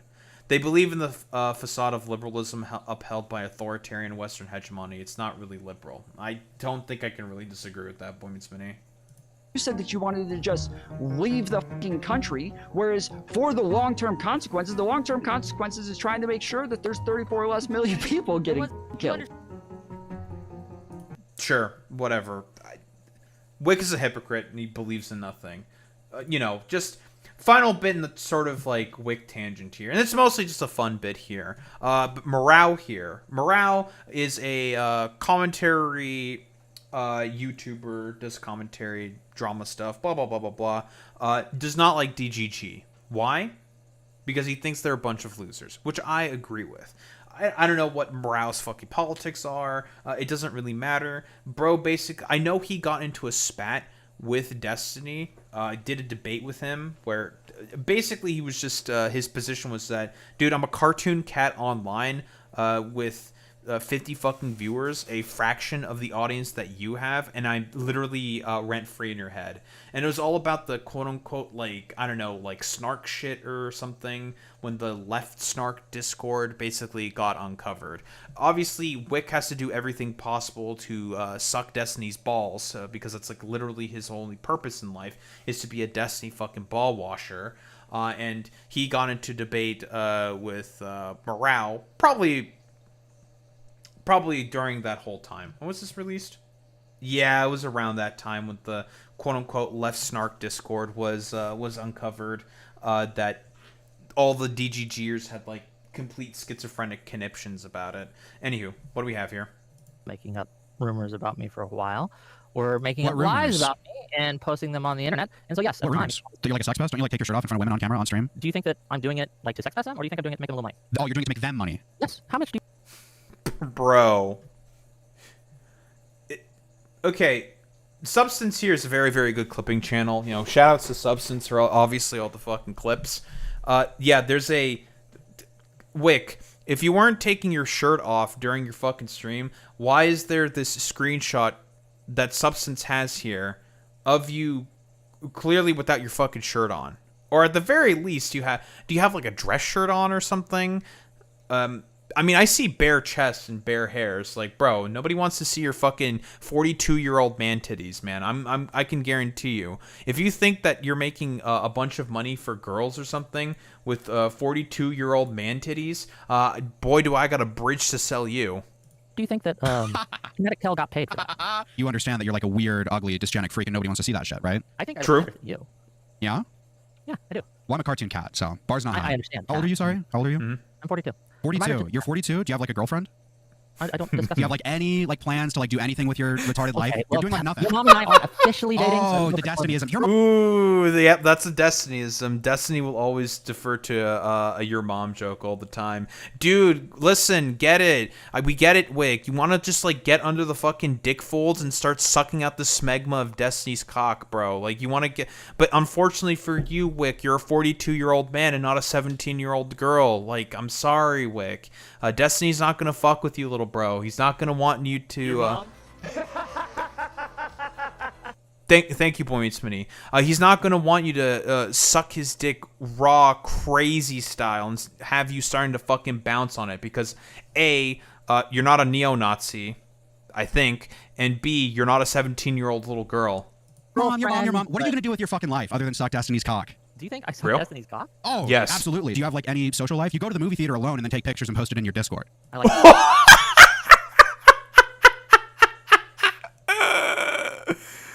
Dude. Does Wick even have like a partner or anything? I'm just saying. Listen, unfortunately, I guess to just be technically fair to Wick here, his sucking out the smegma of Destiny's cock has gotten him about 1,000 concurrent viewers and 14,000 subscribers on YouTube. Otherwise, like, he's just a massive, unlikable fucking loser. Like to see movies. You like to see movies alone and then show off to your Discord to try to simulate that you have some sort of social life? So here's my issue. That's Do you have a funny, girlfriend? bro. How many times have you had sex? How many times have you had sex? You can tell me. It's okay. you understand? Like, I don't know. Are you if able to you're get it an up? You're like South 42. Dakota. Like, okay, my big thing is, if I like, even understand if that you you're wanted to start a family, could you? Could you get it up? Could you like have sex right now if you wanted to? Sure. I bet fucking Wick is the type of dude who'd have to take Viagra. I'm totally willing to make it. I'd like make that assumption. Like, quick reminder. Let's just get a fucking quick image for as to what this fucking jabroni looks like. Okay, just real quick, real quick.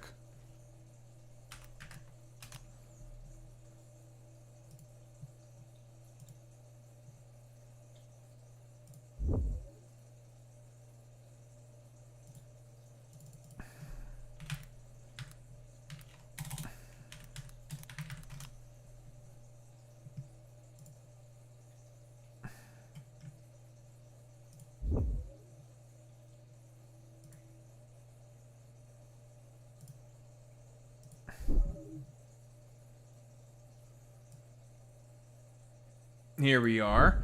Just real quick. Yeah, this is what this motherfucker basically looks like without a beard. He unironically looks like this fucking soy jack. Bro, you are fucking ugly, little man. Like, you look like a soy jack. You look like this fucking soy jack right in the top left-hand corner. If my dumbass chat wasn't in the way. Yeah, you look like this motherfucker, bro. This is what you look like, dude. You are a dysgenic, ugly little fucking goddamn freak. There's a reason why nobody fucks with you in terms of your social life with you, big bro. It's because you want to just suck the cock of probably one of the biggest sociopathic losers on the fucking goddamn planet, bro.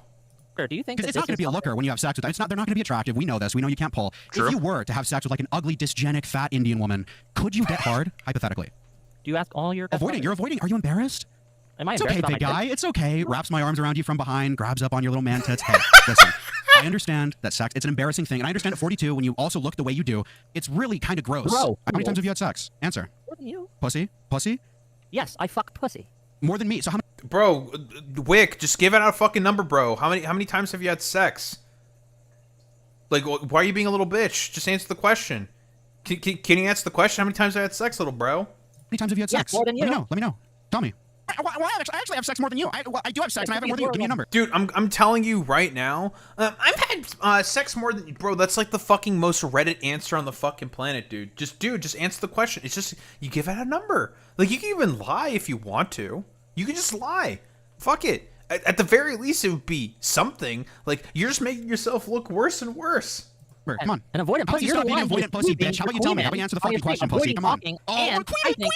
How many times have I at least once I'm fucking you? How many times have I How about you talk to me about how many times you've had sex, pussy? Come on. You're such a fucking loser. You're such a fucking crybaby. Cry about it, pussy. Do you think that Destiny had child porn on his devices? What do we think about that? You want to talk about that? I get it. Oh yeah, he had CSAM on his devices. I have no problem with saying that. Absolutely, yeah. Destiny had CSAM on his devices. Got fucking exposed by Willie Mac show of all fucking people that he had a bunch of CSAM of, again, a 17-year-old fucking OnlyFans ho that he was fucking trying to rizz up for some reason.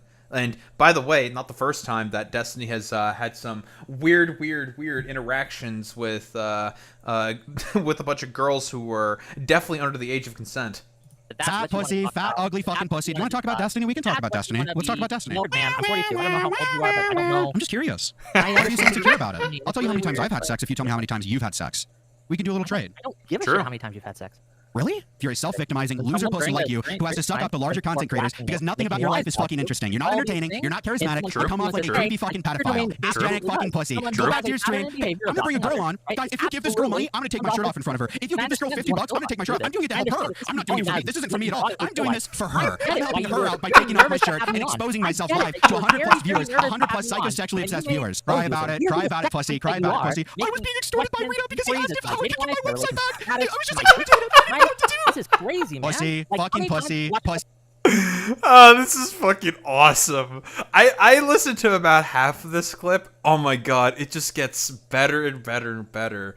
Bro, like, Wick, why the fuck are you taking your shirt off in order to make $50 for some random girl who's definitely not gonna fucking pipe your shit after this? Bro, why are you doing that? Why can't you answer the question? Just how many times have you had sex, bro? Like, we all know that you're a fucking loser, and you have no social life. By the way, this has, like, no, like, pertinence whatsoever about the topic that we're talking about right now, and that's like the idea that all the blue MAGA fucking loser liberals are just fighting with one another.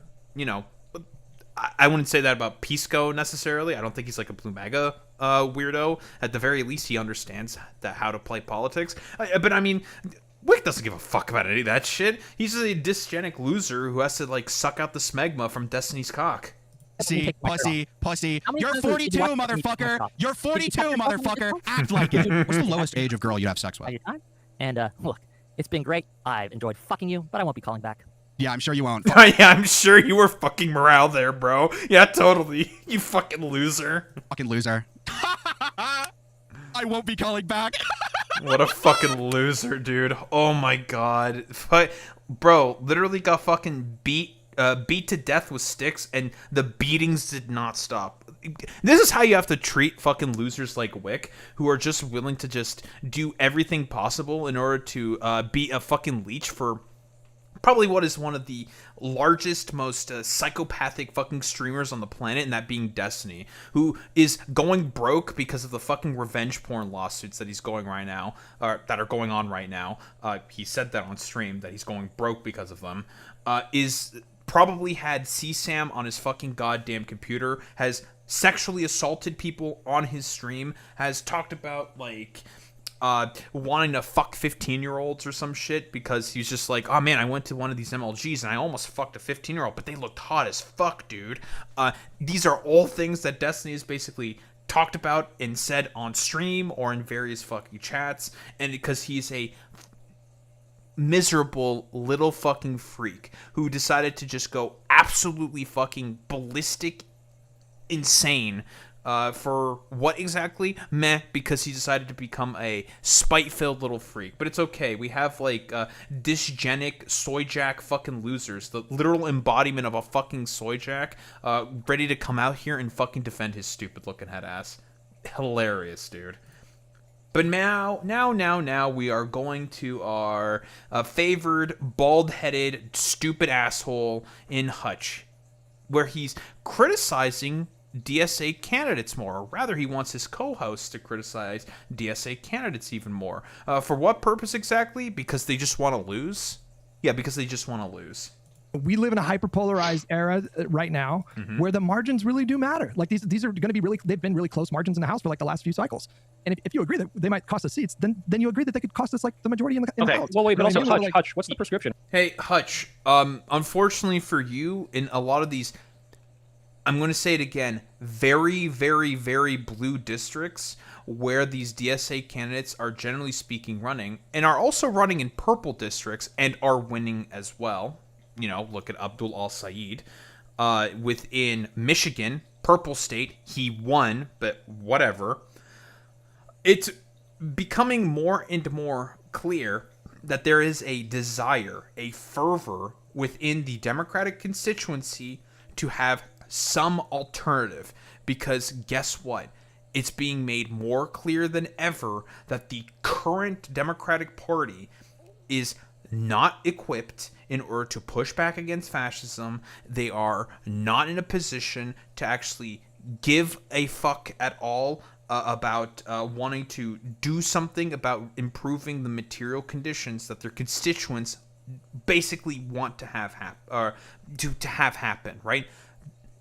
Yeah, like you're saying, Zane, the do-nothing Democrat era is completely and utterly over. But for some reason, Hutch wants a return to the do-nothing Democrat era of the 90s? Like, what the fuck are we talking about here, dude? No, the people are standing up, and they're making their voices heard. I thought you cared about democracy, Hutch. I thought you cared about the Constitution. Are you mad about the fact that the people, the Democratic constituency, are making it very clear that they've had enough of these do-nothing loser dipshits who just want to sit there, collect the fucking paycheck, and sit around there with their thumbs up their asses pretending to be fucking technocrats?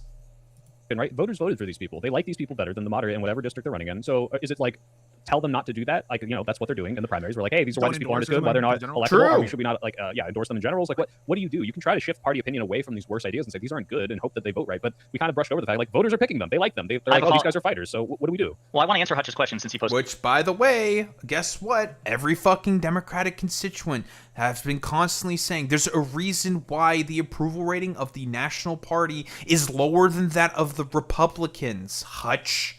It's because people want someone who can be fighters and actually are going to fight for their fucking goddamn, for their rights and fight for the positions that they actually believe in, Hutch, and not want to support a fucking genocide anymore. But, Hutch decided to just be like, hey, well, you know what? Actually, personally, I'm okay with the do-nothing era of Democrats. Just want to, sit around on their asses, collecting a paycheck and doing nothing. It's insane to me. Insane to me. It's incredible. These Democrats don't believe in the tenets of being liberal. They don't care about people. They don't care about broader Enlightenment values either, Zane. They don't give a shit. These people that we're talking about, these centrist neoliberal types, they are not liberals. They do not believe in the tenets of liberalism. They are illiberal. That is it. But for whatever reason, all these fucking dudes are just like, specifically Hutch. Well, he's just like, well, but DSA has bad ideas and they're not really heckin' cool. Yet they're still winning elections and people find them to be more popular in fighters, right? That's what it is. Because this is the thing specifically with someone like Hutch. Just like the Democrats that he sims for, he prefers to blame the voters rather than the fucking party. That's the fucking problem. Which is why Hutch is also an illiberal fucking dipshit. Posed directly to me before we start that tangent, which is, I think that it's certainly possible that DSA, as they continue to be signal boosted, like the example with the co-chair on Fox News, that they could cost us some. Yeah, real quick, there was some co-chair. There was an interview of the national co-chair of DSA who was unable to answer any questions about policy or something. I don't remember exactly what the clip is. It's not 100% important at this current juncture, but I think it was something to do with Medicare for All, I think. They were talking about well, how would it work basically? And how it could work is essentially if you were to, because I think it was probably just how are you going to fucking pay for it kind of a deal, I think. I don't 100% remember, but we'll just go with Medicare for All, for example. Let's not even focus on the fact that the current form of healthcare within the United States of America is actually more expensive and is the most expensive on the planet. And in reality, if Medicare for All were to be implemented, you would be saving tens of trillions of dollars every fucking year. Or is it just trillions? It's either trillions or tens of trillions. You save a ton of money because about a third of the fiscatory budget of the United States of America is spent on healthcare because it's so expensive because it's privatized. Almost as if it should not be privatized for some reason, but whatever. So not only would you be saving money with Medicare for All by not having to pay a bunch of money to these rapacious middlemen, a lot of these doctors would not have to do all of the paperwork in order to get the approvals of insurance companies. They would not have to... the businesses, this would actually be beneficial for businesses as well, because where does a lot of the fiscatory budget for businesses go into? Oh, medical insurance, because it's incredibly expensive in the United States of America. And in terms of implementing the policy, there's been bills written about this and how it would exactly work. So besides all the money that you would be saving, the trillions upon trillions of dollars that are already going into healthcare, so that would be able to help to pay the system. There would be basically taxes on the wealthy through a wealth tax to help to be able to pay for this system, because guess what? Those motherfuckers also have a bunch of wealth as well. The corporations, the billionaires, all the fucking rich people would just have to be something as simple as a wealth tax, and it would be able to pay for Medicare for All. I think it's Elizabeth Warren's, 2% wealth tax will be able to pay for Medicare for All and some. But instead, Hutch just wants to be the DSA co-chair is kind of a fucking idiot, right, guys? I'm Hutch. I want people to criticize DSA candidates way more. Yeah. Seats in some swing districts. I don't know if it's probable. I'm saying that it's certainly possible given the polling that you cited. But again, I'm not sure what you're asking me as far as like me recognizing that's a problem. I do recognize it's a problem. But if the idea is that because DSA is so unpopular that it could cost us certain elections, therefore they're a threat, that logic works with Chuck Schumer and Hakeem Jeffries and Kamala Harris and other people. But you would never say, oh, we got to distance ourselves from Chuck Schumer, Kamala Harris, and Joe Biden. And listen, and here's the thing with Josiah. Josiah? I think it's Josiah. Pondering Politics, I believe is his name. He's also a bit of a fucking dipshit. A little bit of a dipshit. But he's correct here. He's just right here. Hakeem Jeffries, Chuck Schumer, Kamala Harris are way more unpopular in comparison to the DSA candidates. Because guess what? There is a desire to have some form of a change, Hutch, from the current business as usual. And what are you advocating for? The same business as usual, which has been failing in terms of elections for the past 10 fucking years. You lost twice against Donald Trump. Hillary Clinton lost. And if it wasn't for COVID, Joe Biden probably would have lost. And Kamala Harris also fucking lost to a stupid dipshit in Donald Trump. Like, it's clear that it is not working, and it's time for a change. And whoever else. And so that's why I'm saying I don't think you're being particularly consistent. For the record, Sweet Josiah, who is my boy, and I love him and he is my boy, you've heard me make the case that I actually don't think that Chuck Schumer's done a horrible job, but I think that he should resign for the health of the party. You've heard me make that argument 1,000 times. So I picked... Like, what? Okay. Dude, he thinks that Chuck Schumer has done a good job? Really? 2 shutdowns would like to say otherwise, Hutch. We know that the first 2 shutdowns that happened, which the Democrats were both winning in terms of the general sort of polling, the Democrats were doing well in terms of those shutdowns. Chuck Schumer orchestrated every single time for the Democrats to essentially give up their leverage in those shutdowns to get what exactly? Some concession for a promise to a vote. I think of Medicare subsidies was one of the first ones, and something else. I don't remember what the second one was. But for the first one, it was for a vote on Medicare subsidies, which guess what the Republicans did? They didn't even host that vote anyways. They just lied. Chuck Schumer just gave up his leverage for literally nothing twice. It took a 3rd shutdown over ICE funding, well, partial shutdown, in order for Chuck Schumer to actually get his shit together. So, you want to say that Chuck Schumer's been doing a good job as leader of the Democrats, Hutch? You're fucking delusional, little bro. Taking that exact position. Jeffries, I don't think, is a factor in the way that people are equating with, like, Schumer. But we live in a... More like Hakeem Jeffries doesn't do anything because he's like a little puppy dog who's just constantly lost in the sauce. Like, that's literally it. But here, we all remember this take right here by Hutch where he was going back on his principles of vote blue no matter who. Because, of course, this motherfucker went back on that principle. Vote blue no matter who, real quick, because I didn't explain it, was essentially a way to beat the left over the head for Bernie or bust. Vote blue no matter who was the counter to Bernie or bust. Now, I have a lot of problems with Bernie or bust. I don't think Bernie or busters are, like, first off, like, they were a pretty small amount. And second off, the idea of Bernie or bust during 2020, considering COVID was going on, and the threat of Donald Trump getting a second term during COVID, when he was saying all the anti-vax bullshit and was just basically advocating for no testing to try to make himself look better and to just reopen up the economy as if nothing is going on, is obviously incredibly, incredibly bad. I guarantee you the Democrats probably would have lost in 2020 with Joe Biden were it not for COVID specifically, because that's what that election was. It was just a referendum on COVID. That's it.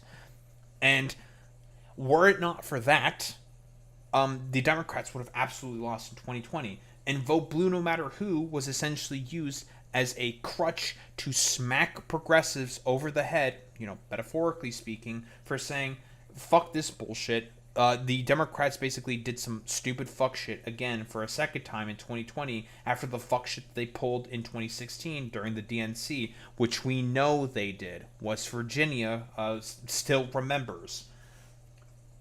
And generally speaking, a lot of lefties, and I think the sort of like baseline analysis of this is wrong. I don't agree with Bernie or bust, but whatever. Felt spurned again by the Democratic establishment, But the reason why Bernie or Bust didn't really take in the way that it did is because the Democrats still had very, very high approval ratings at that time. And guess what? The only reason why they were able to pull the shit that they were pulling in terms of the idiotic political decisions that they were making was because of that high approval rating. It's also part of the reason why I also think Woke 1 failed and it got co-opted so easily by the Democratic Party, because fundamentally speaking, Woke 1 was not a fundamental critique of power, so it was very easy for it to be co-opted by all these like Democratic fucking dumb fucks who don't actually care about any of the systemic critiques. But does Hutch care about any of that? No, because he wants to just use vote blue no matter who as a sort of crutch in order to beat DSA candidates and progressives over the head, because we are dealing with someone fundamentally who is a dishonest hack. Weaponizing the cause of the blue no matter who. So it's not. So you're doing. Did I stutter? So he was complaining about the fact that Kyle Kalinske and Crystal Ball have been weaponizing vote blue no matter who against these blue MAGA fucking losers. These absolute fucking dipshits who have no principle whatsoever. The incredulity in his voice. Did I stutter? That's what they're doing. Obviously. You don't do like blue no matter who. We're not a cult. They're not entitled to my vote. They gotta earn my vote. I don't vote for war criminals. You don't do that for 15 years. And then, Donald Trump is president for a year and all of a sudden you're lecturing liberals about blue no matter who. That's not the argument, Hutch, you stupid motherfucker. You do not understand what the purpose of vote blue no matter who back in 2020 was. I remember this because I've been in this shit way longer than your dumbass has. Guaranteed. The purpose of vote blue no matter who was essentially a stick to beat over the head of progressives to shut up, get in line, and vote for the fucking Democrat to try to vote out Donald Trump. That was the point of it in 2020, and it was continuously used in bad faith, while, again, and the only reason why the Democrats were able to get away with vote blue no matter who was for one reason, and one reason only, because they had a very high approval rating. And then Joe Biden came in as president, was dog shit as a president, although he did some good stuff, but he completely squandered it with the genocide in Gaza and the actions within Israel, being like completely just a simp to Israel because he thought he was him after surviving the 2022 midterm when it was just a red trickle instead of the red wave. He thought he was him. He thought he was still popular when in reality, no, the fuck he wasn't. But whatever. Does Hutch know about any of this stuff? No, because he's really bad at fucking politics. But vote blue no matter who was essentially used in bad faith in order to beat progressives over the head to try to have some form of forced unity. That's not how being united works, Hutch. It's fucking stupid. You have to be, you have to be given a common cause that is very effective and good, that both people can, broadly speaking, believe in and set aside their differences in order to achieve. And just voting, like, for any dumb fuck Democrat into a position of power in order to just be like, yeah, you're better than the Republican, yada, yada, yada, whatever, I'm just going to vote for you, is fucking stupid. That's not how this works anymore, and is why the Democratic constituency and why apathy for fucking voting is as bad as it is within the United States of America, because of dumb fucks like you not having any fucking goddamn principle and are trying to use, again, a bunch of voter shaming tactics in order to try to have some form of like unity. Do I need to explain why this is ridiculous? Any reasonable, normal person understands it's disingenuous bullshit. It's bait. And so I'm just not going to fall for it anymore, Doing that. Oh, so you're just not... Oh, okay, so you're just not going to engage with it whatsoever. That's just it. You're just going to say forehead is disingenuous bait. When I, again, explained exactly what vote blue no matter who was about. Fucking... God, he's such a fucking dishonest little hack, this motherfucker, how Hutch is. To benefit their preferred candidates, when these people were never about that life. And he knows I'm right. Like, he hears this, he hears me. Maybe he misunderstood what I'm saying, I don't know. Maybe he actually believes that I'm giving up on blue no matter who, but like he knows that what I'm saying right now is 100% true. So I don't know if he's gonna, I don't know how he's gonna like navigate that. I assume at some point he's gonna, in the near future he's gonna click off this video because you just can't deny the shit that I'm saying. It's just so self-evidently the case that this is what's happening. It's so disingenuous. Okay. This is the fucking problem, man. This analysis is so completely out of whack because Hutch does not know what the original purpose of Vote Blue No Matter Who was. He does not know. He does not know what the original purpose of Vote Blue No Matter Who. Which is why people are pointing out the fucking hypocrisy. When it is a very obvious and clear hypocrisy. It's because this motherfucker has no idea what the purpose, where Vote Blue No Matter Who even originated from the beginning. That I don't think it's productive to even like push it anymore. You know what I mean? That particular phrasing. I think it's about time we retire it and just be like, you know what? Let's just all stop pretending like this is something that's, you know. But this was the logical extent of Vote Blue No Matter Who. Okay, I think he is. Never mind. Maybe I thought maybe it was just like dishonesty because he's just so relentlessly dishonest all the time. He's genuinely like actually stupid. Wait, how is this fucking dishonest? I don't even know. Like, what is being brought up here? I can't even fucking read this. It's so small. What is this? Oh yes, this is when Hutch said he would vote for a Democrat over Hassan. Not a Democrat, but Jeffrey Epstein if he ran as a fucking Democrat over Hassan Piker. Again, like stupid for 10 billion fucking reasons. The only reason why you're saying this shit is because you have like some particular schizophrenic conniption against Hassan Hutch. Because I don't know, you fundamentally speaking do terrible political analysis. You are not very good at giving takes. You're not great at debate. Let's be honest here. And you decide to be like, oh yeah, dude. Hassan is like such a stinky meanie bobini. And I constantly talk about him all the time. Even though I've said before on stream, man, I should really stop talking about Hassan. Oh yeah, you really should, buddy, because your analysis against the problems that he has is really, really bad. But you have like a collection of just like schizophrenic like morons in your chat saying like, oh, Hassan's like such a stinky guy and I hate him so much. Grr, grr. I have someone to essentially project my own hatred of Hassan onto, and he can be like my avatar to talk about how much I hate this himbo fucking streamer. Grr, grr. I am Hutch, and I have like some weird like spiteful nonsense that I'm operating off of for no fucking goddamn reason. Yeah, I think he is also mad that Hassan is hot. Like, that's probably what it is saying. But, again, we are talking about the exact same motherfucker here who covered Collargate for a month. Let that sink in, dude. Because that was something that was outlined in the Kilotonics video. This the stupid bald asshole was just like, you know what, I'm going to talk about the Shockgate for, like, literally a month. Like, were you that bored? Did you need money that badly? I mean, he said that he loves to cover Hassan for the express purpose of making money. It makes him a bunch of money, so guess what? He's just going to keep covering Hassan. I think I clarified like decently well in that clip, like what I'm saying.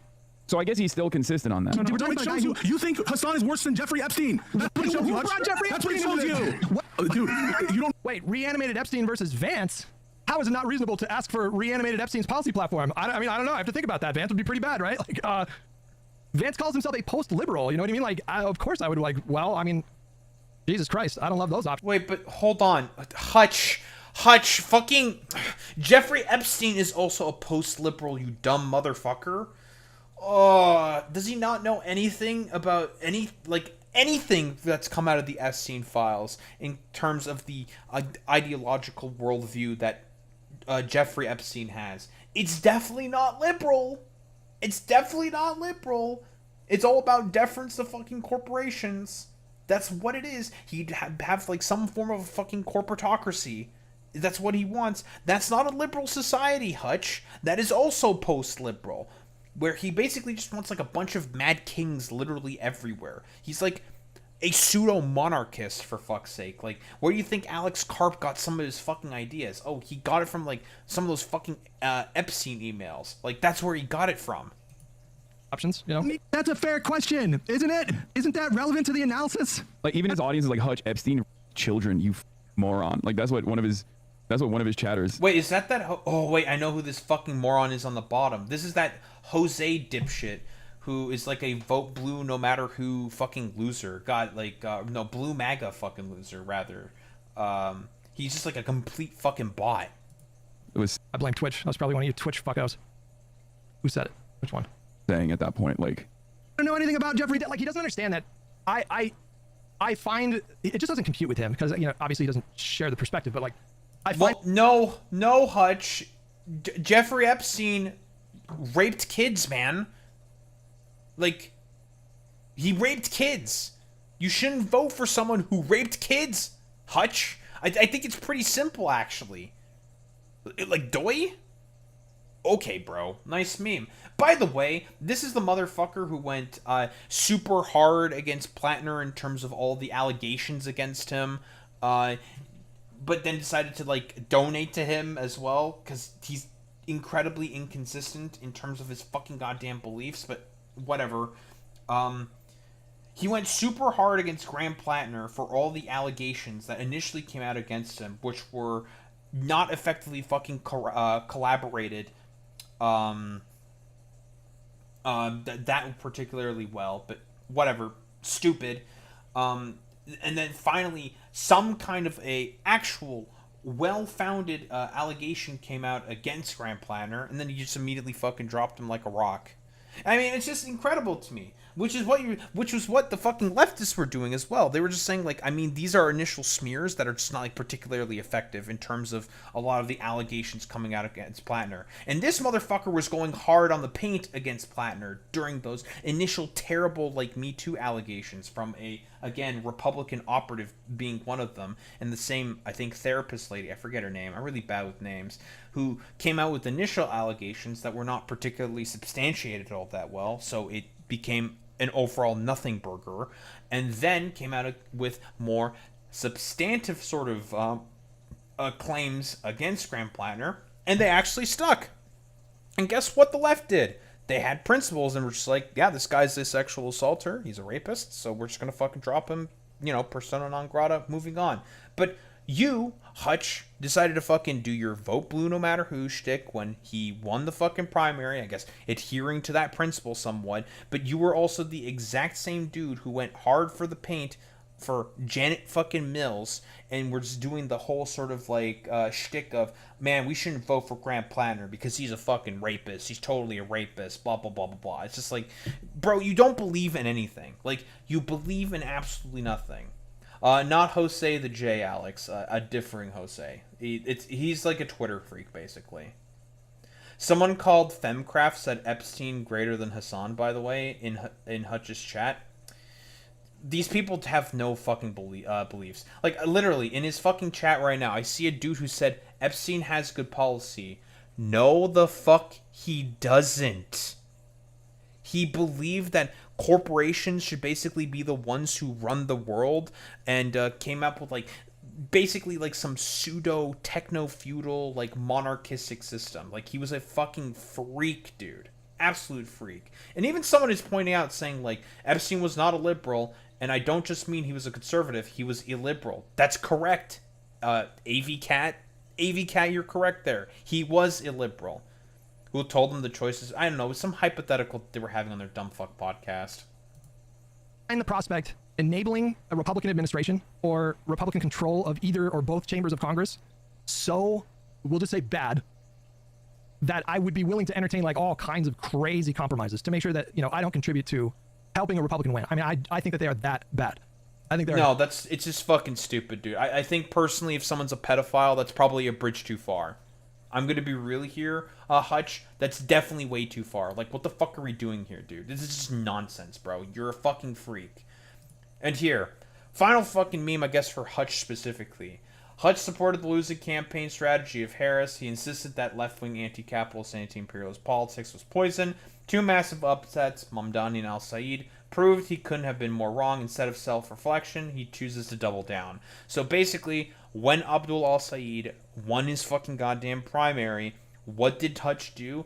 Just constantly just go out. And by the way, here's that Jose individual who's also just a completely, like, mentally ill, like, blue MAGA fucking freak. Shouldn't be really surprising. He was trying to say, Hutch was, that Abdul Al-Said needs to distance himself from Hassan. And that when Abdul Al-Said was asked about the America Deserved 9/11 sort of clip, yes, Abdul Al-Said is now officially distancing himself from Hassan, when in reality, all Abdul Al-Said said was that I just don't really agree with the fucking take there. I just don't agree with the rhetoric there specifically. But I'm not going to drop a guy because he has like differing fucking beliefs. I'm gonna fucking talk with him. Like that was his fucking take. But Abdul Al Sayed is being forced to distance from Hank Pecker or something. It's fucking stupid. It's just nonsense, man. But here, the final fucking big, I don't know, head honcho of all these like fucking freaks who again are going after Pisco for having a entirely reasonable take, saying that in reality, yeah, the tankies are not that big of a threat in comparison to that of the fascists who are currently in power. But Destiny has to disagree with that because again, he's a spite-filled little fucking freak. Communist Hassan Piker is not moving the ball even 1%. Jesus. Well, they're trying to distract you from the traitorous enemies who are currently beyond the gates and holding power. True. Don't be fucking marks. It's so funny to call us marks, implying that we're getting scammed. It's always hard to tell when they're talking about me because all these people, all of them are too pussy to ever say my name. I don't know where that Voldemort syndrome for me comes from, other than they're intimidated by my superior intellect. Shut the fuck up, Destiny, with your stupid fucking copium. Okay, yeah, guess what? I'll fucking call out your name because I'm not a bitch like you. Yeah, Destiny, you're the fucking mark. Why? Because you're a spite-filled little asshole who got mad about the fact that you couldn't monetize all of the emerging Twitch poll around yourself. So you decided to go in like a schizophrenic, spite-filled rage rant against specifically Hassan, lefties. For what purpose exactly? Because you're just mad about the fact that you couldn't monopolize all of Twitch poll around yourself. Because you're a fucking rapist, pedophilic, little fucking goddamn freak, bro. And you're just mad about the fact that nobody fucks with you anymore. So I don't know if he's referring to us in particular or somebody else, but like... He's referring specifically to his co-hosts. The people who are going so anti-DSA. For what purpose exactly? Meh. Just meh. I mean, like, the mark is, how many MAGA people, how many times are like Destiny clips showing up where the MAGA guys are like, oh yeah, Destiny? Yeah, he gets us. He gets it. He's one of, we got it, you know?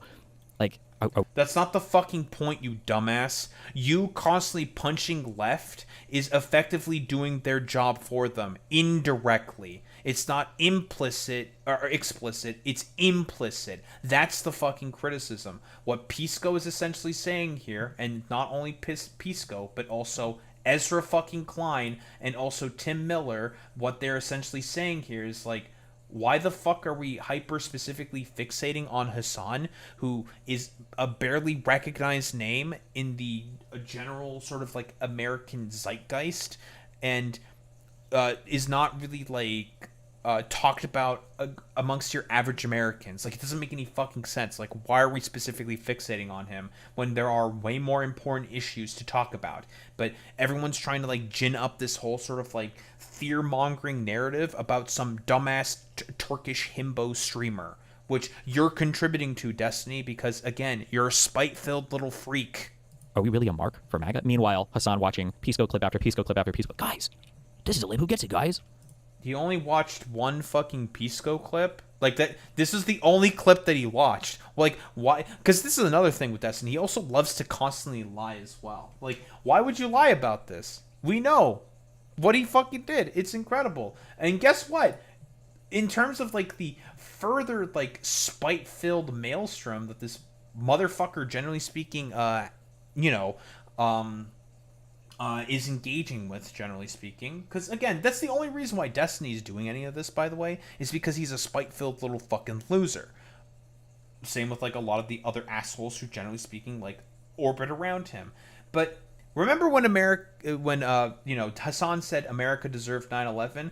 Destiny defended him back in 2019. I have talked about this before, but it would appear that Destiny has become so fucking spiteful that he also went back on that as well.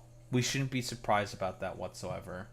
America deserved 9/11, dude. Fuck it. I'm saying it. The 9/11 point, I think it probably works because 9/11 is such a charged topic, but it is like the weakest factually, I think, of the points. Weakest factually of the actual points.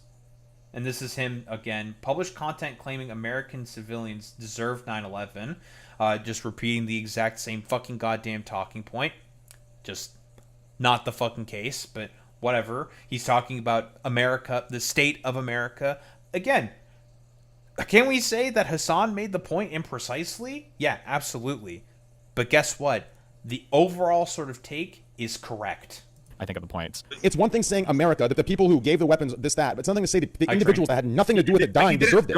Yeah, I know, but that's great. It's great that we can do that as America. When we can say, well, hold on, these are our civilians, like blah, blah, blah. Like, that's the American government. That doesn't count. But we don't go to war with Yemen's government. We don't go to war with Chile's government. We don't go to war with Iraq's government. We kill civilians there, right? We don't kill the government. We don't attack the government. We don't go and bomb government buildings. We kill brothers and sisters and fathers and mothers, and that's who dies in a lot of the wars. It's collateral damage that America supports. It's happening right now in Palestine. It's, you know, like, I'm just saying, I'm not saying like death to American civilians or any crazy shit like that, but it's not that controversial of a take to say that the types of foreign intervention that the United States directly or indirectly supports leads to a lot of civilians getting fucking killed. And when it happens to us, it's kind of bullshit to be like, what? It's crazy.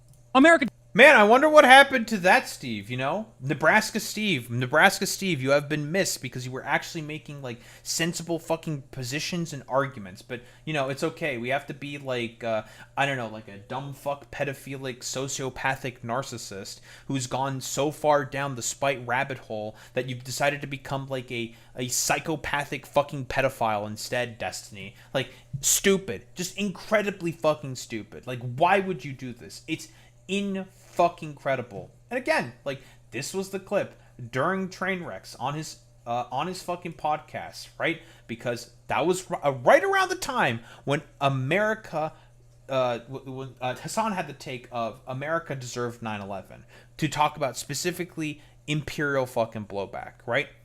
He literally went as far as to say that he shares the same belief 100%, right? Destiny clearly laid out that what Hassan meant was the United States is responsible for things in a roundabout way, for responsible for things like 9/11 happening. Guess who gave those weapons to the Mujahideen who eventually became the Taliban? Oh, it was the fucking United States of America.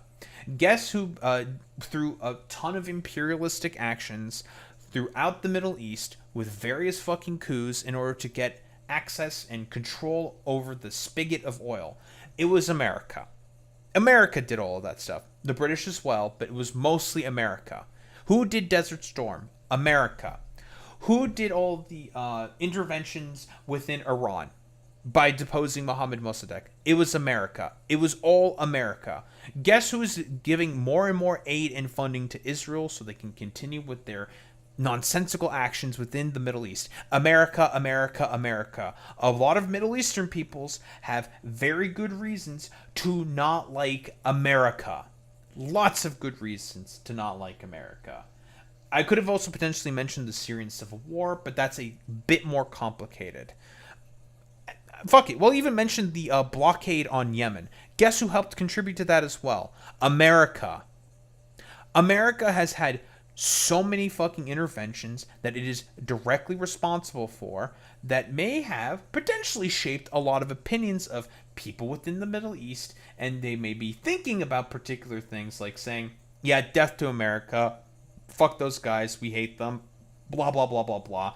And it may be understandable at some point that some people can come to the conclusion that, yes, America did deserve 9/11 for the simple fact of all of its actions within the Middle East, like I just described, in Iran, with the funding of Israel, with the blockade in Yemen that didn't even happen that long ago. That was like less than 10, like about 10 years ago, man.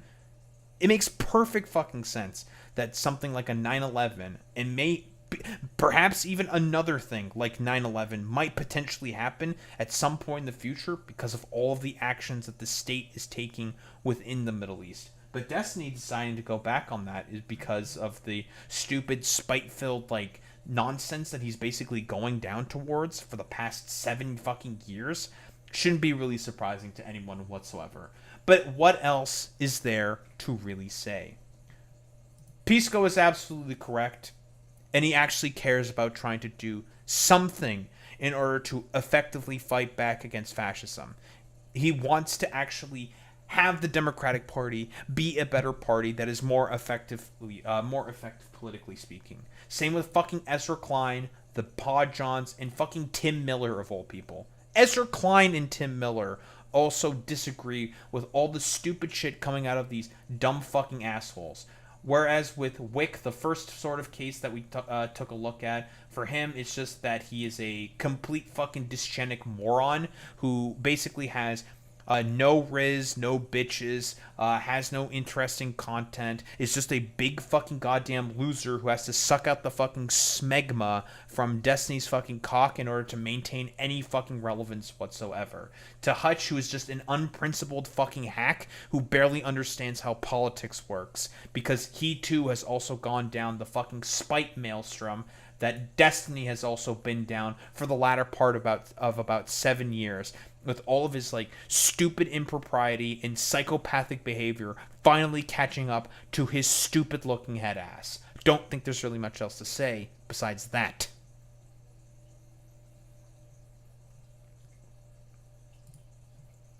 I had one more segment about Todd Blanche, but I kind of want to go to bed.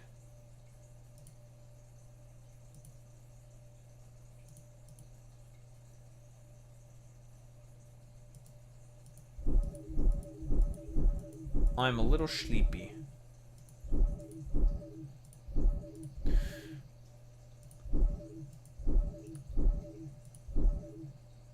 I had my tabs a little out of order there.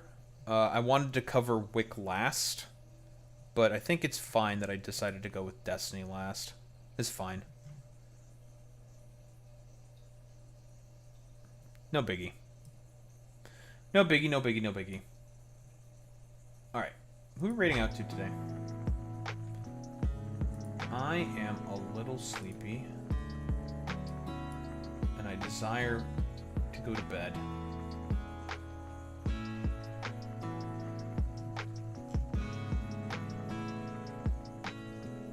There's like... Yeah, there's like literally nobody on. That's hilarious. There's no one to raid out to because there's nobody on. What do I do? Suffer. That's what I do. It'd be like that. No biggie. No biggie. No biggie. Anywho, gamers. I will be back tomorrow. We'll be covering more of the same goddamn... Well, I mean, we're going to be talking about the Wisconsin primary. That's for sure. Boy Meets Mini, do you know what other primaries are going on besides Wisconsin? There's Wisconsin and some other bullshit. I don't remember exactly. Probably some other bullshit. I'll have to take a look at that. So we're going to be definitely taking a look at Francesca Hong, late Todd Blanche, and whatever else I feel like talking about at that time. Ooh, maybe I'll take a look at the Fetterman Jon Stewart stuff, because it's probably funny. Anywho, gamers, I will be back tomorrow. Same time, same place,